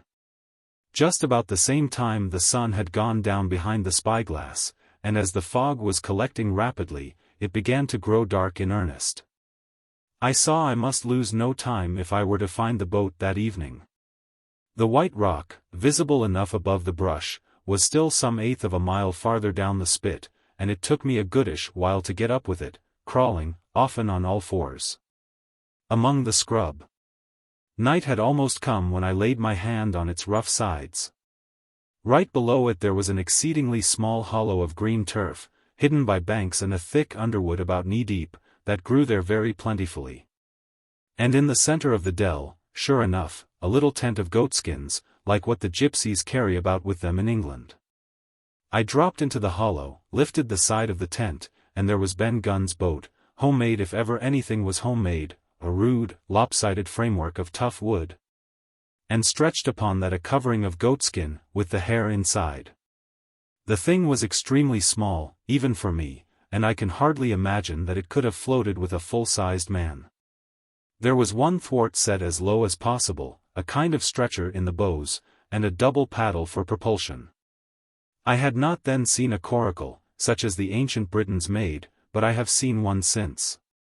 And I can give you no fairer idea of Ben Gunn's boat than by saying it was like the first and the worst coracle ever made by man. But the great advantage of the coracle it certainly possessed, for it was exceedingly light and portable. Well, now that I had found the boat, you would have thought I had had enough of truantry for once. But in the meantime I had taken another notion, and become so obstinately fond of it that I would have carried it out, I believe, in the teeth of Captain Smollett himself. This was to slip out under cover of the night, cut the Hispaniola adrift, and let her go ashore where she fancied. I had quite made up my mind that the mutineers, after their repulse of the morning, had nothing nearer their hearts than to up anchor and away to sea. This, I thought, it would be a fine thing to prevent, and now that I had seen how they left their watchmen unprovided with a boat, I thought it might be done with little risk. Down I sat to wait for darkness, and made a hearty meal of biscuit. It was a night out of 10,000 for my purpose. The fog had now buried all heaven. As the last rays of daylight dwindled and disappeared, absolute blackness settled down on Treasure Island. And when, at last, I shouldered the coracle, and groped my way stumblingly out of the hollow where I had supped, there were but 2 points visible on the whole anchorage. One was the great fire on shore, by which the defeated pirates lay carousing in the swamp. The other, a mere blur of light upon the darkness, indicated the position of the anchored ship. She had swung round to the ebb, her bow was now toward me, the only lights on board were in the cabin. And what I saw was merely a reflection on the fog of the strong rays that flowed from the stern window. The ebb had already run some time, and I had to wade through a long belt of swampy sand, where I sank several times above the ankle, before I came to the edge of the retreating water. And wading a little way in, with some strength and dexterity, set my coracle, keel downward, on the surface. Chapter 23. The Ebb-Tide runs. The coracle, as I had ample reason to know before I was done with her, was a very safe boat for a person of my height and weight, both buoyant and clever in a seaway. But she was the most cross-grained, lopsided craft to manage. Do as you pleased, she always made more leeway than anything else, and turning round and round was the maneuver she was best at. Even Ben Gunn himself has admitted that she was queer to handle till you knew her way. Certainly I did not know her way. She turned in every direction but the one I was bound to go. The most part of the time we were broadside on, and I am very sure I never should have made the ship at all but for the tide. By good fortune, paddle as I pleased, the tide was still sweeping me down, and there lay the Hispaniola right in the fairway, hardly to be missed.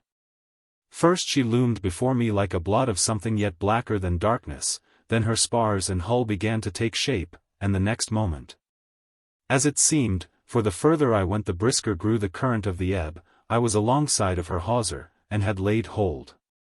The hawser was as taut as a bowstring and the current so strong she pulled upon her anchor. All round the hull, in the blackness, the rippling current bubbled and chattered like a little mountain stream.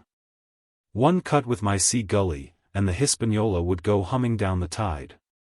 So far so good, but it next occurred to my recollection that a taut hawser, suddenly cut, is a thing as dangerous as a kicking horse. 10 to 1, if I were so foolhardy as to cut the Hispaniola from her anchor, I and the Coracle would be knocked clean out of the water. This brought me to a full stop, and if fortune had not again particularly favored me, I should have had to abandon my design. But the light airs which had begun blowing from the southeast and south had hauled round after nightfall into the southwest. Just while I was meditating, a puff came, caught the Hispaniola, and forced her up into the current. And, to my great joy, I felt the hawser slacken in my grasp, and the hand by which I held it dip for a second under water. With that I made my mind up, took out my gully, opened it with my teeth, and cut one strand after another, till the vessel swung only by 2. Then I lay quiet, waiting to sever these last when the strain should be once more lightened by a breath of wind. All this time I had heard the sound of loud voices from the cabin. But, to say truth, my mind had been so entirely taken up with other thoughts that I had scarcely given ear. Now, however, when I had nothing else to do, I began to pay more heed. One I recognized for the coxswain's, Israel Hands, that had been Flint's gunner in former days. The other was, of course, my friend of the red nightcap. Both men were plainly the worse of drink, and they were still drinking. For, even while I was listening, one of them, with a drunken cry, opened the stern window and threw out something, which I divined to be an empty bottle. But they were not only tipsy. It was plain that they were furiously angry. Oaths flew like hailstones, and every now and then there came forth such an explosion as I thought was sure to end in blows. But each time the quarrel passed off, and the voices grumbled lower for a while, until the next crisis came, and, in its turn, passed away without result. On shore, I could see the glow of the great camp fire burning warmly through the shoreside trees.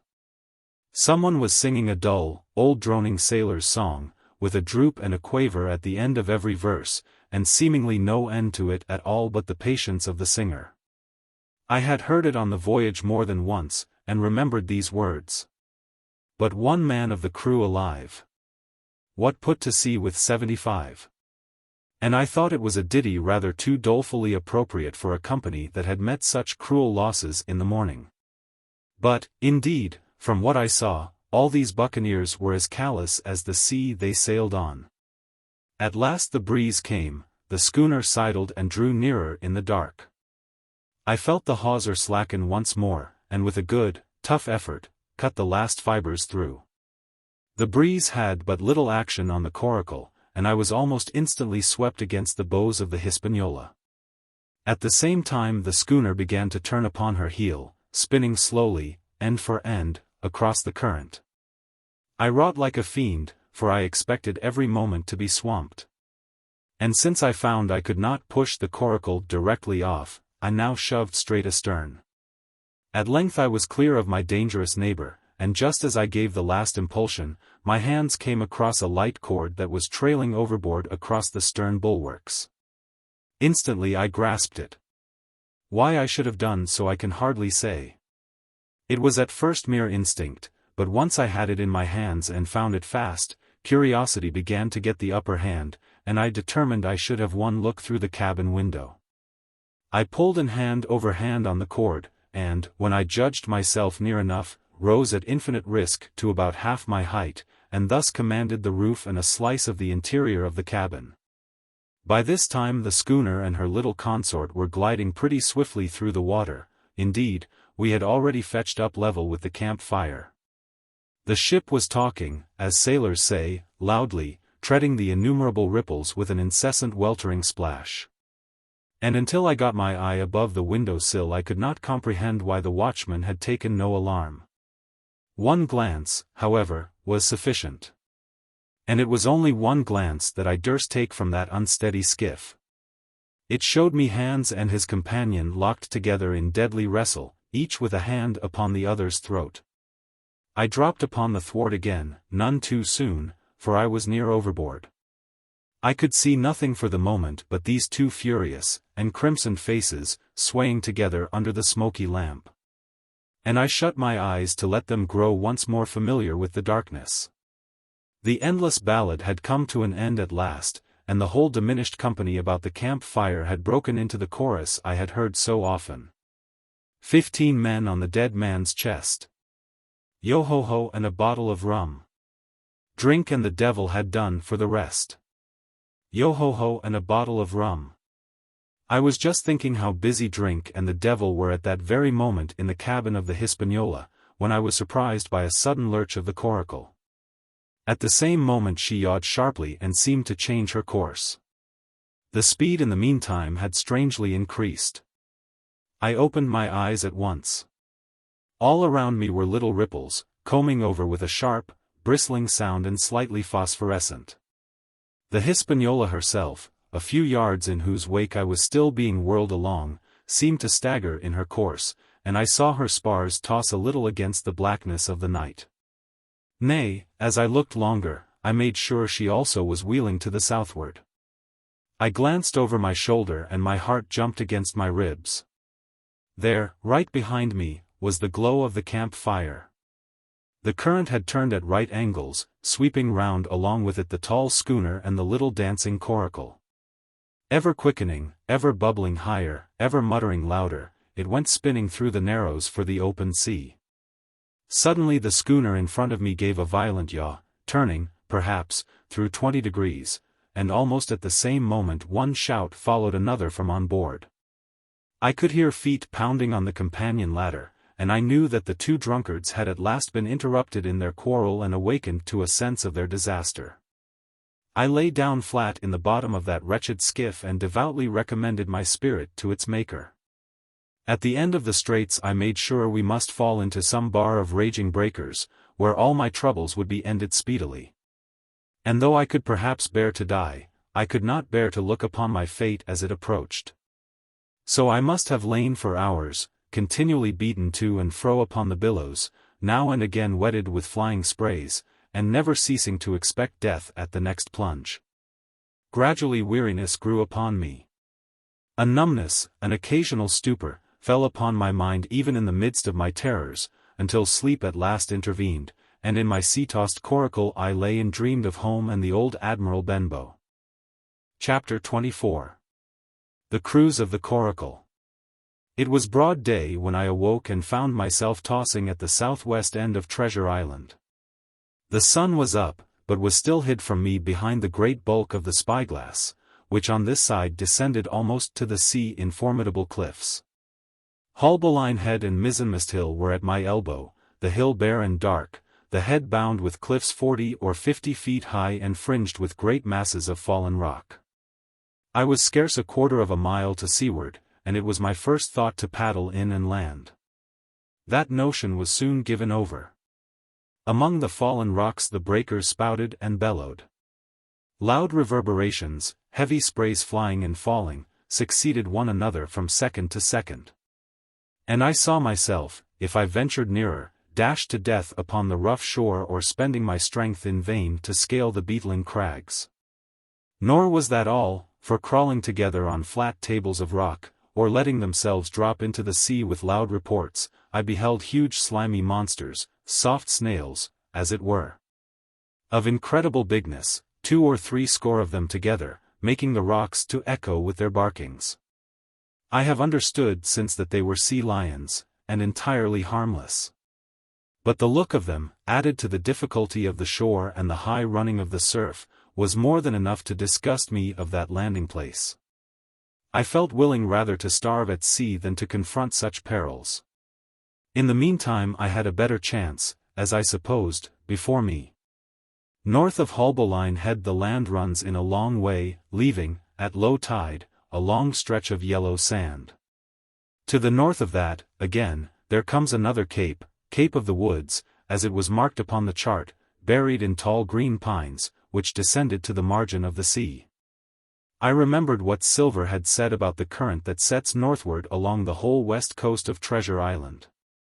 And seeing from my position that I was already under its influence, I preferred to leave Haulbowline Head behind me. and reserve my strength for an attempt to land upon the kindlier-looking Cape of the Woods. There was a great, smooth swell upon the sea. The wind blowing steady and gentle from the south, there was no contrariety between that and the current, and the billows rose and fell unbroken.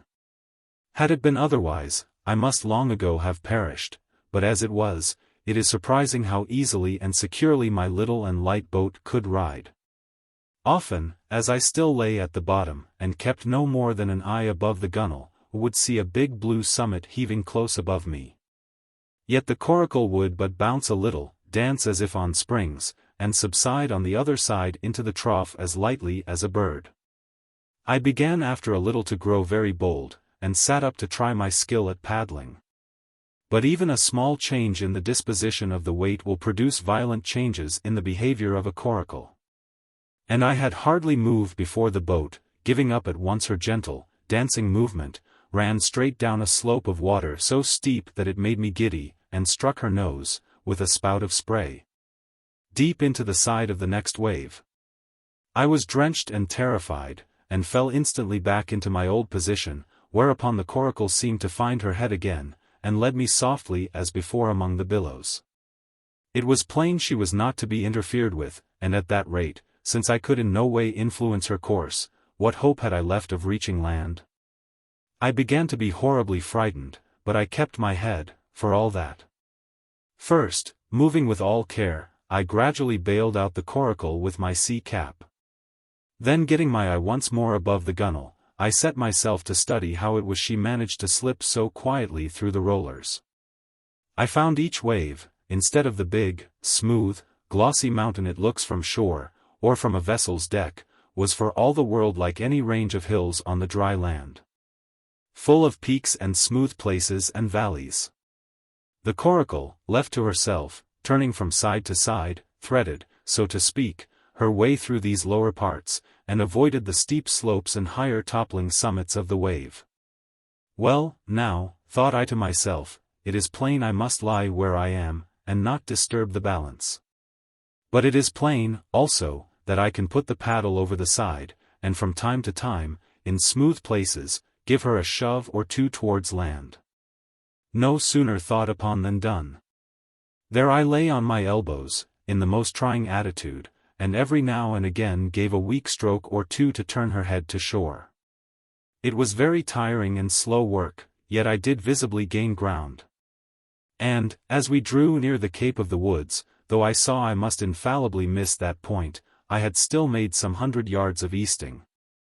I was, indeed, close in. I could see the cool, green treetops swaying together in the breeze, and I felt sure I should make the next promontory without fail. It was high time, for I now began to be tortured with thirst. The glow of the sun from above, its thousandfold reflection from the waves, the sea water that fell and dried upon me, caking my very lips with salt, combined to make my throat burn and my brain ache. The sight of the trees so near at hand had almost made me sick with longing, but the current had soon carried me past the point. And, as the next reach of sea opened out, I beheld a sight that changed the nature of my thoughts. Right in front of me, not half a mile away, I beheld the Hispaniola under sail. I made sure, of course, that I should be taken, but I was so distressed for want of water, that I scarce knew whether to be glad or sorry at the thought. And, long before I had come to a conclusion, surprise had taken possession of my mind, and I could do nothing but stare and wonder. The Hispaniola was under her mainsail and two jibs, and the beautiful white canvas shone in the sun like snow or silver. When I first sighted her, all her sails were drawing, she was laying a course about northwest, and I presumed the men on board were going round the island on their way back to the anchorage. Presently she began to fetch more and more to the westward, so that I thought they had sighted me and were going about in chase. At last, however, she fell right into the wind's eye, was taken dead aback, and stood there a while helpless, with her sails shivering. Clumsy fellows, said I, they must still be drunk as owls. And I thought how Captain Smollett would have set them skipping. Meanwhile the schooner gradually fell off, and filled again upon another tack, sailed swiftly for a minute or so, and brought up once more dead in the wind's eye. Again and again was this repeated. To and fro, up and down, north, south, east, and west, the Hispaniola sailed by swoops and dashes, and at each repetition ended as she had begun, with idly flapping canvas.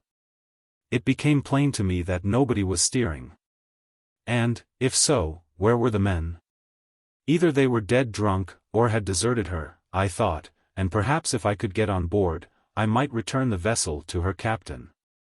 The current was bearing Coracle and schooner southward at an equal rate. As for the latter's sailing, it was so wild and intermittent, and she hung each time so long in irons, that she certainly gained nothing, if she did not even lose. If I only dared to sit up and paddle, I made sure that I could overhaul her. The scheme had an air of adventure that inspired me, and the thought of the water breaker beside the fore companion doubled my growing courage.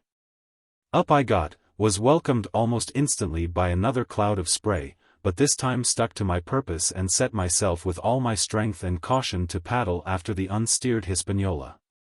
Once I shipped a sea so heavy that I had to stop and bail, with my heart fluttering like a bird, but gradually I got into the way of the thing and guided my coracle among the waves. With only now and then a blow upon her bows and a dash of foam in my face. I was now gaining rapidly on the schooner. I could see the brass glisten on the tiller as it banged about, and still no soul appeared upon her decks. I could not choose but suppose she was deserted. If not, the men were lying drunk below, where I might batten them down, perhaps, and do what I chose with the ship. For some time she had been doing the worst thing possible for me, standing still. She headed nearly due south, yawing, of course, all the time. Each time she fell off her sails partly filled, and these brought her, in a moment, right to the wind again. I have said this was the worst thing possible for me. For, helpless as she looked in this situation, with the canvas crackling like cannon, and the blocks trundling and banging on the deck, she still continued to run away from me. Not only with the speed of the current, but by the whole amount of her leeway, which was naturally great. But now, at last, I had my chance. The breeze fell, for some seconds, very low, and the current gradually turning her, the Hispaniola revolved slowly round her center and at last presented me her stern. With the cabin window still gaping open and the lamp over the table still burning on into the day. The mainsail hung drooped like a banner. She was stock still but for the current. For the last little while I had even lost, but now, redoubling my efforts, I began once more to overhaul the chase. I was not 100 yards from her when the wind came again in a clap, she filled on the port tack and was off again, stooping and skimming like a swallow. My first impulse was one of despair, but my second was towards joy. Round she came, till she was broadside on to me, round still till she had covered a half, and then 2/3, and then 3/4 of the distance that separated us. I could see the waves boiling white under her forefoot. Immensely tall she looked to me from my low station in the coracle. And then, of a sudden, I began to comprehend. I had scarce time to think, scarce time to act and save myself. I was on the summit of one swell when the schooner came stooping over the next. The bowsprit was over my head. I sprang to my feet and leaped, stamping the coracle under water. With one hand I caught the jib boom, while my foot was lodged between the stay and the brace, and as I still clung there panting. A dull blow told me that the schooner had charged down upon and struck the coracle and that I was left without retreat on the Hispaniola. Chapter 25. I strike the Jolly Roger. I had scarce gained a position on the bowsprit when the flying jib flapped and filled upon the other tack with a report like a gun. The schooner trembled to her keel under the reverse, but next moment, the other sails still drawing, the jib flapped back again and hung idle. This had nearly tossed me off into the sea, and now I lost no time, crawled back along the bowsprit and tumbled head foremost on the deck. I was on the lee side of the forecastle, and the mainsail, which was still drawing, concealed from me a certain portion of the afterdeck. Not a soul was to be seen. The planks, which had not been swabbed since the mutiny, bore the print of many feet, and an empty bottle, broken by the neck, tumbled to and fro like a live thing in the scuppers. Suddenly the Hispaniola came right into the wind. The jibs behind me cracked aloud, the rudder slammed to, the whole ship gave a sickening heave and shudder. And at the same moment the main boom swung inboard, the sheet groaning in the blocks, and showed me the lee afterdeck. There were the two watchmen, sure enough. Redcap on his back, as stiff as a handspike, with his arms stretched out like those of a crucifix, and his teeth showing through his open lips. Israel hands propped against the bulwarks, his chin on his chest, his hands lying open before him on the deck, his face as white, under its tan, as a tallow candle. For a while the ship kept bucking and sidling like a vicious horse, the sails filling, now on one tack, now on another, and the boom swinging to and fro till the mast groaned aloud under the strain. Now and again, too, there would come a cloud of light sprays over the bulwark. And a heavy blow of the ship's bows against the swell, so much heavier weather was made of it by this great-rigged ship than by my homemade, lopsided Coracle, now gone to the bottom of the sea. At every jump of the schooner, Redcap slipped to and fro, but, what was ghastly to behold, neither his attitude nor his fixed teeth-disclosing grin was any way disturbed by this rough usage. At every jump, too, Hans appeared still more to sink into himself and settle down upon the deck, his feet sliding ever the farther out, and the whole body canting toward the stern. So that his face became, little by little, hid from me. And at last I could see nothing beyond his ear and the frayed ringlet of one whisker. At the same time I observed, around both of them, splashes of dark blood upon the planks, and began to feel sure that they had killed each other in their drunken wrath.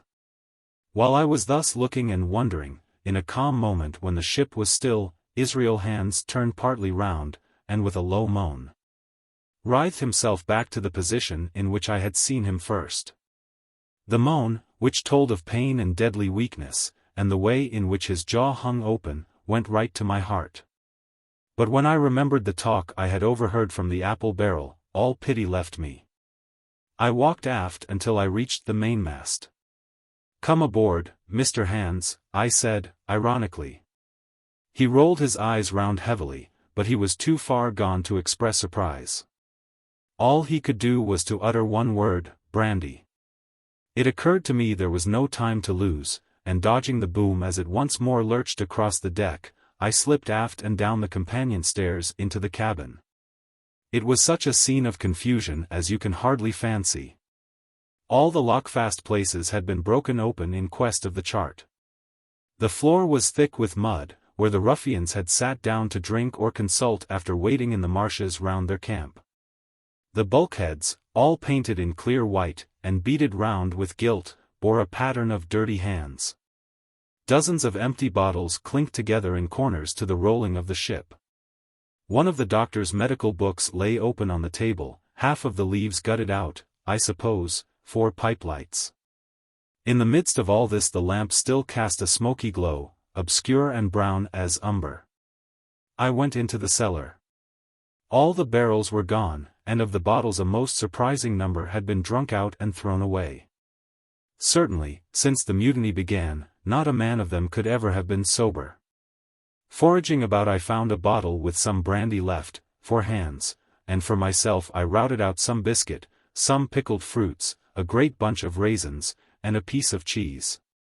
With these I came on deck, put down my own stock behind the rudder-head, and well out of the coxswain's reach, went forward to the water-breaker, and had a good, deep drink of water, and not until then, gave Hans the brandy. He must have drunk a gill before he took the bottle from his mouth. "I," said he, "by thunder, but I wanted some that." I had sat down already in my own corner and begun to eat. "Much hurt?" I asked him. He grunted, or, rather, I might say, he barked. "If that doctor was aboard," he said, "I'd be right enough in a couple of turns. But I don't have no manner of luck, you see, and that's what's the matter with me. As for that swab, he's good and dead, he is," he added, indicating the man with the red cap. "He warn't no seaman, anyhow. And where mought you have come from?" "Well," said I, "I've come aboard to take possession of this ship, Mr. Hands, and you'll please regard me as your captain until further notice." He looked at me sourly enough, but said nothing. Some of the color had come back into his cheeks, though he still looked very sick and still continued to slip out and settle down as the ship banged about. "By the by," I continued, "I can't have these colors, Mr. Hands, and by your leave I'll strike better none than these." And, again dodging the boom, I ran to the color lines, hauled down their cursed black flag, and chucked it overboard. "God save the king," said I, waving my cap. "And there's an end to Captain Silver." He watched me keenly and slyly, his chin all the while on his breast. "I reckon," he said at last, "I reckon, Captain Hawkins, you'll want to get ashore, now. S'pose we talks?" "Why, yes," says I, "with all my heart, Mr. Hands. Say on." And I went back to my meal with a good appetite.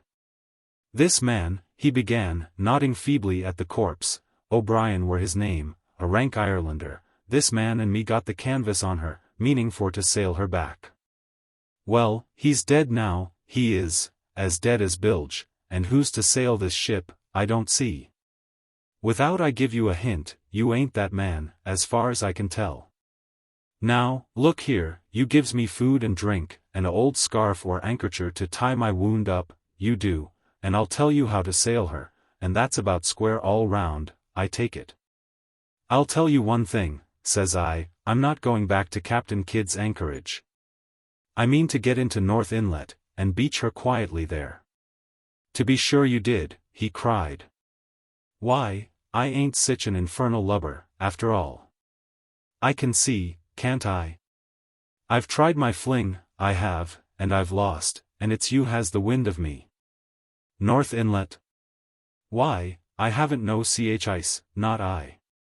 I'd help you sail her up to Execution Dock, by thunder. So I would."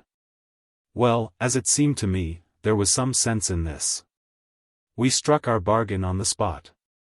In 3 minutes I had the Hispaniola sailing easily before the wind along the coast of Treasure Island, with good hopes of turning the northern point ere noon, and beating down again as far as North Inlet before high water, when we might beach her safely, and wait till the subsiding tide permitted us to land. Then I lashed the tiller and went below to my own chest, where I got a soft silk handkerchief of my mother's. With this, and with my aid, Hands bound up the great bleeding stab he had received in the thigh, and after he had eaten a little and had a swallow or two more of the brandy, he began to pick up visibly, sat straighter up, spoke louder and clearer, and looked in every way another man. The breeze served us admirably. We skimmed before it like a bird, the coast of the island flashing by, and the view changing every minute. Soon we were past the high lands and bowling beside low, sandy country, sparsely dotted with dwarf pines, and soon we were beyond that again, and had turned the corner of the rocky hill that ends the island on the north. I was greatly elated with my new command, and pleased with the bright, sunshiny weather and these different prospects of the coast. I had now plenty of water and good things to eat, and my conscience, which had smitten me hard for my desertion, was quieted by the great conquest I had made. I should, I think, have had nothing left me to desire but for the eyes of the coxswain as they followed me derisively about the deck, and the odd smile that appeared continually on his face. It was a smile that had in it something both of pain and weakness, a haggard, old man's smile. But there was, besides that, a grain of derision, a shadow of treachery, in his expression as he craftily watched, and watched, and watched me at my work. Chapter 26. Israel Hands. The wind, serving us to a desire, now hauled into the west. We could run so much easier from the northeast corner of the island to the mouth of the North Inlet. Only, as we had no power to anchor, and dared not beach her until the tide had flowed a good deal farther, time hung on our hands. The coxswain told me how to lay the ship to. After a good many trials I succeeded, and we both sat in silence over another meal. "Captain," said he, at length, with that same uncomfortable smile, here's my old shipmate, O'Brien. S'pose you was to heave him overboard. I ain't particular, as a rule, and I don't take no blame for settling his hash, but I don't reckon him ornamental, now, do you? I'm not strong enough, and I don't like the job, and there he lies, for me, said I. This here's an unlucky ship, the Hispaniola, Jim, he went on, blinking. There's a power of men been killed in this Hispaniola, a sight poor seamen dead and gone since you and me took ship to Bristol. I never seen such dirty luck, not I. There was this here O'Brien, now, he's dead, ain't he?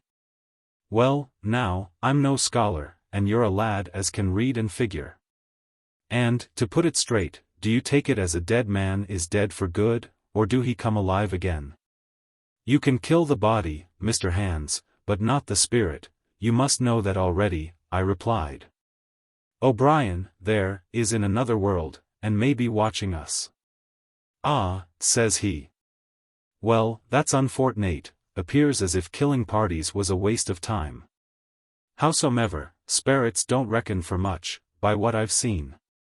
I'll chance it with the sperrits, Jim.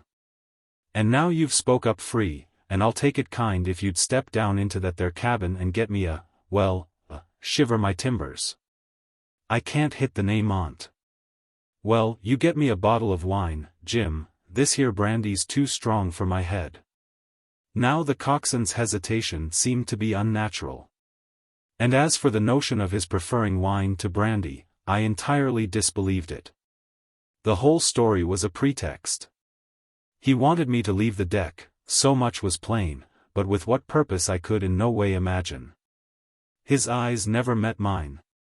They kept wandering to and fro, up and down, now with a look to the sky, now with a flitting glance upon the dead O'Brien. All the time he kept smiling and putting his tongue out in the most guilty, embarrassed manner, so that a child could have told that he was bent on some deception. I was prompt with my answer, however, for I saw where my advantage lay, and that with a fellow so densely stupid I could easily conceal my suspicions to the end. Some wine? I said. Far better. Will you have white or red? Well, I reckon it's about the blessed same to me, shipmate, he replied, so it's strong, and plenty of it, what's the odds? All right, I answered. I'll bring you port, Mr. Hands. But I'll have to dig for it. With that I scuttled down the companion with all the noise I could, slipped off my shoes, ran quietly along the sparred gallery, mounted the forecastle ladder and popped my head out of the fore companion. I knew he would not expect to see me there, yet I took every precaution possible, and certainly the worst of my suspicions proved too true. He had risen from his position to his hands and knees, and though his leg obviously hurt him pretty sharply when he moved, for I could hear him stifle a groan, yet it was at a good, rattling rate that he trailed himself across the deck.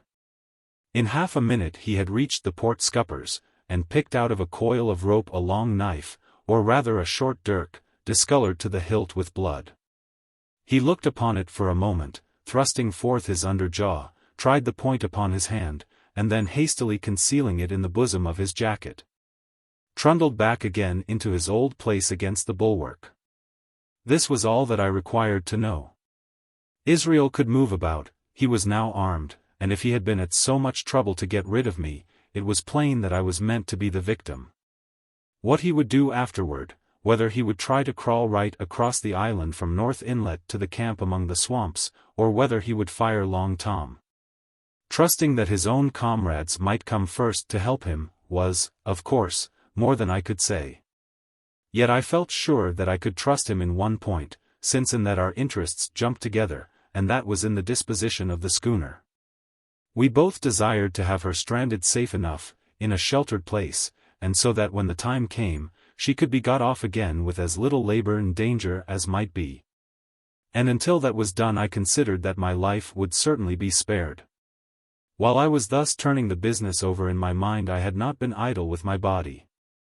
I had stolen back to the cabin, slipped once more into my shoes and laid my hand at random on a bottle of wine, and now with this for an excuse, I made my reappearance on the deck. Hans lay as I had left him, all fallen together in a bundle, and with his eyelids lowered as though he were too weak to bear the light. He looked up, however, at my coming, knocked the neck off the bottle like a man who had done the same thing often, and took a good swig, with his favorite toast of "Here's luck." Then he lay quiet for a little, and then, pulling out a stick of tobacco, begged me to cut him a quid.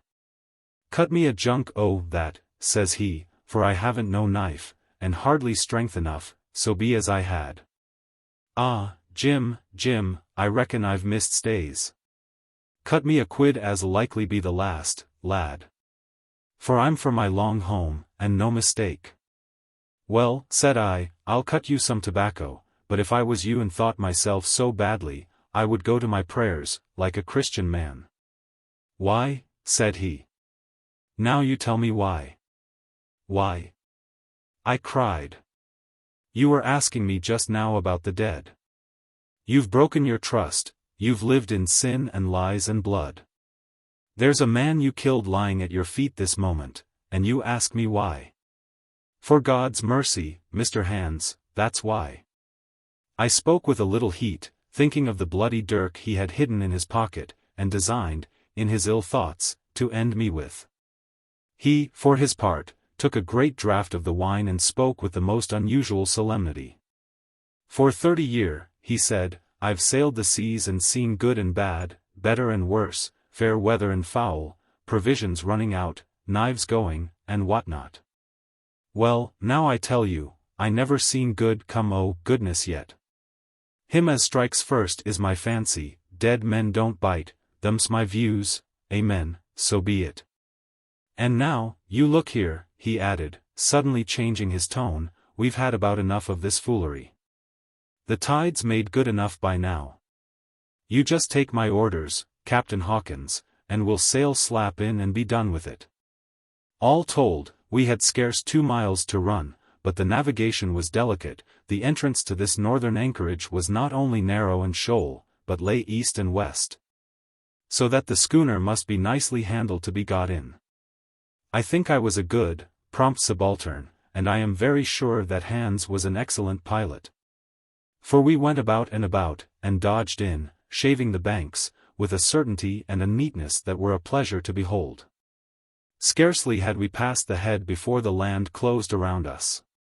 The shores of North Inlet were as thickly wooded as those of the southern anchorage, but the space was longer and narrower, and more like, what in truth it was, the estuary of a river. Right before us, at the southern end, we saw the wreck of a ship in the last stages of dilapidation. It had been a great vessel of 3 masts, but had lain so long exposed to the injuries of the weather that it was hung about with great webs of dripping seaweed. And on the deck of it shore bushes had taken root, and now flourished thick with flowers. It was a sad sight, but it showed us that the anchorage was calm. "Now," said Hans, "look there, there's a pet bit for to beach a ship in. Fine flat sand, never a catspaw, trees all around of it, and flowers blowing like a garding on that old ship." "And, once beached," I inquired, "how shall we get her off again?" "Why, so," he replied, "you take a line ashore there on the other side at low water, take a turn about one o' them big pines, bring it back, take a turn around the capstan and lie to for the tide. Come high water, all hands take a pull upon the line, and off she comes as sweet as nature. And now, boy, you stand by. We're near the bit now, and she's too much way on her. Starboard a little, so, steady, starboard, larboard a little, steady, steady." So he issued his commands, which I breathlessly obeyed, till, all of a sudden, he cried, "Now, my hearty, luff." And I put the helm hard up, and the Hispaniola swung round rapidly and ran stem on for the low wooded shore. The excitement of these last maneuvers had somewhat interfered with the watch I had kept hitherto, sharply enough, upon the coxswain. Even then I was still so much interested, waiting for the ship to touch, that I had quite forgot the peril that hung over my head, and stood craning over the starboard bulwarks and watching the ripples spreading wide before the bows. I might have fallen without a struggle for my life, had not a sudden disquietude seized upon me and made me turn my head. Perhaps I had heard a creak or seen his shadow moving with the tail of my eye, perhaps it was an instinct like a cat's. But, sure enough, when I looked round, there was Hans, already halfway toward me, with the dirk in his right hand. We must both have cried out aloud when our eyes met, but while mine was the shrill cry of terror, his was a roar of fury like a charging bull's. At the same instant he threw himself forward and I leaped sideways toward the bows. As I did so I let go of the tiller, which sprung sharp to leeward. And I think this saved my life, for it struck Hans across the chest, and stopped him, for the moment, dead. Before he could recover I was safe out of the corner where he had me trapped, with all the deck to dodge about. Just forward of the mainmast I stopped, drew a pistol from my pocket, took a cool aim, though he had already turned and was once more coming directly after me, and drew the trigger. The hammer fell, but there followed neither flash nor sound. The priming was useless with sea water. I cursed myself for my neglect. Why had not I, long before, reprimed and reloaded my only weapons? Then I should not have been as now, a mere fleeing sheep before this butcher. Wounded as he was, it was wonderful how fast he could move, his grizzled hair tumbling over his face and his face itself as red as a red ensign with his haste and fury. I had no time to try my other pistol, nor, indeed, much inclination, for I was sure it would be useless. One thing I saw plainly, I must not simply retreat before him, or he would speedily hold me boxed into the bows, as a moment since he had so nearly boxed me in the stern. Once so caught, and 9 or 10 inches of the blood-stained dirk would be my last experience on this side of eternity. I placed my palms against the mainmast, which was of a goodish bigness, and waited, every nerve upon the stretch. Seeing that I meant to dodge he also paused, and a moment or two passed in feints on his part and corresponding movements upon mine. It was such a game as I had often played at home about the rocks of Black Hill Cove, but never before, you may be sure, with such a wildly beating heart as now. Still, as I say it, it was a boy's game, and I thought I could hold my own at it against an elderly seaman with a wounded thigh. Indeed, my courage had begun to rise so high that I allowed myself a few darting thoughts on what would be the end of the affair. And while I saw certainly that I could spin it out for long, I saw no hope of any ultimate escape. Well, while things stood thus, suddenly the Hispaniola struck, staggered, ground for an instant in the sand, and then, swift as a blow, canted over to the port side. Till the deck stood at an angle of 45 degrees, and about a puncheon of water splashed into the scupper holes, and lay in a pool between the deck and bulwark. We were both of us capsized in a second, and both of us rolled, almost together, into the scuppers, the dead redcap, with his arms still spread out, tumbling stiffly after us. So near were we, indeed, that my head came against the coxswain's foot with a crack that made my teeth rattle. Blow and all, I was the first afoot again, for Hans had got involved with the dead body. The sudden canting of the ship had made the deck no place for running on. I had to find some new way of escape, and that upon the instant, for my foe was almost touching me. Quick as thought, I sprang into the mizzen shrouds, rattled up hand over hand, and did not draw a breath till I was seated on the crosstrees. I had been saved by being prompt. The dirk had struck not half a foot below me as I pursued my upward flight. And there stood Israel Hans with his mouth open and his face upturned to mine, a perfect statue of surprise and disappointment. Now that I had a moment to myself, I lost no time in changing the priming of my pistol, and then, having one ready for service, and to make assurance doubly sure, I proceeded to draw the load of the other, and recharge it afresh from the beginning. My new employment struck Hans all of a heap. He began to see the dice going against him, and after an obvious hesitation, he also hauled himself heavily into the shrouds, and, with the dirk in his teeth, began slowly and painfully to mount. It cost him no end of time and groans to haul his wounded leg behind him, and I had quietly finished my arrangements before he was much more than a third of the way up. Then, with a pistol in either hand, I addressed him. "One more step, Mr. Hans," said I, "and I'll blow your brains out. Dead men don't bite, you know," I added, with a chuckle. He stopped instantly. I could see by the workings of his face that he was trying to think, and the process was so slow and laborious that, in my newfound security, I laughed aloud. At last, with a swallow or two, he spoke, his face still wearing the same expression of extreme perplexity. In order to speak he had to take the dagger from his mouth, but, in all else, he remained unmoved. "Jim," says he, "I reckon we're fouled, you and me, and we'll have to sign articles. I'd have had you but for that there lurch, but I don't have no luck, not I, and I reckon I'll have to strike, which comes hard, you see, for a master mariner to a ship's younker like you, Jim." I was drinking in his words and smiling away, as conceited as a cock upon a walk, when, all in a breath, back went his right hand over his shoulder.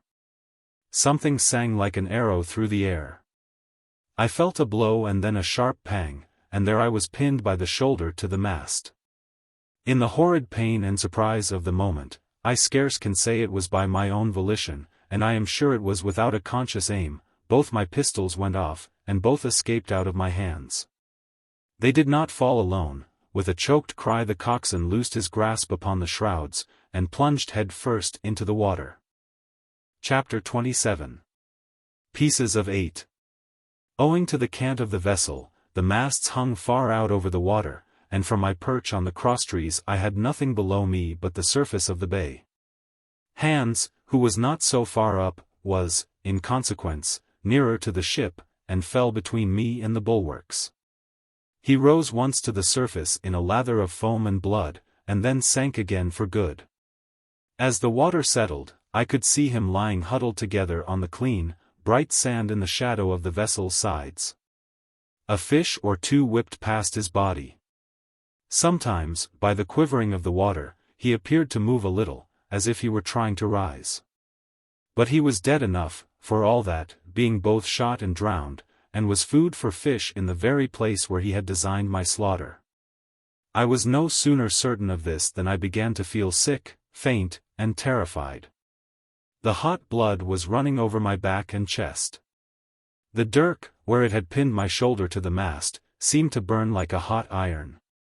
Yet it was not so much these real sufferings that distressed me, for these, it seemed to me, I could bear without a murmur. It was the horror I had upon my mind of falling from the crosstree into that still, green water beside the body of the coxswain. I clung with both hands till my nails ached, and I shut my eyes as if to cover up the peril. Gradually my mind came back again, my pulses quieted down to a more natural time, and I was once more in possession of myself. It was my first thought to pluck forth the dirk. But either it stuck too hard or my nerve failed me, and I desisted with a violent shudder. Oddly enough, that very shudder did the business. The knife, in fact, had come the nearest in the world to missing me altogether. It held me by a mere pinch of skin, and this the shudder tore away. The blood ran down the faster, to be sure, but I was my own master again, and only tacked to the mast by my coat and shirt. These last I broke through with a sudden jerk, and then regained the deck by the starboard shrouds. For nothing in the world would I have again ventured, shaken as I was, upon the overhanging port shrouds, from which Israel had so lately fallen. I went below and did what I could for my wound. It pained me a good deal, and still bled freely, but it was neither deep nor dangerous, nor did it greatly gall me when I used my arm. Then I looked around me, and as the ship was now, in a sense, my own, I began to think of clearing it from its last passenger, the dead man, O'Brien. He had pitched, as I have said, against the bulwarks, where he lay like some horrid, ungainly sort of puppet, life-size, indeed, but how different from life's color or life's comeliness. In that position, I could easily have my way with him, and as the habit of tragical adventures had worn off almost all my terror for the dead, I took him by the waist as if he had been a sack of bran, and, with one good heave, tumbled him overboard.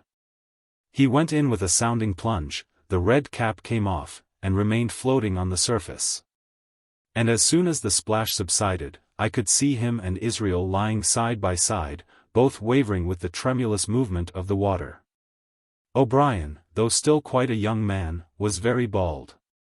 There he lay with that bald head across the knees of the man who killed him, and the quick fishes steering to and fro over both. I was now alone upon the ship. The tide had just turned. The sun was within so few degrees of setting that already the shadow of the pines upon the western shore began to reach right across the anchorage and fall in patterns on the deck. The evening breeze had sprung up, and though it was well warded off by the hill with the two peaks upon the east, the cordage had begun to sing a little softly to itself and the idle sails to rattle to and fro. I began to see a danger to the ship. The jibs I speedily doused and brought tumbling to the deck, but the mainsail was a harder matter. Of course, when the schooner canted over, the boom had swung outboard, and the cap of it and a foot or two of sail hung even under water. I thought this made it still more dangerous, yet the strain was so heavy that I half feared to meddle. At last I got my knife and cut the halyards. The peak dropped instantly, a great belly of loose canvas floated broad upon the water, and since, pull as I liked, I could not budge the downhaul, that was the extent of what I could accomplish. For the rest, the Hispaniola must trust to luck, like myself. By this time the whole anchorage had fallen into shadow, the last rays, I remember, falling through a glade of the wood, and shining bright as jewels on the flowery mantle of the wreck. It began to be chill, the tide was rapidly fleeting seaward, the schooner settling more and more on her beam ends. I scrambled forward and looked over. It seemed shallow enough, and holding the cut hawser in both hands for a last security, I let myself drop softly overboard. The water scarcely reached my waist. The sand was firm and covered with ripple marks, and I waded ashore in great spirits, leaving the Hispaniola on her side, with her mainsail trailing wide upon the surface of the bay. About the same time the sun went fairly down, and the breeze whistled low in the dusk among the tossing pines. At least, and at last, I was off the sea, nor had I returned thence empty-handed.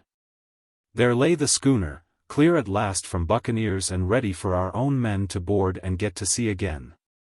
I had nothing nearer my fancy than to get home to the Stockade and boast of my achievements.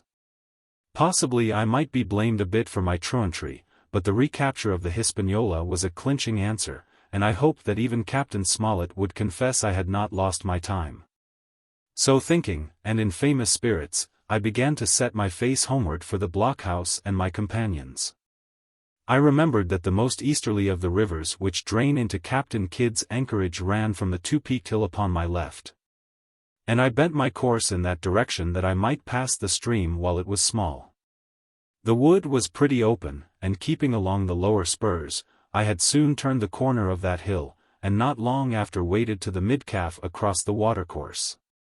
This brought me near to where I had encountered Ben Gunn, the maroon, and I walked more circumspectly, keeping an eye on every side. The dusk had come nigh hand completely, and, as I opened out the cleft between the two peaks, I became aware of a wavering glow against the sky, where, as I judged, the man of the island was cooking his supper before a roaring fire. And yet I wondered, in my heart, that he should show himself so careless. For if I could see this radiance, might it not reach the eye of Silver himself where he camped upon the shore among the marshes? Gradually the night fell blacker. It was all I could do to guide myself even roughly toward my destination. The double hill behind me and the spyglass on my right hand loomed faint and fainter, the stars were few and pale. And in the low ground where I wandered I kept tripping among bushes and rolling into sandy pits. Suddenly a kind of brightness fell about me. I looked up. A pale glimmer of moonbeams had alighted on the summit of the spyglass, and soon after I saw something broad and silvery moving low down behind the trees, and knew the moon had risen. With this to help me, I passed rapidly over what remained to me of my journey, and, sometimes walking, sometimes running, impatiently drew near to the stockade. Yet, as I began to thread the grove that lies before it, I was not so thoughtless but that I slacked my pace and went a trifle warily. It would have been a poor end of my adventures to get shot down by my own party in mistake. The moon was climbing higher and higher. Its light began to fall here and there in masses through the more open districts of the wood, and right in front of me a glow of a different color appeared among the trees.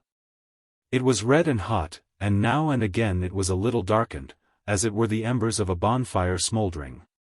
For the life of me I could not think what it might be. At last I came right down upon the borders of the clearing. The western end was already steeped in moonshine. The rest, and the blockhouse itself, still lay in a black shadow, checkered with long, silvery streaks of light. On the other side of the house an immense fire had burned itself into clear embers and shed a steady, red reverberation, contrasting strongly with the mellow paleness of the moon. There was not a soul stirring, nor a sound beside the noises of the breeze. I stopped, with much wonder in my heart, and perhaps a little terror also. It had not been our way to build great fires. We were, indeed, by the captain's orders, somewhat niggardly of firewood, and I began to fear that something had gone wrong while I was absent. I stole round by the eastern end, keeping close in shadow, and at a convenient place, where the darkness was thickest, crossed the palisade. To make assurance surer, I got upon my hands and knees, and crawled, without a sound, toward the corner of the house. As I drew nearer, my heart was suddenly and greatly lightened. It was not a pleasant noise in itself, and I have often complained of it at other times, but just then it was like music to hear my friends snoring together so loud and peaceful in their sleep. The sea cry of the watch, that beautiful "all's well," never fell more reassuringly on my ear. In the meantime there was no doubt of one thing: they kept an infamous bad watch. If it had been Silver and his lads that were now creeping in on them, not a soul would have seen daybreak. That was what it was, thought I, to have the captain wounded. And again I blamed myself sharply for leaving them in that danger with so few to mount guard. By this time I had got to the door and stood up. All was dark within, so that I could distinguish nothing by the eye. As for sounds, there was the steady drone of the snorers, and a small occasional noise, a flickering or pecking that I could in no way account for. With my arms before me I walked steadily in. I should lie down in my own place, I thought, with a silent chuckle, and enjoy their faces when they found me in the morning. My foot struck something yielding, it was a sleeper's leg, and he turned and groaned, but without awaking. And then, all of a sudden, a shrill voice broke forth out of the darkness. "Pieces of 8. Pieces of 8. Pieces of 8. Pieces of 8. Pieces of 8. And so forth, without pause or change, like the clacking of a tiny mill. Silver's green parrot, Captain Flint. It was she whom I had heard pecking at a piece of bark. It was she, keeping better watch than any human being, who thus announced my arrival with her wearisome refrain. I had no time left me to recover. At the sharp clipping tone of the parrot, the sleepers awoke and sprang up, and with a mighty oath the voice of Silver cried, "Who goes?" I turned to run, struck violently against one person, recoiled, and ran full into the arms of a second, who, for his part, closed upon and held me tight. "Bring a torch, Dick," said Silver, when my capture was thus assured.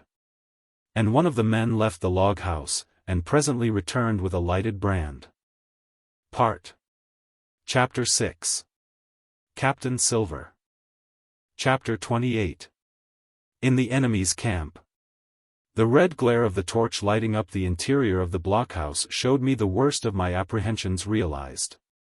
The pirates were in possession of the house and stores, there was the cask of cognac, there were the pork and bread, as before, and, what tenfold increased my horror, not a sign of any prisoner.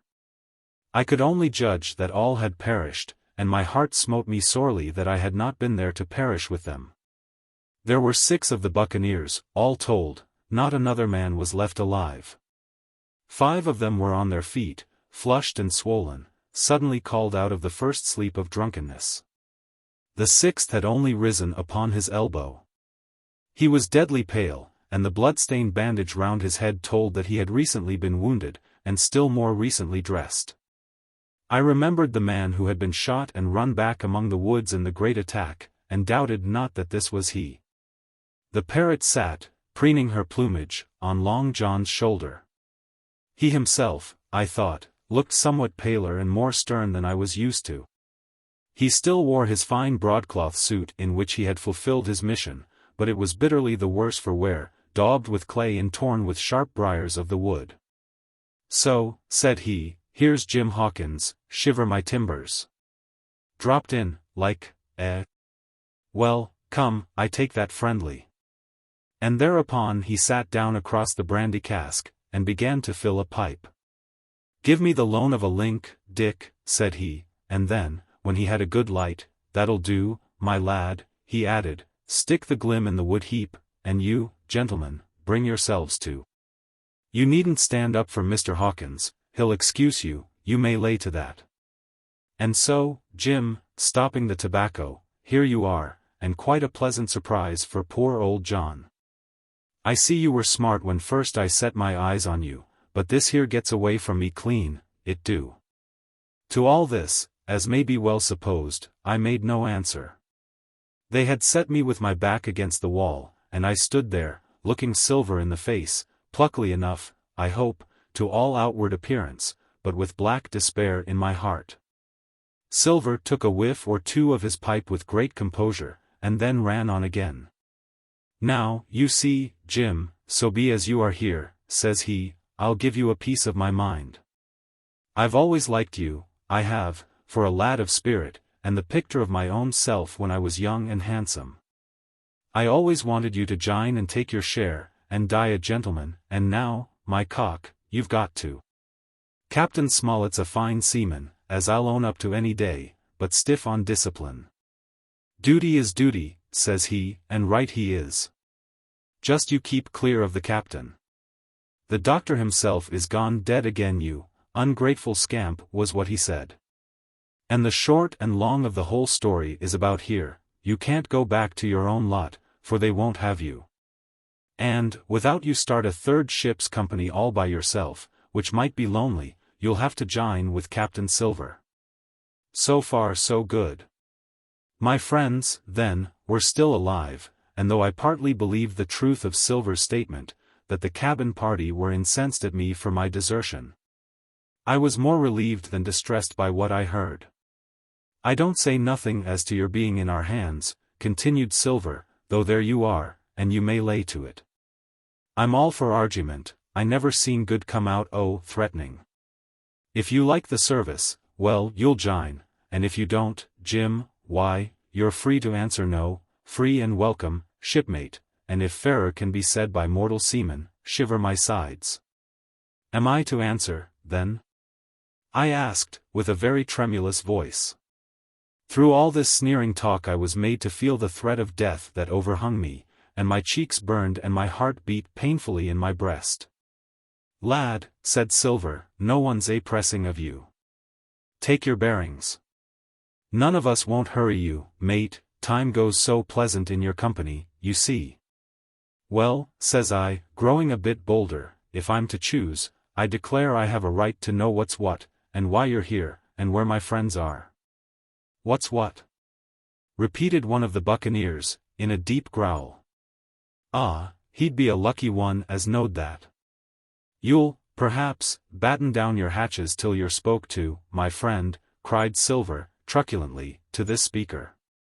And then, in his first gracious tones, he replied to me, yesterday morning, Mr. Hawkins, said he, in the dog watch, down came Dr. Livesey with a flag of truce. Says he, Captain Silver, you're sold out. Ship's gone. Well, maybe we'd been taking a glass, and a song to help it round. I won't say no.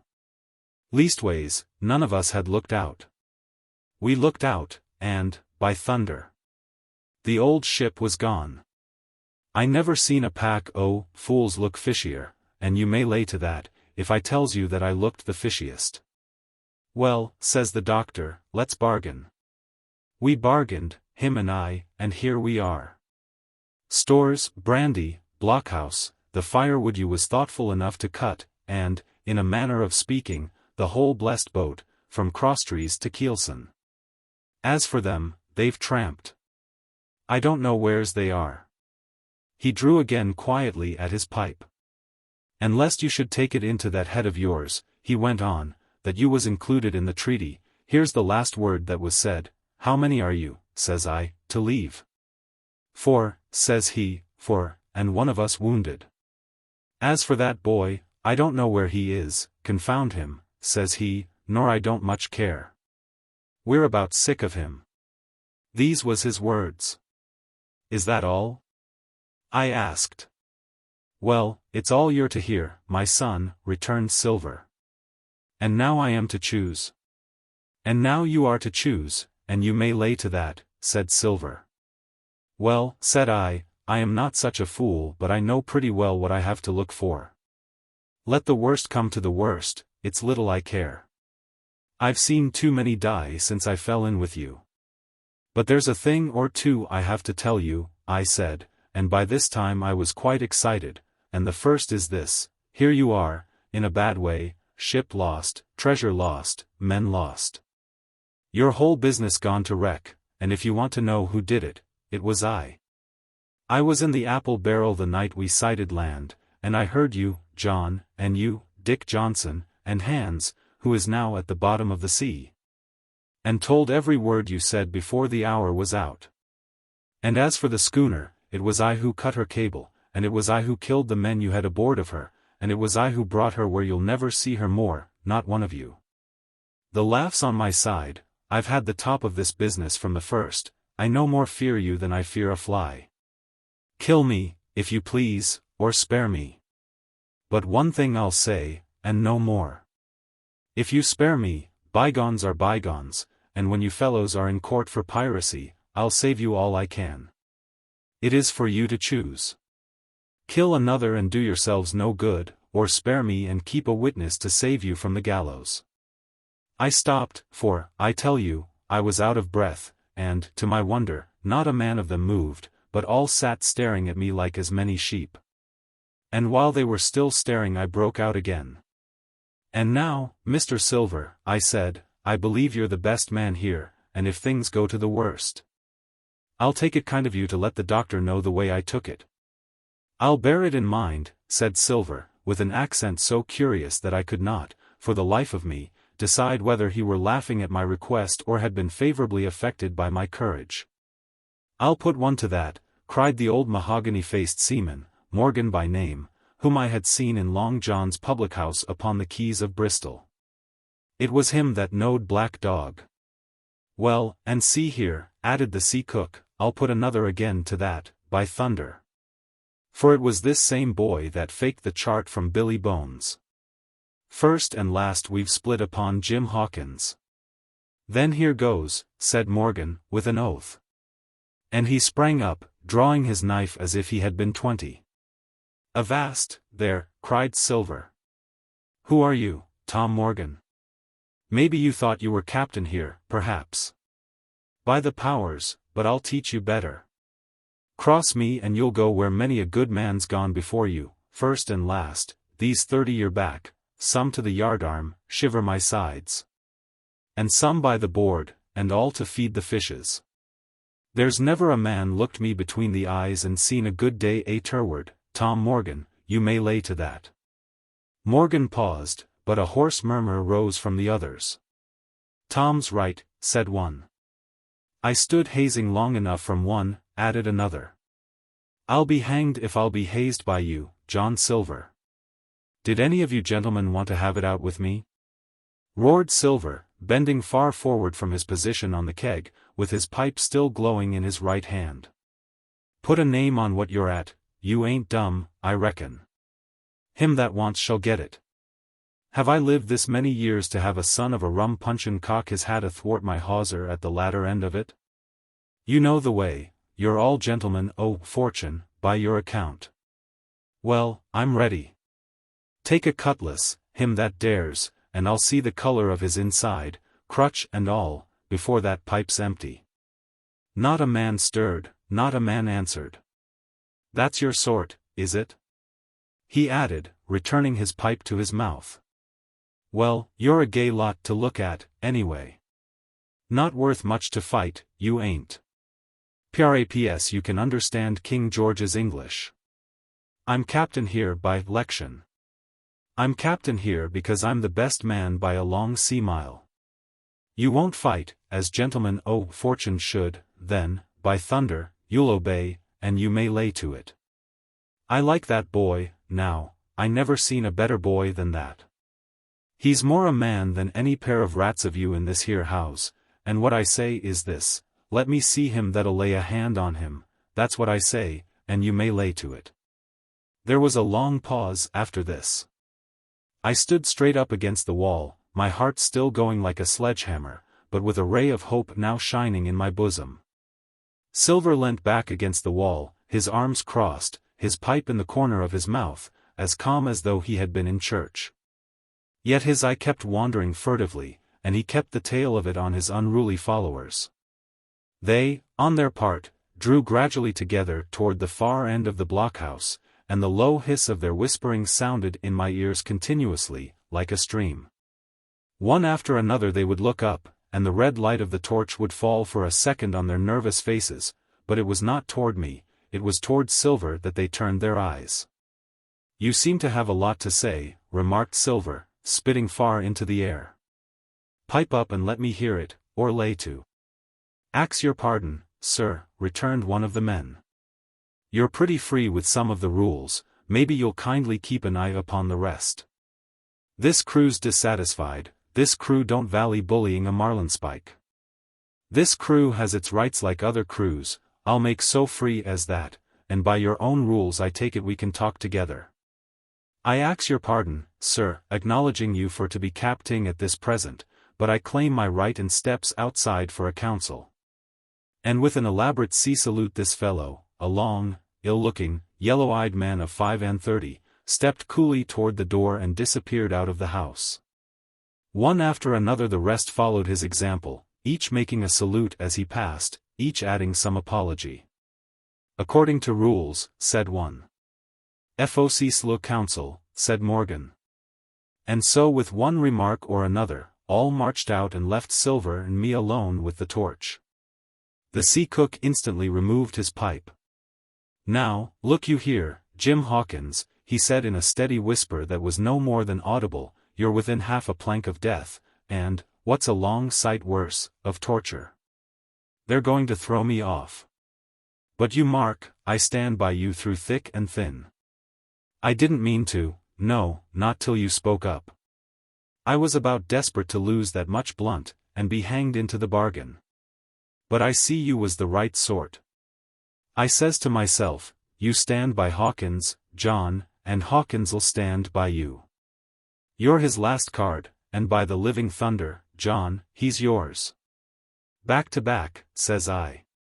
You save your witness and he'll save your neck. I began dimly to understand. You mean all's lost? I asked. By gum, I do, he answered. Ship gone, neck gone, that's the size of it.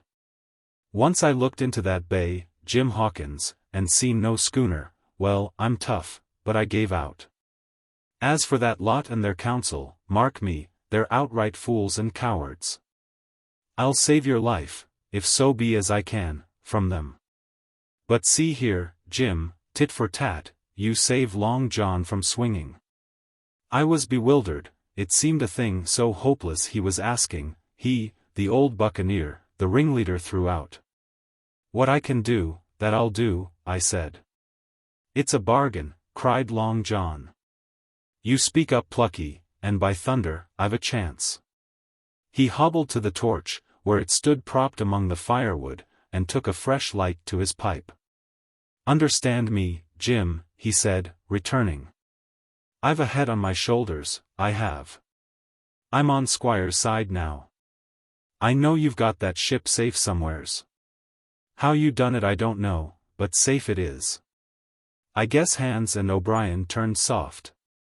I never much believed in neither of them. Now you mark me.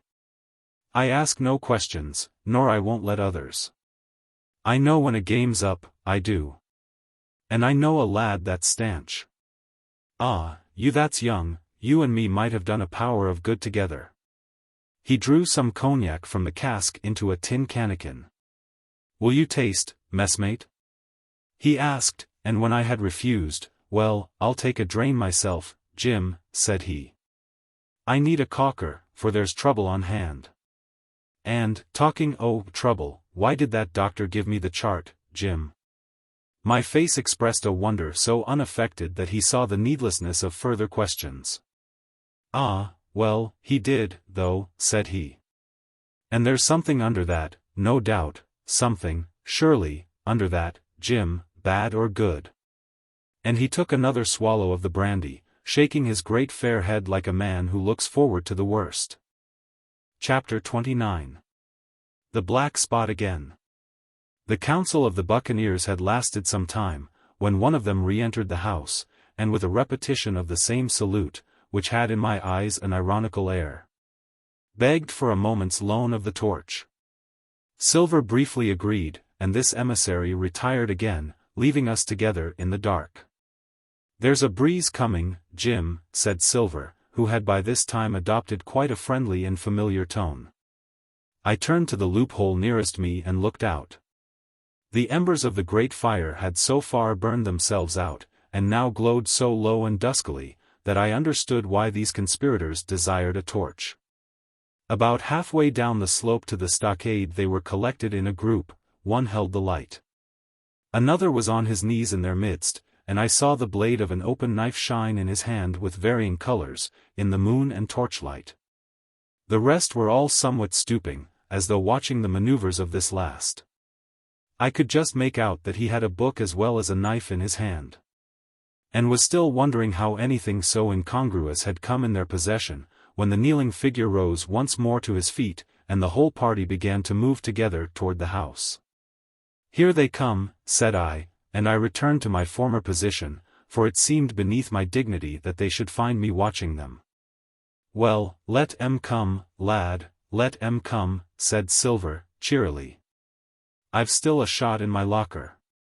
The door opened, and the 5 men, standing huddled together just inside, pushed one of their number forward. In any other circumstances it would have been comical to see his slow advance, hesitating as he set down each foot, but holding his closed right hand in front of him. "Step up, lad," cried Silver. "I won't eat you. Hand it over, lubber. I know the rules, I do, I won't hurt a deputation."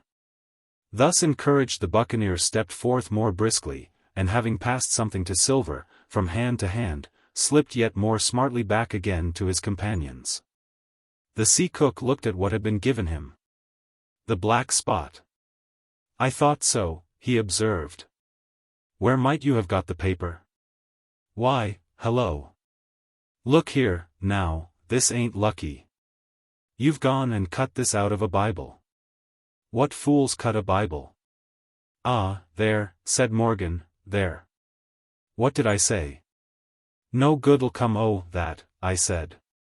"Well, you've about fixed it now, among you," continued Silver. "You'll all swing now, I reckon. What soft-headed lubber had a Bible?" "It was Dick," said one. "Dick, was it? Then Dick can get to prayers," said Silver. "He's seen his slice of luck, has Dick, and you may lay to that." But here the long man with the yellow eyes struck in. "Belay that talk, John Silver," he said. "This crew has tipped you the black spot in full council, as in duty bound, just you turn it over, as in duty bound, and see what's wrote there. Then you can talk." "Thank'ee, George," replied the sea cook. "You always was brisk for business, and has the rules by heart, George, as I'm pleased to see. Well, what is it, anyway?" "Ah. Deposed, that's it, is it? Very pretty wrote, to be sure, like print, I swear. Your hand right, George? Why, you was gettin' quite a lead-in man in this here crew. You'll be captain next, I shouldn't wonder. Just oblige me with that torch again, will you? This pipe don't draw." "Come, now," said George, "you don't fool this crew no more. You're a funny man, by your account, but you're over now, and you'll maybe step down off that barrel, and help vote." "I thought you said you knowed the rules," returned Silver, contemptuously. "Leastways, if you don't, I do, and I wait here, and I'm still your captain, mind, till you outs with your grievances, and I reply, in the meantime, your black spot ain't worth a biscuit. After that we'll see. Oh, replied George, you don't be under no kind of apprehension, we're all square, we are. First, you've made a hash of this cruise, you'll be a bold man to say no to that. Second, you let the enemy out this here trap for nothing. Why did they want out? I dunno, but it's pretty plain they wanted it. Third, you wouldn't let us go at them upon the march. Oh, we see through you, John Silver, you want to play booty, that's what's wrong with you. And then, fourth, there's this here boy. Is that all? Asked Silver, quietly. Enough, too, retorted George. We'll all swing and sundry for your bungling. Well, now, look here, I'll answer these 4 P&Ts, one after another I'll answer them. I made a hash this cruise, did I? Well, now, you all know what I wanted. And you all know, if that had been done, that we'd been aboard the Hispaniola this night as ever was, every man of us alive, and fit, and full of good plum duff. And the treasure in the hold of her, by thunder. Well, who crossed me? Who forced my hand, as was the lawful captain? Who tipped me the black spot the day we landed, and began this dance? Ah, it's a fine dance, I'm with you there, and looks mighty like a hornpipe in a rope's end at Execution Dock by London town, it does. But who done it? Why, it was Anderson, and Hans, and you, George Merry. And you're the last above board of that same meddling crew. And you have the Davy Jones insolence to up and stand for captain over me, you, that sunk the lot of us. By the powers! But this tops the stiffest yarn to nothing. Silver paused, and I could see by the faces of George and his late comrades that these words had not been said in vain. That's for number 1, cried the accused, wiping the sweat from his brow, for he had been talking with a vehemence that shook the house. Why, I give you my word, I'm sick to speak to you. You've neither sense nor memory, and I leave it to fancy where your mother's was that let you come to sea. See. Gentlemen, fortune. I reckon tailors is your trade. Go on, John, said Morgan. Speak up to the others. Ah, the others, returned John. They're a nice lot, ain't they? You say this cruise is bungled. Ah.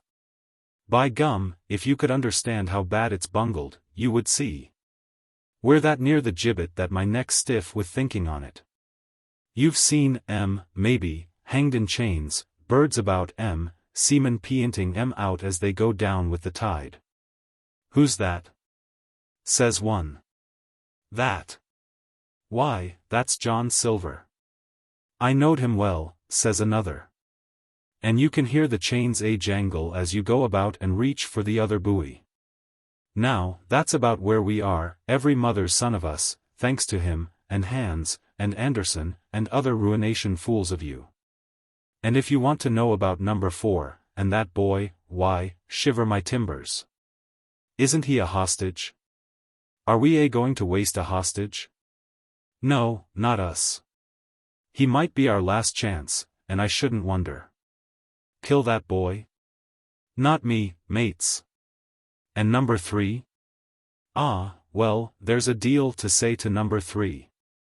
Maybe you don't count it nothing to have a real college doctor come to see you every day, you, John, with your head broke, or you, George Merry, that had the ague shakes upon you not 6 hours agone. And has your eyes the color of lemon peel to this same moment on the clock? And maybe, perhaps, you didn't know there was a consort coming, either? But there is, and not so long till then, and we'll see who'll be glad to have a hostage when it comes to that. And as for number 2, and why I made a bargain, well, you come crawling on your knees to me to make it, on your knees you came, you was that downhearted, and you'd have starved, too. If I hadn't, but that's a trifle.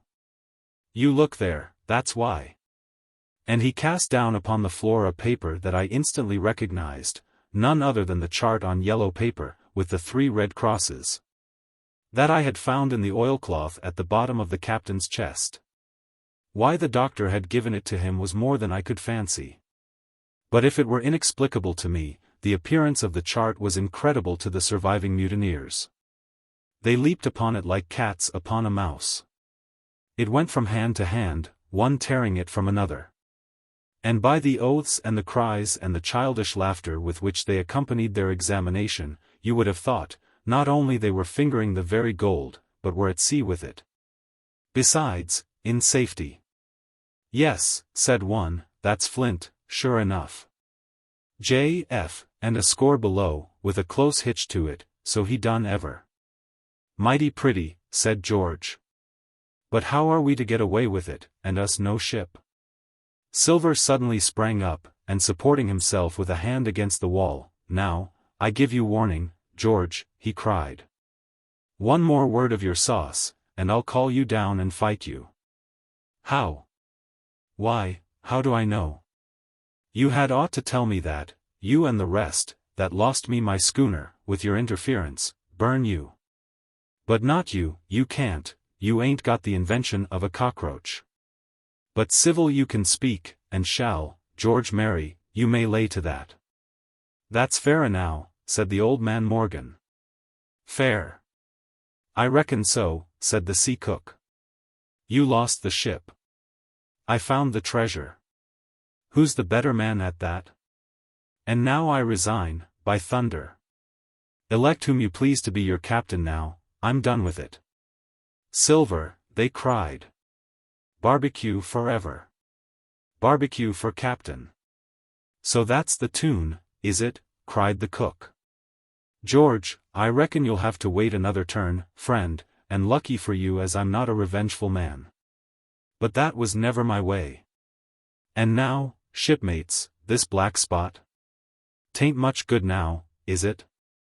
Dick's crossed his luck and spoiled his Bible, and that's about all. It'll do to kiss the book on still, won't it? Growled Dick, who was evidently uneasy at the curse he had brought upon himself. A Bible with a bit cut out, returned Silver, derisively. Not it. It don't bind no more'n a ballad book. Don't it, though? Cried Dick, with a sort of joy. Well, I reckon that's worth having, too. Here, Jim, here's a curiosity for you, said Silver, and he tossed me the paper. It was a round about the size of a crown piece. One side was blank, for it had been the last leaf. The other contained a verse or two of Revelation, these words among the rest, which struck sharply home upon my mind, without our dogs and murderers. The printed side had been blackened with wood ash, which already began to come off and soil my fingers. On the blank side had been written with the same material the one word, deposed. I have that curiosity beside me at this moment, but not a trace of writing now remains beyond a single scratch, such as a man might make with his thumbnail. That was the end of the night's business. Soon after, with a drink all round, we lay down to sleep, and the outside of Silver's vengeance was to put George Merry up for sentinel, and threaten him with death if he should prove unfaithful. It was long ere I could close an eye, and heaven knows I had matter enough for thought in the man whom I had slain that afternoon, in my own most perilous position, and, above all, in the remarkable game that I saw Silver now engaged upon, keeping the mutineers together with one hand, and grasping, with the other, after every means, possible and impossible, to make his peace and save his miserable life. He himself slept peacefully, and snored aloud, yet my heart was sore for him, wicked as he was, to think on the dark perils that environed, and the shameful gibbet that awaited him. Chapter 30. On Parole. I was wakened, indeed, we were all wakened, for I could see even the sentinel shake himself together from where he had fallen against the doorpost, by a clear, hearty voice hailing us from the margin of the wood. "Blockhouse, ahoy!" it cried. "Here's the doctor." And the doctor it was. Although I was glad to hear the sound, yet my gladness was not without admixture. I remembered with confusion my insubordinate and stealthy conduct. And when I saw where it had brought me, among what companions and surrounded by what dangers, I felt ashamed to look him in the face. He must have risen in the dark, for the day had hardly come. And when I ran to a loophole and looked out, I saw him standing, like silver once before, up to the mid-leg in creeping vapor. "You, doctor! Top o' the morning to you, sir!" cried Silver, broad awake and beaming with good nature in a moment. "Bright and early, to be sure, and it's the early bird, as the saying goes, that gets the rations. George, shake up your timbers, son, and help Dr. Livesey over the ship's side. All a-doin' well, your patience was, all well and merry." So he pattered on, standing on the hilltop, with his crutch under his elbow, and one hand upon the side of the log house, quite the old John in voice, manner, and expression. "We've quite a surprise for you, too, sir," he continued. "We've a little stranger here, he. A no boarder and lodger, sir, and looking fit and taut as a fiddle. Slep like a supercargo, he did, right alongside of John, stem to stem we was, all night." Dr. Livesey was by this time across the stockade and pretty near the cook, and I could hear the alteration in his voice as he said, "Not Jim?" "The very same Jim as ever was," says Silver. The doctor stopped outright, although he did not speak, and it was some seconds before he seemed able to move on.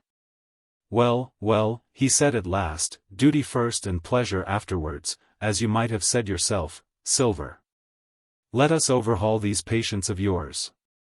A moment afterwards he had entered the blockhouse, and, with one grim nod to me, proceeded with his work among the sick. He seemed under no apprehension, though he must have known that his life, among these treacherous demons, depended on a hair. And he rattled on to his patients as if he were paying an ordinary professional visit in a quiet English family. His manner, I suppose, reacted on the men, for they behaved to him as if nothing had occurred, as if he were still ship's doctor, and they still faithful hands before the mast. "You're doing well, my friend," he said to the fellow with the bandaged head, "and if ever any person had a close shave, it was you. Your head must be as hard as iron.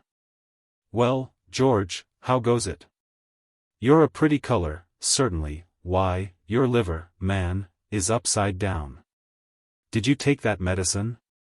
"Did he take that medicine, men?" Aye, sir, he took it sure enough," returned Morgan. "Because, you see, since I am mutineer's doctor, or prison doctor, as I prefer to call it," says Dr. Livesey, in his pleasantest way, "I make it a point of honor not to lose a man for King George, God bless him. And the gallows." The rogues looked at each other, but swallowed the home thrust in silence. "Dick don't feel well, sir," said one. "Don't he?" replied the doctor. "Well, step up here, Dick, and let me see your tongue." "No, I should be surprised if he did, the man's tongue is fit to frighten the French." "Another fever." "Ah, there," said Morgan, "that COMED of XVIII Bibles." "That COMED, as you call it, of being arrant asses," retorted the doctor, "and not having sense enough to know honest air from poison, and the dry land from a vile, pestiferous slough. I think it most probable, though, of course, it's only an opinion, that you'll all have the deuce to pay before you get that malaria out of your systems. Camp in a bog, would you? Silver, I'm surprised at you. You're less of a fool than many, take you all round, but you don't appear to me to have the rudiments of a notion of the rules of health. Well," he added, after he had dosed them round, and they had taken his prescriptions, with really laughable humility, more like charity schoolchildren than blood-guilty mutineers and pirates. "Well, that's done for today. And now I should wish to have a talk with that boy, please." And he nodded his head in my direction carelessly. George Merry was at the door, spitting and spluttering over some bad-tasted medicine. But at the first word of the doctor's proposal he swung round with a deep flush, and cried, "No," and swore. Silver struck the barrel with his open hand. "Silence!" he roared, and looked about him positively like a lion. "Doctor," he went on, in his usual tones, "I was thinking of that, knowing as how you had a fancy for the boy. We're all humbly grateful for your kindness, and, as you see, puts faith in you, and takes the drugs down like that much grog. And I take it I've found a way as'll suit all. Hawkins, will you give me your word of honor as a young gentleman, for a young gentleman you are, although poor-born, your word of honor not to slip your cable? I readily gave the pledge required. Then, Doctor, said Silver, you just step outside that stockade, and once you're there, I'll bring the boy down on the inside, and I reckon you can yarn through the spars. Good day to you, sir, and all our duties to the Squire and Captain Smollett. The explosion of disapproval, which nothing but Silver's black looks had restrained, broke out immediately the doctor had left the house. Silver was roundly accused of playing double, of trying to make a separate peace for himself, of sacrificing the interests of his accomplices and victims. And, in one word, of the identical, exact thing that he was doing. It seemed to me so obvious, in this case, that I could not imagine how he was to turn their anger. But he was twice the man the rest were, and his last night's victory had given him a huge preponderance on their minds. He called them all the fools and dolts you can imagine, said it was necessary I should talk to the doctor, fluttered the chart in their faces. Asked them if they could afford to break the treaty the very day they were bound treasure hunting. No, by thunder, he cried, it's us must break the treaty when the time comes, and till then I'll gammon that doctor, if I have to oil his boots with brandy. And then he bade them get the fire lit, and stalked out upon his crutch, with his hand on my shoulder, leaving them in a disarray, and silenced by his volubility rather than convinced. Slow, lad, slow, he said. They might round upon us in a twinkle of an eye if we was seen to hurry. Very deliberately, then, did we advance across the sand to where the doctor awaited us on the other side of the stockade, and as soon as we were within easy speaking distance, Silver stopped. You'll make a note of this here also, doctor, said he, and the boy'll tell you how I saved his life, and were deposed for it, too, and you may lay to that. Doctor, when a man's steering as near to the wind as me, playing chuck-farthing with the last breath in his body, like, you wouldn't think it too much, mayhap, to give him one good word. You'll please bear in mind it's not my life only now, it's that boy's into the bargain, and you'll speak me fair, doctor, and give me a bit hope to go on, for the sake of mercy. Silver was a changed man, once he was out there and had his back to his friends and the blockhouse, his cheek seemed to have fallen in, his voice trembled, never was a soul more dead in earnest. Why, John, you're not afraid? Asked Dr. Livesey. Doctor, I'm no coward, no, not I, not so much, and he snapped his fingers. If I was I wouldn't say it. But I'll own up fairly, I've the shakes upon me for the gallows. You're a good man and a true, I never seen a better man. And you'll not forget what I done good, not any more than you'll forget the bad, I know. And I step aside, see here, and leave you and Jim alone. And you'll put that down for me, too, for it's a long stretch, is that. So saying, he stepped back a little way till he was out of earshot, and there sat down upon a tree stump and began to whistle, spinning round now and again upon his seat so as to command a sight.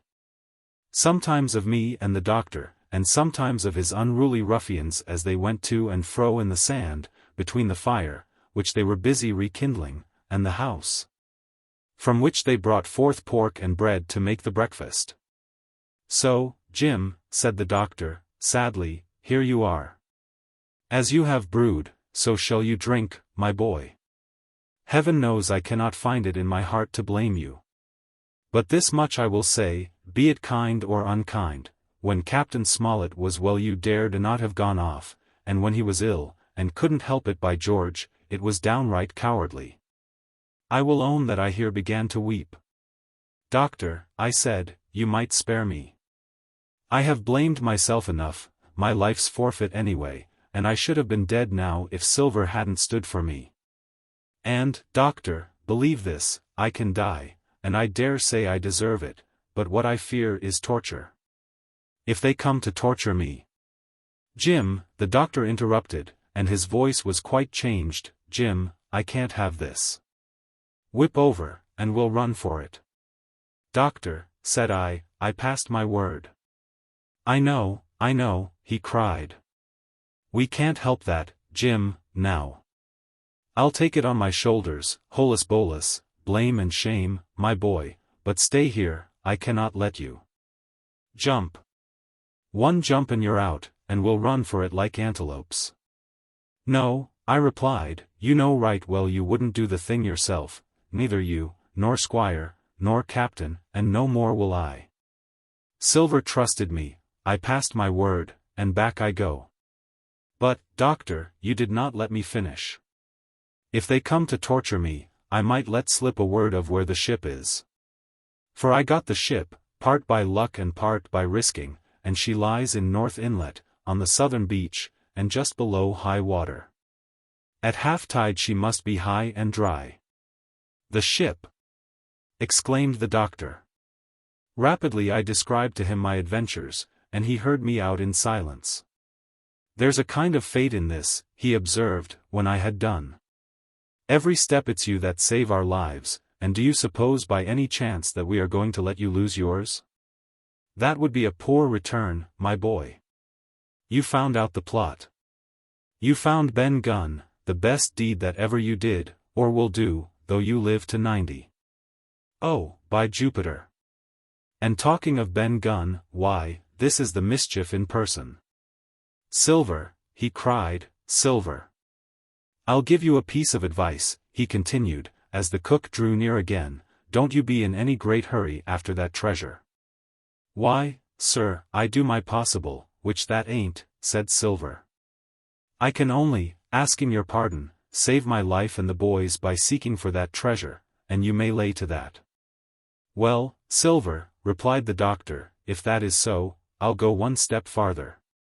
Look out for squalls when you find it. Sir, said Silver, as between man and man, that's too much and too little. What you're after, why you left the blockhouse, why you've given me that there chart, I don't know, now, do I? And yet I'd done your bidding with my eyes shut and never a word of hope. But no, this here's too much. If you won't tell me what you mean plain out, just say so, and I'll leave the helm. No, said the doctor, musingly, I've no right to say more. It's not my secret, you see, Silver, or, I give you my word, I'd tell it you. But I'll go as far with you as I dare go, and a step beyond, for I'll have my wig sorted by the captain, or I'm mistaken. And first, I'll give you a bit of hope. Silver, if we both get out alive out of this wolf trap, I'll do my best to save you, short of perjury. Silver's face was radiant. You couldn't say more, I am sure, sir, not if you was my mother, he cried. Well, that's my first concession, added the doctor. My second is a piece of advice. Keep the boy close beside you, and when you need help, halloo. I'm off to seek it for you, and that itself will show you if I speak at random. Goodbye, Jim. And Dr. Livesey shook hands with me through the stockade, nodded to Silver, and set off at a brisk pace into the wood. Chapter 31. The Treasure Hunt, Flint's Pointer. Jim, said Silver, when we were alone, if I saved your life, you saved mine, and I'll not forget it. I seen the doctor waving you to run for it, with the tail of my eye, I did, and I seen you say no, as plain as hearing. Jim, that's one to you. This is the first glint of hope I had since the attack failed, and I owe it to you. And now, Jim, we're to go in for this here treasure hunting, with sealed orders, too, and I don't like it. And you and me must stick close, back to back like, and we'll save our necks in spite o' fate and fortune. Just then a man hailed us from the fire that breakfast was ready, and we were soon seated here and there about the sand over biscuit and fried junk. They had lighted a fire fit to roast an ox. And it was now grown so hot that they could only approach it from the windward, and even there not without precaution. In the same wasteful spirit, they had cooked, I suppose, 3 times more than we could eat. And one of them, with an empty laugh, threw what was left into the fire, which blazed and roared again over this unusual fuel. I never in my life saw men so careless of the morrow. Hand to mouth is the only word that can describe their way of doing. And what with wasted food and sleeping sentries, though they were bold enough for a brush and be done with it, I could see their entire unfitness for anything like a prolonged campaign. Even Silver, eating away, with Captain Flint upon his shoulder, had not a word of blame for their recklessness. And this the more surprised me, for I thought he had never showed himself so cunning as he did then. "Aye, mates," said he, "it's lucky you have barbecue to think for you with this here head. I got what I wanted, I did. Sure enough, they have the ship. Where they have it, I don't know yet, but once we hit the treasure, we'll have to jump about and find out. And then, mates, us that has the boats, I reckon, has the upper hand." Thus he kept running on, with his mouth full of the hot bacon. Thus he restored their hope and confidence, and, I more than suspect, repaired his own at the same time. As for hostage, he continued, that's his last talk, I guess, with them he loves so dear. I've got my piece o' news, and thank ye to him for that, but it's over and done. I'll take him in a line when we go treasure hunting, for we'll keep him like so much gold, in case of accidents, you mark, and in the meantime. Once we got the ship and treasure both, and off to sea like jolly companions, why, then we'll talk Mr. Hawkins over, we will, and we'll give him his share, to be sure, for all his kindness. It was no wonder the men were in a good humor now. For my part, I was horribly cast down. Should the scheme he had now sketched prove feasible, Silver, already doubly a traitor, would not hesitate to adopt it. He had still a foot in either camp, and there was no doubt he would prefer wealth and freedom with the pirates to a bare escape from hanging, which was the best he had to hope on our side. Nay, and even if things so fell out that he was forced to keep his faith with Dr. Livesey, even then what danger lay before us?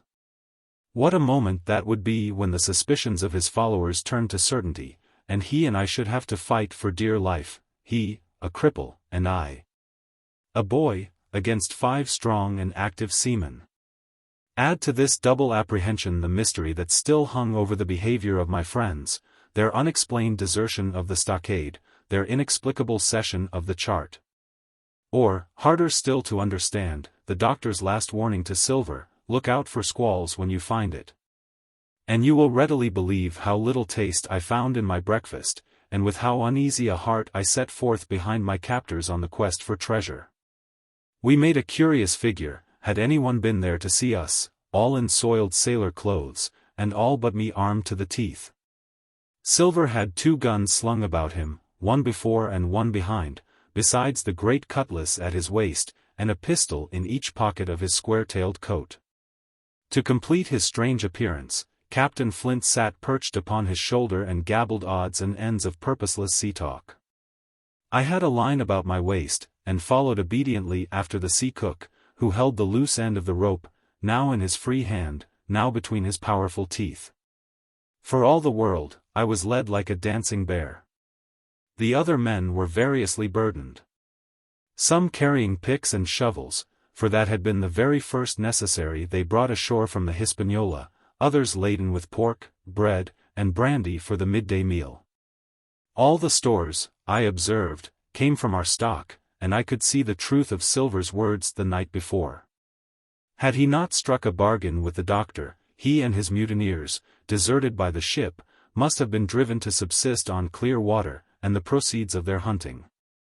Water would have been little to their taste, a sailor is not usually a good shot, and, besides all that, when they were so short of eatables, it was not likely they would be very flush of powder. Well, thus equipped, we all set out, even the fellow with the broken head, who should certainly have kept in shadow, and straggled, one after another, to the beach, where the 2 gigs awaited us. Even these bore trace of the drunken folly of the pirates, one in a broken thwart, and both in their muddied and unbaled condition. Both were to be carried along with us, for the sake of safety. And so, with our numbers divided between them, we set forth upon the bosom of the anchorage. As we pulled over, there was some discussion on the chart. The Red Cross was, of course, far too large to be a guide, and the terms of the note on the back, as you will hear, admitted of some ambiguity. They ran, the reader may remember, thus. Tall tree, spyglass shoulder, bearing a point to the N of N-N-E. Skeleton Island E-S-E and by E. 10 feet. A tall tree was thus the principal mark. Now, right before us, the anchorage was bounded by a plateau from 200 to 300 feet high, adjoining on the north the sloping southern shoulder of the spyglass. And rising again toward the south into the rough, cliffy eminence called the mizzenmast hill. The top of the plateau was dotted thickly with pine trees of varying height. Every here and there, one of a different species rose 40 or 50 feet clear above its neighbors. And which of these was the particular tall tree of Captain Flint could only be decided on the spot, and by the readings of the compass. Yet, although that was the case, every man on board the boats had picked a favorite of his own ere we were halfway over. Long John alone shrugging his shoulders and bidding them wait till they were there. We pulled easily, by Silver's directions, not to weary the hands prematurely. And, after quite a long passage, landed at the mouth of the second river, that which runs down a woody cleft of the spyglass. Thence, bending to our left, we began to ascend the slope towards the plateau. At the first outset, heavy, miry ground and a matted, marsh vegetation greatly delayed our progress. But by little and little the hill began to steepen and become stony underfoot, and the wood to change its character and to grow in a more open order. It was, indeed, a most pleasant portion of the island that we were now approaching. A heavy-scented broom and many flowering shrubs had almost taken the place of grass. Thickets of green nutmeg trees were dotted here and there with the red columns and the broad shadow of the pines, and the first mingled their spice with the aroma of the others. The air, besides, was fresh and stirring, and this, under the sheer sunbeams, was a wonderful refreshment to our senses. The party spread itself abroad, in a fan shape, shouting and leaping to and fro. About the center, and a good way behind the rest, Silver and I followed, I tethered by my rope, he plowing, with deep pants, among the sliding gravel. From time to time, indeed, I had to lend him a hand, or he must have missed his footing and fallen backward down the hill. We had thus proceeded for about half a mile, and were approaching the brow of the plateau, when the man upon the farthest left began to cry aloud, as if in terror. Shout after shout came from him, and the others began to run in his direction. "He can't found the treasure," said old Morgan, hurrying past us from the right, "for that's clean atop." Indeed, as we found when we also reached the spot, it was something very different. At the foot of a pretty big pine, and involved in a green creeper, which had even partly lifted some of the smaller bones, a human skeleton lay, with a few shreds of clothing, on the ground. I believe a chill struck for a moment to every heart. He was a seaman, said George Merry, who, bolder than the rest, had gone up close, and was examining the rags of clothing. "Leastways, this is good sea cloth." Aye, said Silver, like enough, you wouldn't look to find a bishop here, I reckon. But what sort of a way is that for bones to lie? "'Tain't in nature, dot."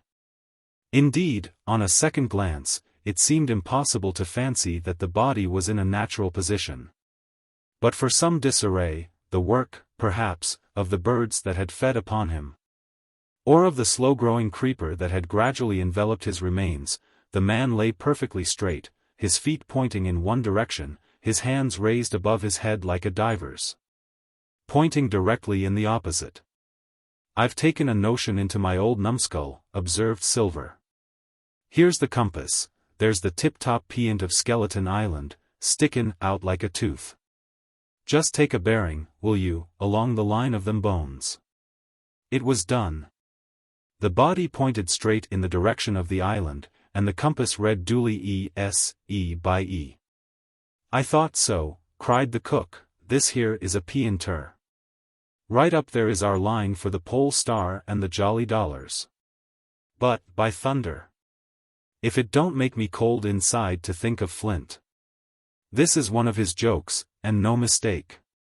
Him and these 6 was alone here, he killed them, every man, and this one he hauled here and laid down by compass, shiver my timbers. They're long bones, and the hair's been yellow. Aye, that would be Allardyce. You mind Allardyce, Tom Morgan? Aye, returned Morgan, I mind him. He owed me money, he did, and took my knife ashore with him. Speaking of knives, said another, why don't we find his end lying round? Flint warned the man to pick a seaman's pocket. And the birds, I guess, would leave it be. By the powers, and that's true, cried Silver. There ain't a thing left here, said Mary, still feeling round among the bones. Not a copper doit nor a bocce box. It don't look nat'ral to me. No, by gum, it don't, agreed Silver, not nat'ral, nor not nice, says you. Great guns, messmates, but if Flint was living this would be a hot spot for you and me. 6 they were, and 6 are we, and bones is what they are now. I saw him dead with these here deadlights, said Morgan. Billy took me in. There he laid, with penny pieces on his eyes. Dead, aye, sure enough he's dead and gone below, said the fellow with the bandage, but if ever spirit walked it would be Flint's. Dear heart, but he died bad, did Flint.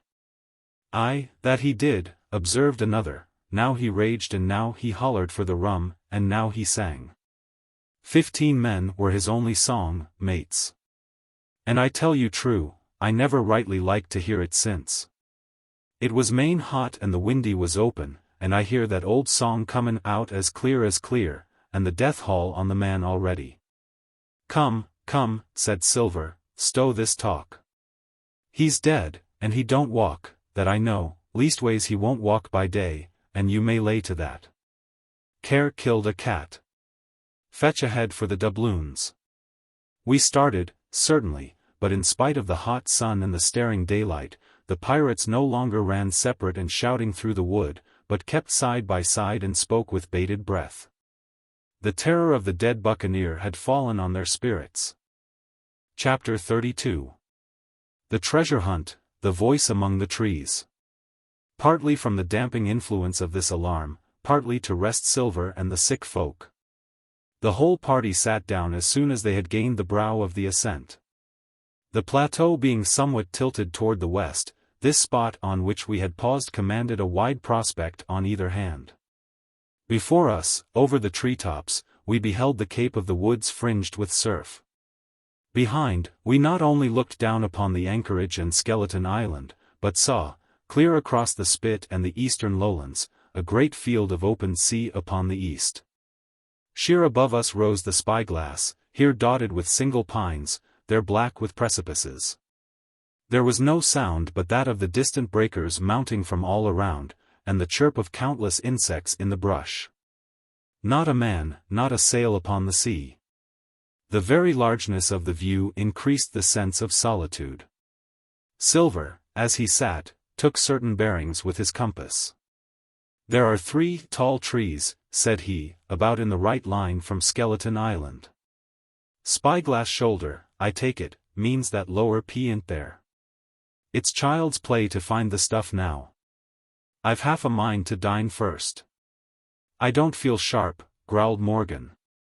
Thinkin', oh, Flint, I think it were, as done me.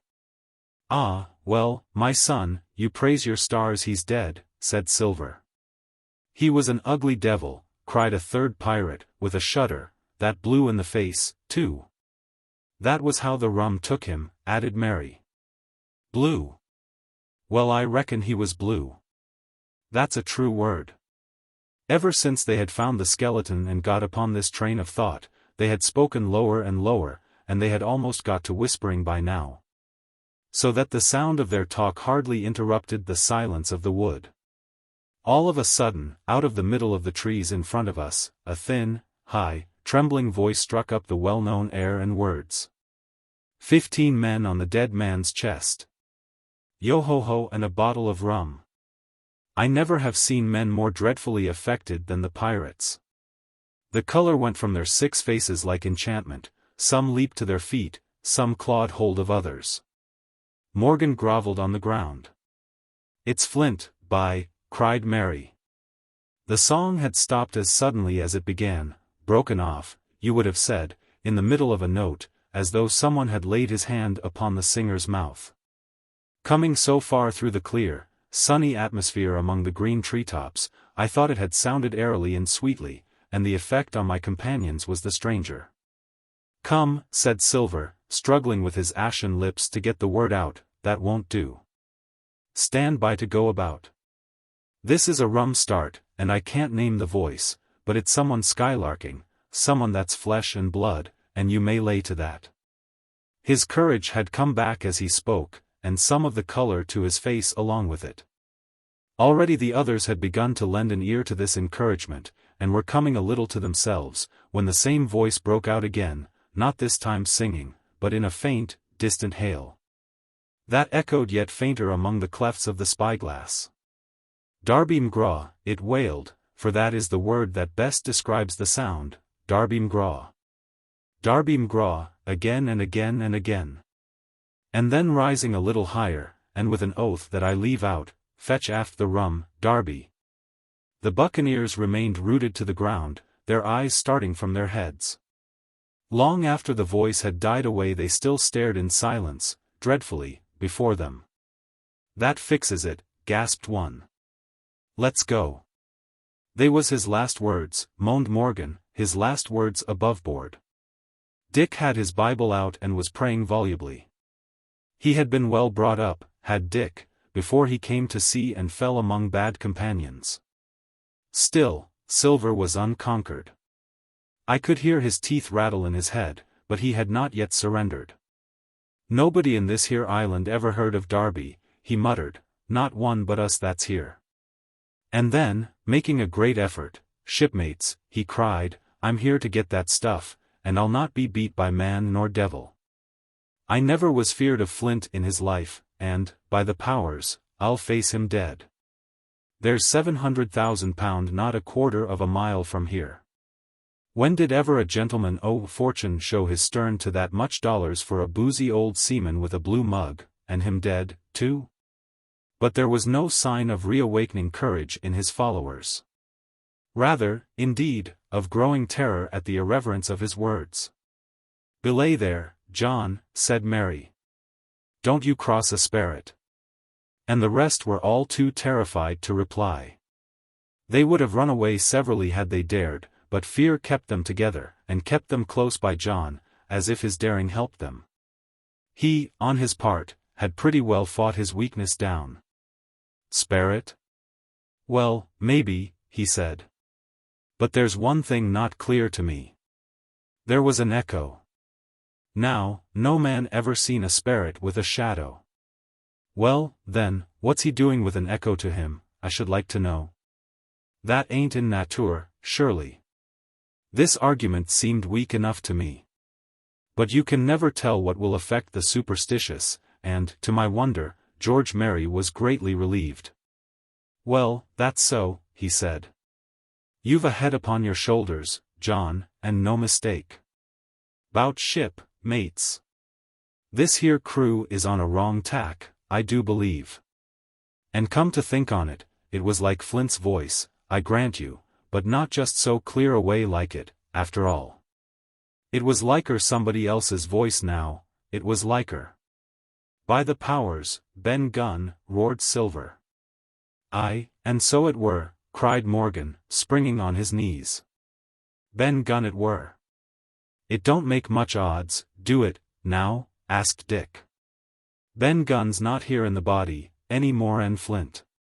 But the older hands greeted this remark with scorn. "Why, nobody minds Ben Gunn," cried Mary, "dead or alive, nobody minds him." It was extraordinary how their spirits had returned, and how the natural color had revived in their faces. Soon they were chatting together, with intervals of listening. And not long after, hearing no further sound, they shouldered the tools and set forth again, Mary walking first with Silver's compass to keep them on the right line with Skeleton Island. He had said the truth, dead or alive, nobody minded Ben Gunn. Dick alone still held his Bible, and looked around him as he went, with fearful glances. But he found no sympathy, and Silver even joked him on his precautions. "I told you," said he, I told you you had spied your Bible. If it ain't no good to swear by, what do you suppose a sperrit would give for it? Not that, and he snapped his big fingers, halting a moment on his crutch. But Dick was not to be comforted. Indeed, it was soon plain to me that the lad was falling sick, hastened by heat, exhaustion, and the shock of his alarm. The fever, predicted by Dr. Livesey, was evidently growing swiftly higher. It was fine open walking here, upon the summit. Our way lay a little downhill, for, as I have said, the plateau tilted toward the west. The pines, great and small, grew wide apart. And even between the clumps of nutmeg and azalea, wide open spaces baked in the hot sunshine. Striking, as we did, pretty near northwest across the island, we drew, on the one hand, ever nearer under the shoulders of the spyglass, and on the other, looked ever wider over that western bay where I had once tossed and trembled in the Coracle. The first of the tall trees was reached, and by the bearing, proved the wrong one. So with the second. The third rose nearly 200 feet into the air above a clump of underwood. A giant of a vegetable, with a red column as big as a cottage, and a wide shadow around in which a company could have maneuvered. It was conspicuous far to sea, both on the east and west, and might have been entered as a sailing mark upon the chart. But it was not its size that now impressed my companions. It was the knowledge that 700,000 pounds in gold lay somewhere buried below its spreading shadow. The thought of the money, as they drew nearer, swallowed up their previous terrors. Their eyes burned in their heads, their feet grew speedier and lighter. Their whole soul was bound up in that fortune, that whole lifetime of extravagance and pleasure, that lay waiting there for each of them. Silver hobbled, grunting, on his crutch. His nostrils stood out and quivered, he cursed like a madman when the flies settled on his hot and shiny countenance. He plucked furiously at the line that held me to him, and, from time to time, turned his eyes upon me with a deadly look. Certainly he took no pains to hide his thoughts. And certainly I read them like print. In the immediate nearness of the gold, all else had been forgotten. His promise and the doctor's warning were both things of the past. And I could not doubt that he hoped to seize upon the treasure, find and board the Hispaniola under cover of night, cut every honest throat about that island, and sail away as he had at first intended, laden with crimes and riches. Shaken as I was with these alarms, it was hard for me to keep up with the rapid pace of the treasure hunters. Now and again I stumbled, and it was then that Silver plucked so roughly at the rope and launched at me his murderous glances. Dick, who had dropped behind us, and now brought up the rear, was babbling to himself both prayers and curses, as his fever kept rising. This also added to my wretchedness, and, to crown all, I was haunted by the thought of the tragedy that had once been acted on that plateau. When that ungodly buccaneer with the blue face, he who had died at Savannah, singing and shouting for drink, had there, with his own hand, cut down his 6 accomplices. This grove, that was now so peaceful, must then have rung with cries, I thought, and even with the thought I could believe I heard it ringing still. We were now at the margin of the thicket.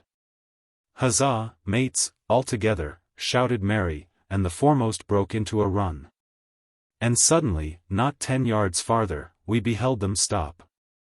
A low cry arose. Silver doubled his pace, digging away with the foot of his crutch like one possessed, and next moment he and I had come also to a dead halt. Before us was a great excavation, not very recent, for the sides had fallen in and grass had sprouted on the bottom. In this were the shaft of a pick broken in 2 and the boards of several packing cases strewn around. On one of these boards I saw branded with a hot iron, the name Walrus, the name of Flint's ship. All was clear to probation. The cash had been found and rifled, the 700,000 pounds were gone. Chapter 33. The Fall of a Chieftain. There never was such an overturn in this world. Each of these 6 men was as though he had been struck. But with Silver the blow passed almost instantly. Every thought of his soul had been set full stretch, like a racer, on that money. Well, he was brought up in a single second, dead. And he kept his head, found his temper, and changed his plan before the others had had time to realize the disappointment. "Jim," he whispered, "take that, and stand by for trouble." And he passed me a double-barreled pistol. At the same time he began quietly moving northward, and in a few steps had put the hollow between us two and the other 5. Then he looked at me and nodded, as much as to say, "Here is a narrow corner," as, indeed, I thought it was. His looks were now quite friendly, and I was so revolted at these constant changes that I could not forbear whispering, "So you've changed sides again." There was no time left for him to answer in. The buccaneers, with oaths and cries, began to leap, one after another, into the pit, and to dig with their fingers, throwing the boards aside as they did so. Morgan found a piece of gold. He held it up with a perfect spout of oaths. It was a 2-guinea piece, and it went from hand to hand among them for a quarter of a minute. 2 guineas, roared Mary, shaking it at Silver. "That's your £700,000, is it? You're the man for bargains, ain't you? You're him that never bungled nothing, you wooden-headed lubber." "Dig away, boys," said Silver, with the coolest insolence, "you'll find some pignuts, and I shouldn't wonder." "Pignuts," repeated Mary, in a scream. "Mates, do you hear that? I tell you now, that man there knew it all along. Look in the face of him, and you'll see it wrote there." "Ah, Mary," remarked Silver, standing for captain again. "You're a pushing lad, to be sure." But this time everyone was entirely in Mary's favor. They began to scramble out of the excavation, darting furious glances behind them. One thing I observed, which looked well for us.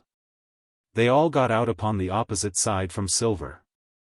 Well, there we stood, 2 on one side, 5 on the other, the pit between us, and nobody screwed up high enough to offer the first blow.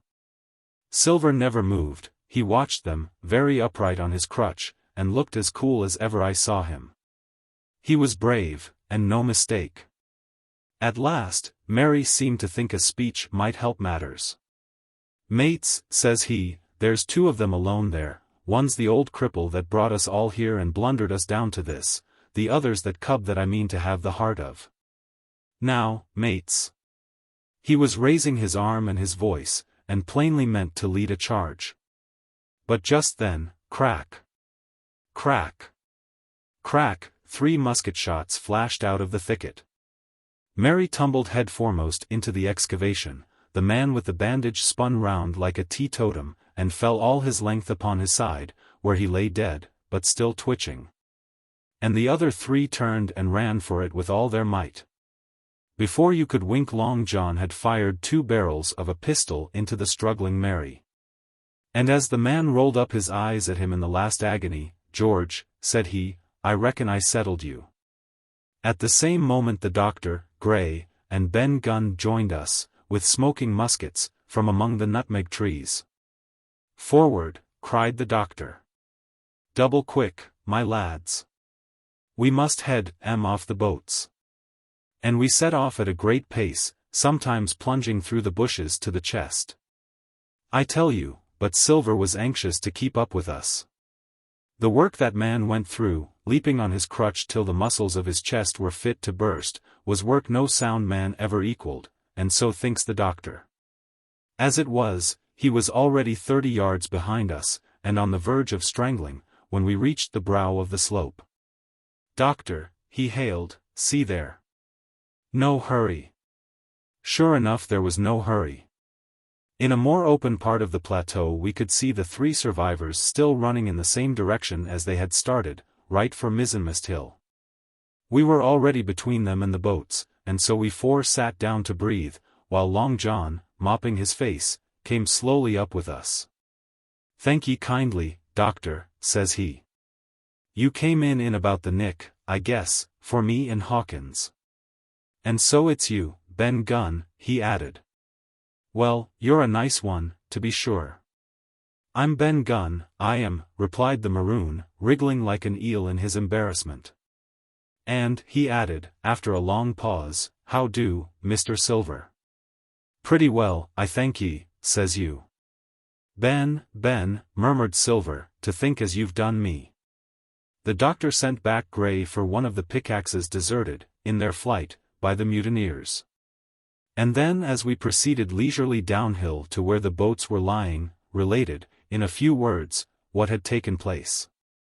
It was a story that profoundly interested Silver, and Ben Gunn, the half-idiot maroon, was the hero from beginning to end. Ben, in his long, lonely wanderings about the island, had found the skeleton. It was he that had rifled it, he had found the treasure. He had dug it up, it was the haft of his pickaxe that lay broken in the excavation. He had carried it on his back, in many weary journeys, from the foot of the tall pine to a cave he had on the two-pointed hill at the northeast angle of the island. And there it had lain stored in safety since 2 months before the arrival of the Hispaniola. When the doctor had wormed this secret from him, on the afternoon of the attack, and when, next morning, he saw the anchorage deserted, he had gone to Silver, given him the chart, which was now useless. Given him the stores, for Ben Gunn's cave was well supplied with goat's meat salted by himself. Given anything and everything to get a chance of moving in safety from the stockade to the two-pointed hill, there to be clear of malaria and keep a guard upon the money. As for you, Jim, he said, it went against my heart, but I did what I thought best for those who had stood by their duty, and if you were not one of these, whose fault was it? That morning, finding that I was to be involved in the horrid disappointment he had prepared for the mutineers, he had run all the way to the cave, and, leaving Squire to guard the captain, had taken Gray in the maroon, and started, making the diagonal across the island, to be at hand beside the pine. Soon, however, he saw that our party had the start of him, and Ben Gunn, being fleet of foot, had been dispatched in front to do his best alone. Then it had occurred to him to work upon the superstitions of his former shipmates. And he was so far successful that Gray and the doctor had come up and were already ambushed before the arrival of the treasure hunters. "Ah," said Silver, "it was fortunate for me that I had Hawkins here. You would have let old John be cut to bits, and never given it a thought, Doctor." "Not a thought," replied Dr. Livesey, cheerily. And by this time we had reached the gigs. The doctor, with the pickaxe, demolished one of them, and then we all got aboard the other, and set out to go round by the sea for North Inlet. This was a run of 8 or 9 miles. Silver, though he was almost killed already with fatigue, was set to an oar, like the rest of us, and we were soon skimming swiftly over a smooth sea. Soon we passed out of the straits and doubled the southeast corner of the island, round which, 4 days ago, we had towed the Hispaniola. As we passed the two-pointed hill we could see the black mouth of Ben Gunn's cave, and a figure standing by it, leaning on a musket. It was the squire, and we waved a handkerchief and gave him 3 cheers, in which the voice of Silver joined as heartily as any. 3 miles farther, just inside the mouth of North Inlet, what should we meet but the Hispaniola, cruising by herself. The last flood had lifted her, and had there been much wind, or a strong tide current, as in the southern anchorage, we should never have found her more, or found her stranded beyond help. As it was, there was little amiss, beyond the wreck of the mainsail. Another anchor was got ready, and dropped in 1.5 fathoms of water. We all pulled round again to Rum Cove, the nearest point for Ben Gunn's treasure house, and then Gray, single-handed, returned with the gig to the Hispaniola, where he was to pass the night on guard. A gentle slope ran up from the beach to the entrance of the cave. At the top, the squire met us. To me he was cordial and kind, saying nothing of my escapade, either in the way of blame or praise. At Silver's polite salute he somewhat flushed. "John Silver," he said, "you're a prodigious villain and impostor, a monstrous impostor, sir. I am told I am not to prosecute you. Well, then, I will not. But the dead men, sir, hang about your neck like millstones."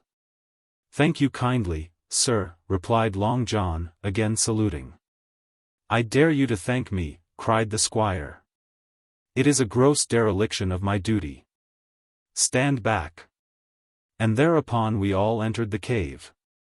It was a large, airy place, with a little spring and a pool of clear water, overhung with ferns. The floor was sand. Before a big fire lay Captain Smollett, and in a far corner, only duskily flickered over by the blaze, I beheld great heaps of coin and quadrilaterals built of bars of gold. That was Flint's treasure that we had come so far to seek, and that had cost already the lives of 17 men from the Hispaniola. How many it had cost in the amassing, what blood and sorrow, what good ships scuttled on the deep, what brave men walking the plank blindfold, what shot of cannon, what shame and lies and cruelty. Perhaps no man alive could tell. Yet there were still 3 upon that island, Silver, and old Morgan, and Ben Gunn, who had each taken his share in these crimes, as each had hoped in vain to share in the reward. "Come in, Jim," said the captain. "You're a good boy in your line, Jim, but I don't think you and me'll go to sea again. You're too much of the born favorite for me." "Is that you, John Silver? What brings you here, man?" "Come back to my duty, sir," returned Silver. "Ah," said the captain, and that was all he said. What a supper I had of it that night, with all my friends around me. And what a meal it was, with Ben Gunn's salted goat, and some delicacies and a bottle of old wine from the Hispaniola. Never, I am sure, were people gayer or happier. And there was Silver, sitting back almost out of the firelight, but eating heartily, prompt to spring forward when anything was wanted, even joining quietly in our laughter, the same bland, polite, obsequious seaman of the voyage out. Chapter 34. And last. The next morning we fell early to work, for the transportation of this great mass of gold near a mile by land to the beach, and thence 3 miles by boat to the Hispaniola, was a considerable task for so small a number of workmen. The 3 fellows still abroad upon the island did not greatly trouble us. A single sentry on the shoulder of the hill was sufficient to ensure us against any sudden onslaught, and we thought, besides, they had had more than enough of fighting. Therefore the work was pushed on briskly. Gray and Ben Gunn came and went with the boat, while the rest during their absences piled treasure on the beach. 2 of the bars, slung in a rope's end, made a good load for a grown man, one that he was glad to walk slowly with. For my part, as I was not much use at carrying, I was kept busy all day in the cave, packing the minted money into bread bags. It was a strange collection, like Billy Bones's hoard for the diversity of coinage, but so much larger and so much more varied that I think I never had more pleasure than in sorting them. English, French, Spanish, Portuguese, Voyage, and Louises, doubloons and double guineas and moidores and sequins, the pictures of all the kings of Europe for the last 100 years. Strange oriental pieces stamped with what looked like wisps of string or bits of spider's web, round pieces and square pieces, and pieces bored through the middle, as if to wear them round your neck. Nearly every variety of money in the world must, I think, have found a place in that collection. And for number, I am sure they were like autumn leaves, so that my back ached with stooping and my fingers with sorting them out. Day after day this work went on. By every evening a fortune had been stowed aboard, but there was another fortune waiting for the morrow, and all this time we heard nothing of the 3 surviving mutineers. At last, I think it was on the 3rd night, the doctor and I were strolling on the shoulder of the hill where it overlooks the lowlands of the isle, when, from out the thick darkness below, the wind brought us a noise between shrieking and singing. It was only a snatch that reached our ears, followed by the former silence. "Heaven forgive them," said the doctor, "'tis the mutineers." "All drunk, sir," struck in the voice of Silver from behind us. Silver, I should say, was allowed his entire liberty, and, in spite of daily rebuffs, seemed to regard himself once more as quite a privileged and friendly dependent.